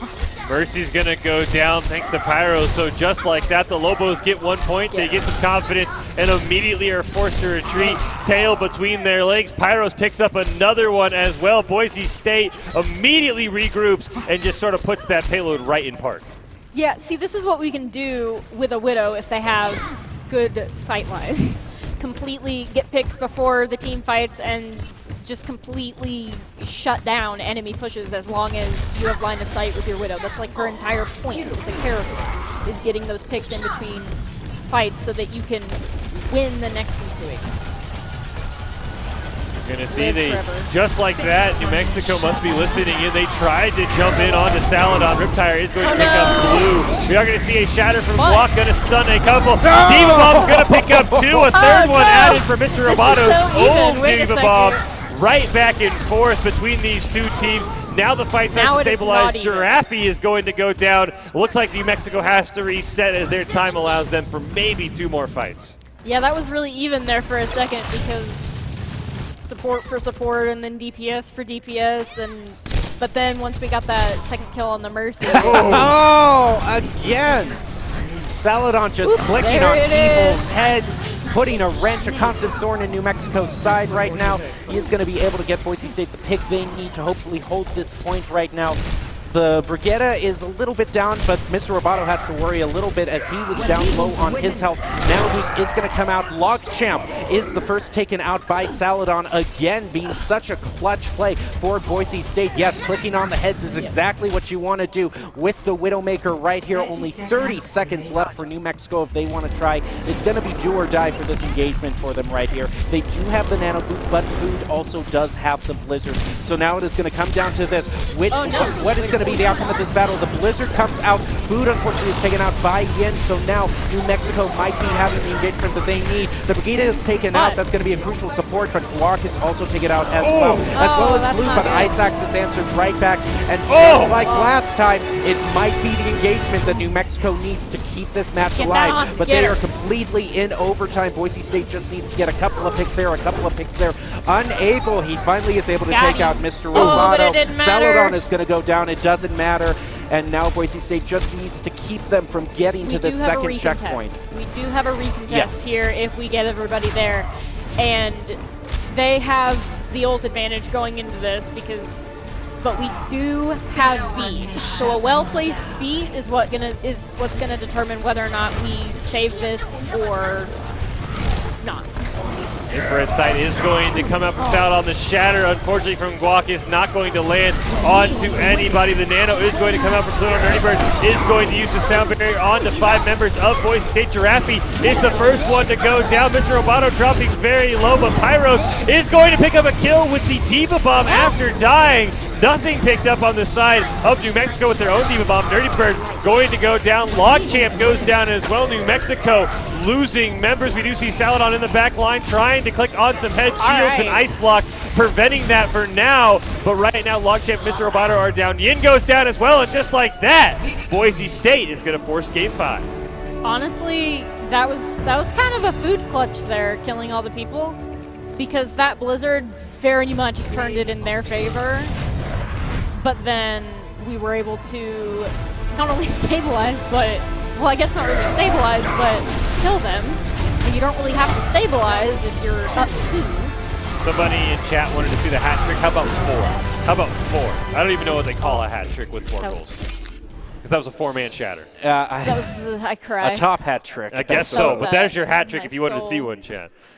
Oh my goodness. Players who just Valentine going on to the 5th and final match. One team is going to come out on top.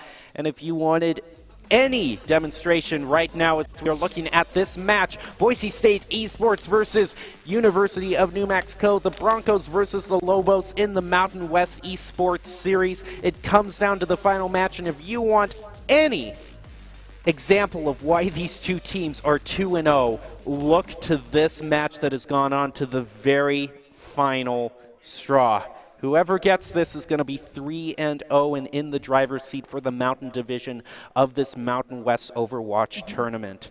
Well, that's kind of what you expect, though, right? When 2 team levels that are I know, the similar level, but you're kind of like, oh yeah, we're going to be here for like Forever. Forever. But we have seen every map's gonna go overtime. Yes, but we have seen times when, I'm thinking the Rocket League season in last semester, it very rarely went to like Game 7 or something. It was usually one team blowing each other out. So to see these down-to-the-wire games, it is so exciting. Boise State putting on such a great show for everybody, and they now just have one left to get this match. And honestly, matches like this are really, really cool because you can feel your actions having an impact on whether you win or lose the game.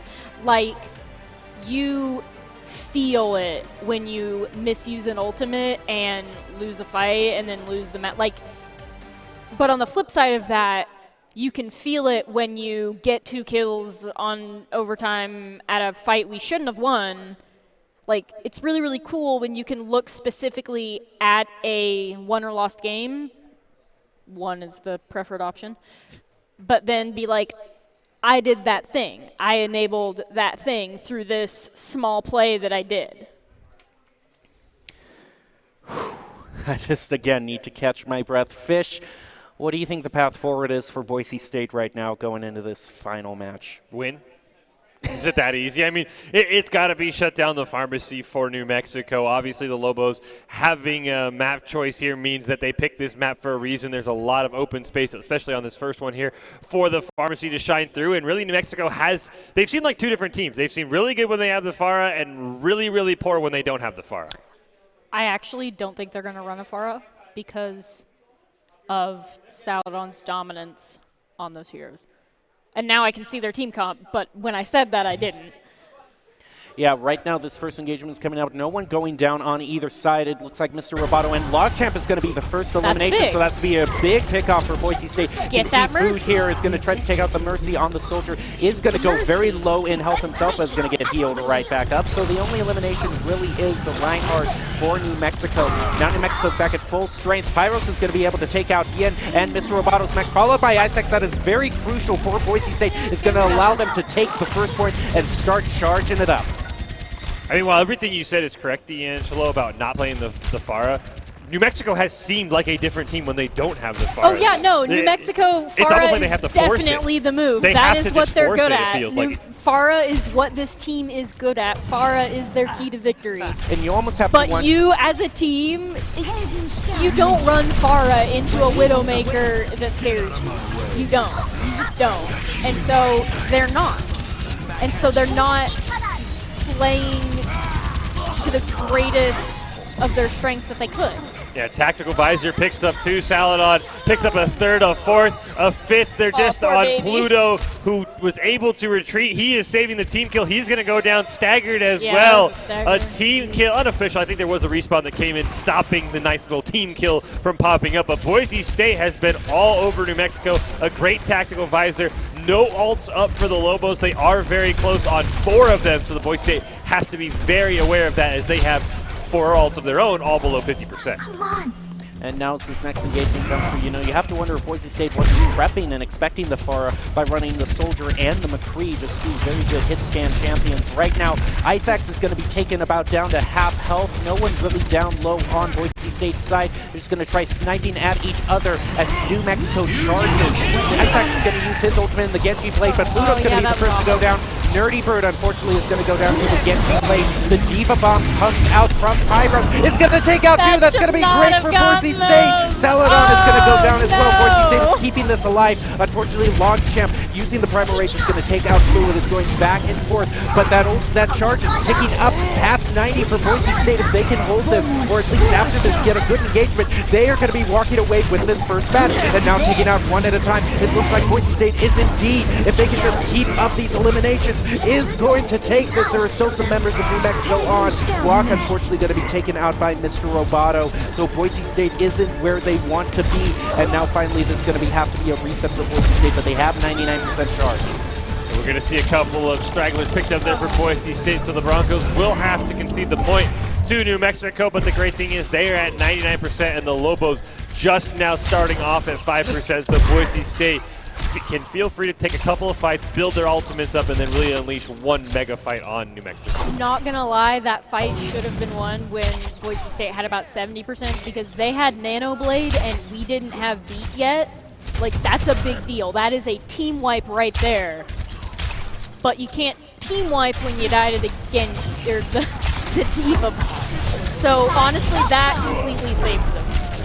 Oh no, he brought it to blue! A great ult there by Yin, ends up in a double kill. Logchamp is going to get revived, so Boise State going to have to just fall back and regroup. Pyros, unfortunately, is going to be taken out of the mech, immediately taken down. So the Broncos will go for the hard reset. Good news, though, the point's still just now hitting 50% for New Mexico. And again, they forced New Mexico to use one of their ultimates, and Boise State now has 4 charged up. New Mexico is getting close on a whole lot of other ultimates, though. So a very exciting engagement is coming up here. Boise State just needs to take the point again one more time. They're starting the charge right up there. Pluto is going to be taking some damage. Blue is going to use the Nano Boost with the tactical visor as well. Walk is going to use the Fiber Rage. They're destroying everything in New Mexico right now. And they are able to get 3 with the Diva Bomb. That is so good. Boise State just needs to get the final eliminations that they need here.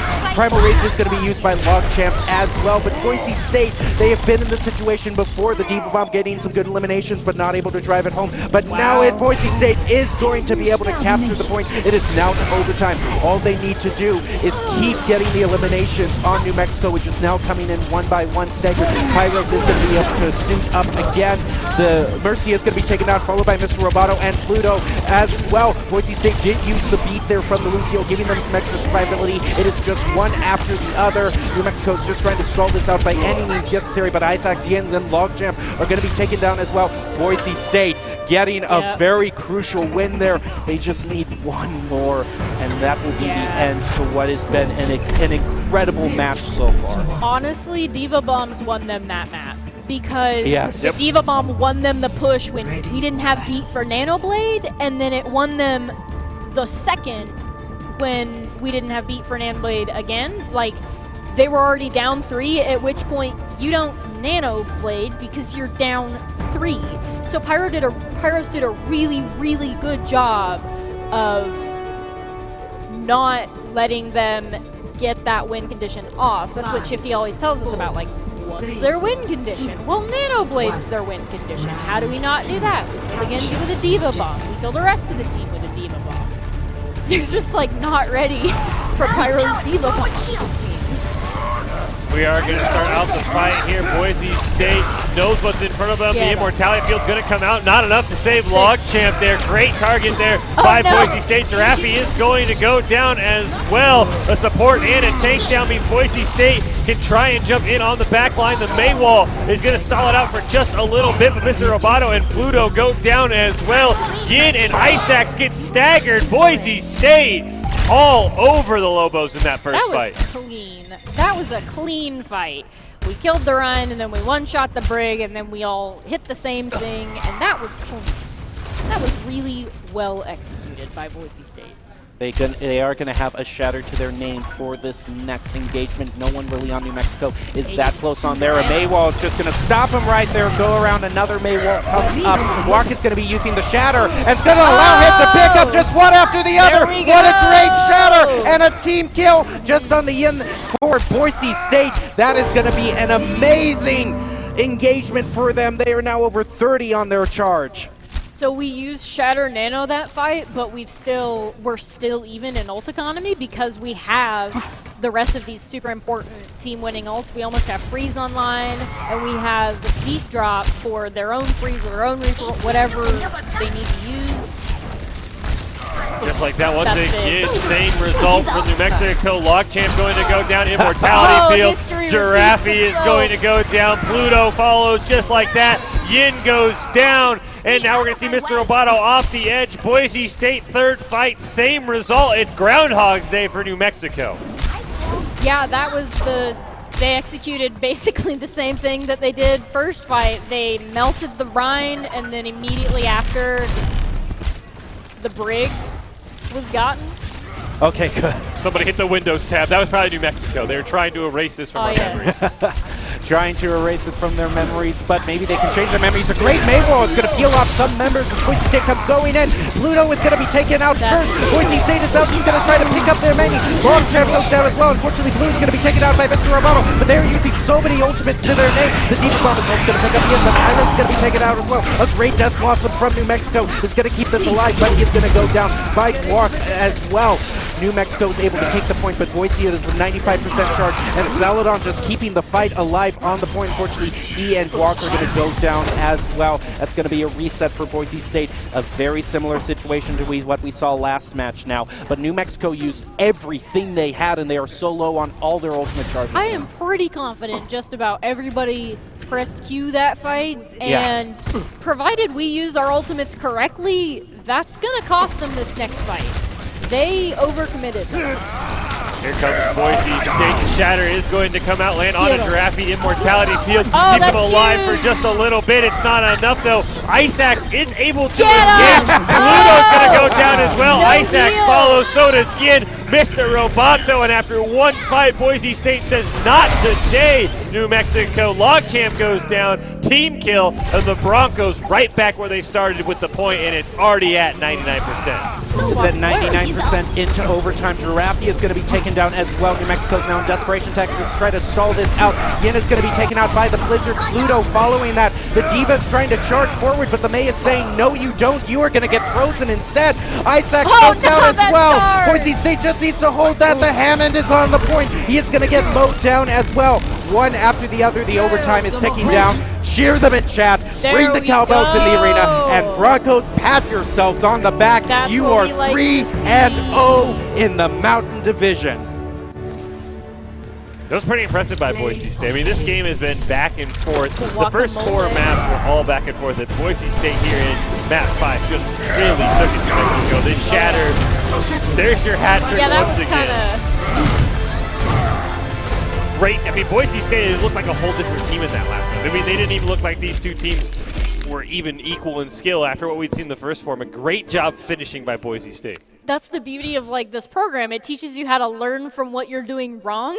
So Boise State teams like look completely different from first map to last map. That's just something we're like constantly getting better and learning throughout the entire course of whatever competition it is. So the more maps we go, the more it tips in Boise State's favor, it seems.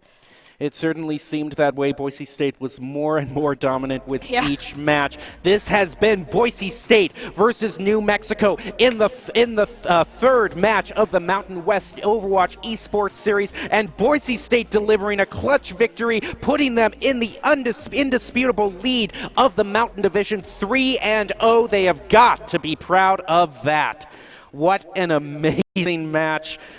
Certainly one of the most fun to cast. It has just been amazing. GG coming out from ASU in the chat, and thank you to everyone in the chat for sending love to our Broncos on this Valentine's Day. It has been a day of trials and tribulations, but an amazing victory to cap off the night. So amazing. Do you have any final thoughts, Fish or D'Angelo, about what you saw tonight? Honestly, anybody associated with Boise State, any students that go here that are watching right now, you should be really, really proud of your college and of the programs here. Not just the esports program, but that's specifically what I'm talking about, because the things happening, and most people like don't think video games equate to like success, but we just proved that they at least teach you how to learn from mistakes. All right, we are going to be seeing the player of the game right now. Predictions coming through on who you think should do it. Frankly, every member of Boise State played amazingly. If it's not Pyro, I'm going to be upset because we made some mistakes and he made some diva bombs that rectified those. Yep. If it's not Pyro, I'm going to be upset. Here comes the Idaho Central Credit Union player of the game. It is going to be Saladon, who had some great plays against the Pharmacy, which was so instrumental to New Mexico's success. Which I guess was good because he scared him off the Pharmacy, which was definitely what was hurting really bad. Oh. And he got some really nice, nice picks on Havana, which is a good map for Widow anyway, but Widow is only as good as you can aim with her. And he was consistently, reliably, before every fight on second point, getting a pick. And that's a big deal. That is going to be the ICCU Player of the Game, brought to you by Idaho Central Credit Union, who believes a great player makes a team more successful, just like Idaho Central's helping members achieve financial success. Saladon is your Idaho Central Credit Union Player of the Game. I think production did this just to sneak in a Deadeye in the Probably. Player of the Game replay. I think that's 100% with it. So he played fantastic. I'm not taking anything away from him. You can see in these replays, but I think this was all done to sneak a Deadeye in. Even though it's still not being used right now. Who needs Deadeye? I will also say, as we close out, as we continue to watch these replays, you will also see the top 5 plays of the game, which will be brought to you by the Idaho Army National Guard. The top plays are presented by the Idaho Army National Guard, who invites you to take your impressive critical thinking skills into real time, with more than 10 jobs offering a $20,000 bonus and your degree of choice paid for. The Idaho Army National Guard is the best team out there. Reach out to them on Twitch at iGuard Gaming, and that will be for the top 5 plays, which you will see at the end of this broadcast. But right now, an amazing performance all around from all members of Boise State on the Overwatch team, propelling them to 3-0 in the Mountain West Series. And more of those just huge picks that just kept coming on that point.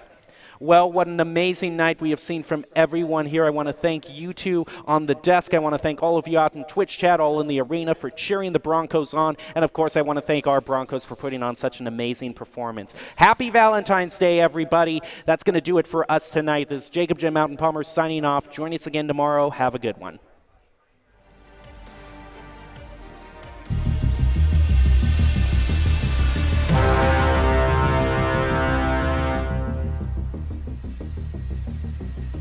Now they're going to have to hop right onto the point. We do see the Rip Tire is available if Isaac wants to use it. The Shatter is going to land on 2. Pluto is going to go down. Rip Tire is going to come out from Isaac. We are going to see Lockchamp taken down as well. So Boise State, once they got that Mercy out of the way, really had their way with the point. Now to try and save this point for Boise State. They are going to pick up their own double kill as well, with Isaac again dropping very, very low. Pluto going to use his own nano. We are going to see the Deadeye coming out here from Saladon. He'll pick up one onto Isaac, at least proving it's worth something. He also picks up a double kill as well. Who needs an ultimate when you have a gun? And see if it's in their favor. Here comes the Deadeye, but unfortunately with the Maywall, might not get. Although it looks like he is going to be able to take out the Reinhardt, and the defensive matrix is going to be able to eat the Blizzard. That's going to be great. That's huge. That is huge. As Isaac goes out as well. That was an ultimate that Boise State was able to negate, and now they are going to be able to take out the Reaper, Ponce Pagita, and the Ana. What an the nano boost with the tactical advisor as well. Walker's going to use the fiber rate. They're destroying everything in New Mexico right now, and they are able to get 3 with the Diva Bomb. That is so huge. Boise State just needs to get the final elimination so they start out with CDMX down. 30 use of sound barrier, but it didn't land onto any member of Boise State. Blue is going to use the coalescence. The Diva Bomb is going to pick up 3 though. Block turns that fight around with a triple kill. Coalescence picks up Lockchamp as well. Mr. Obama.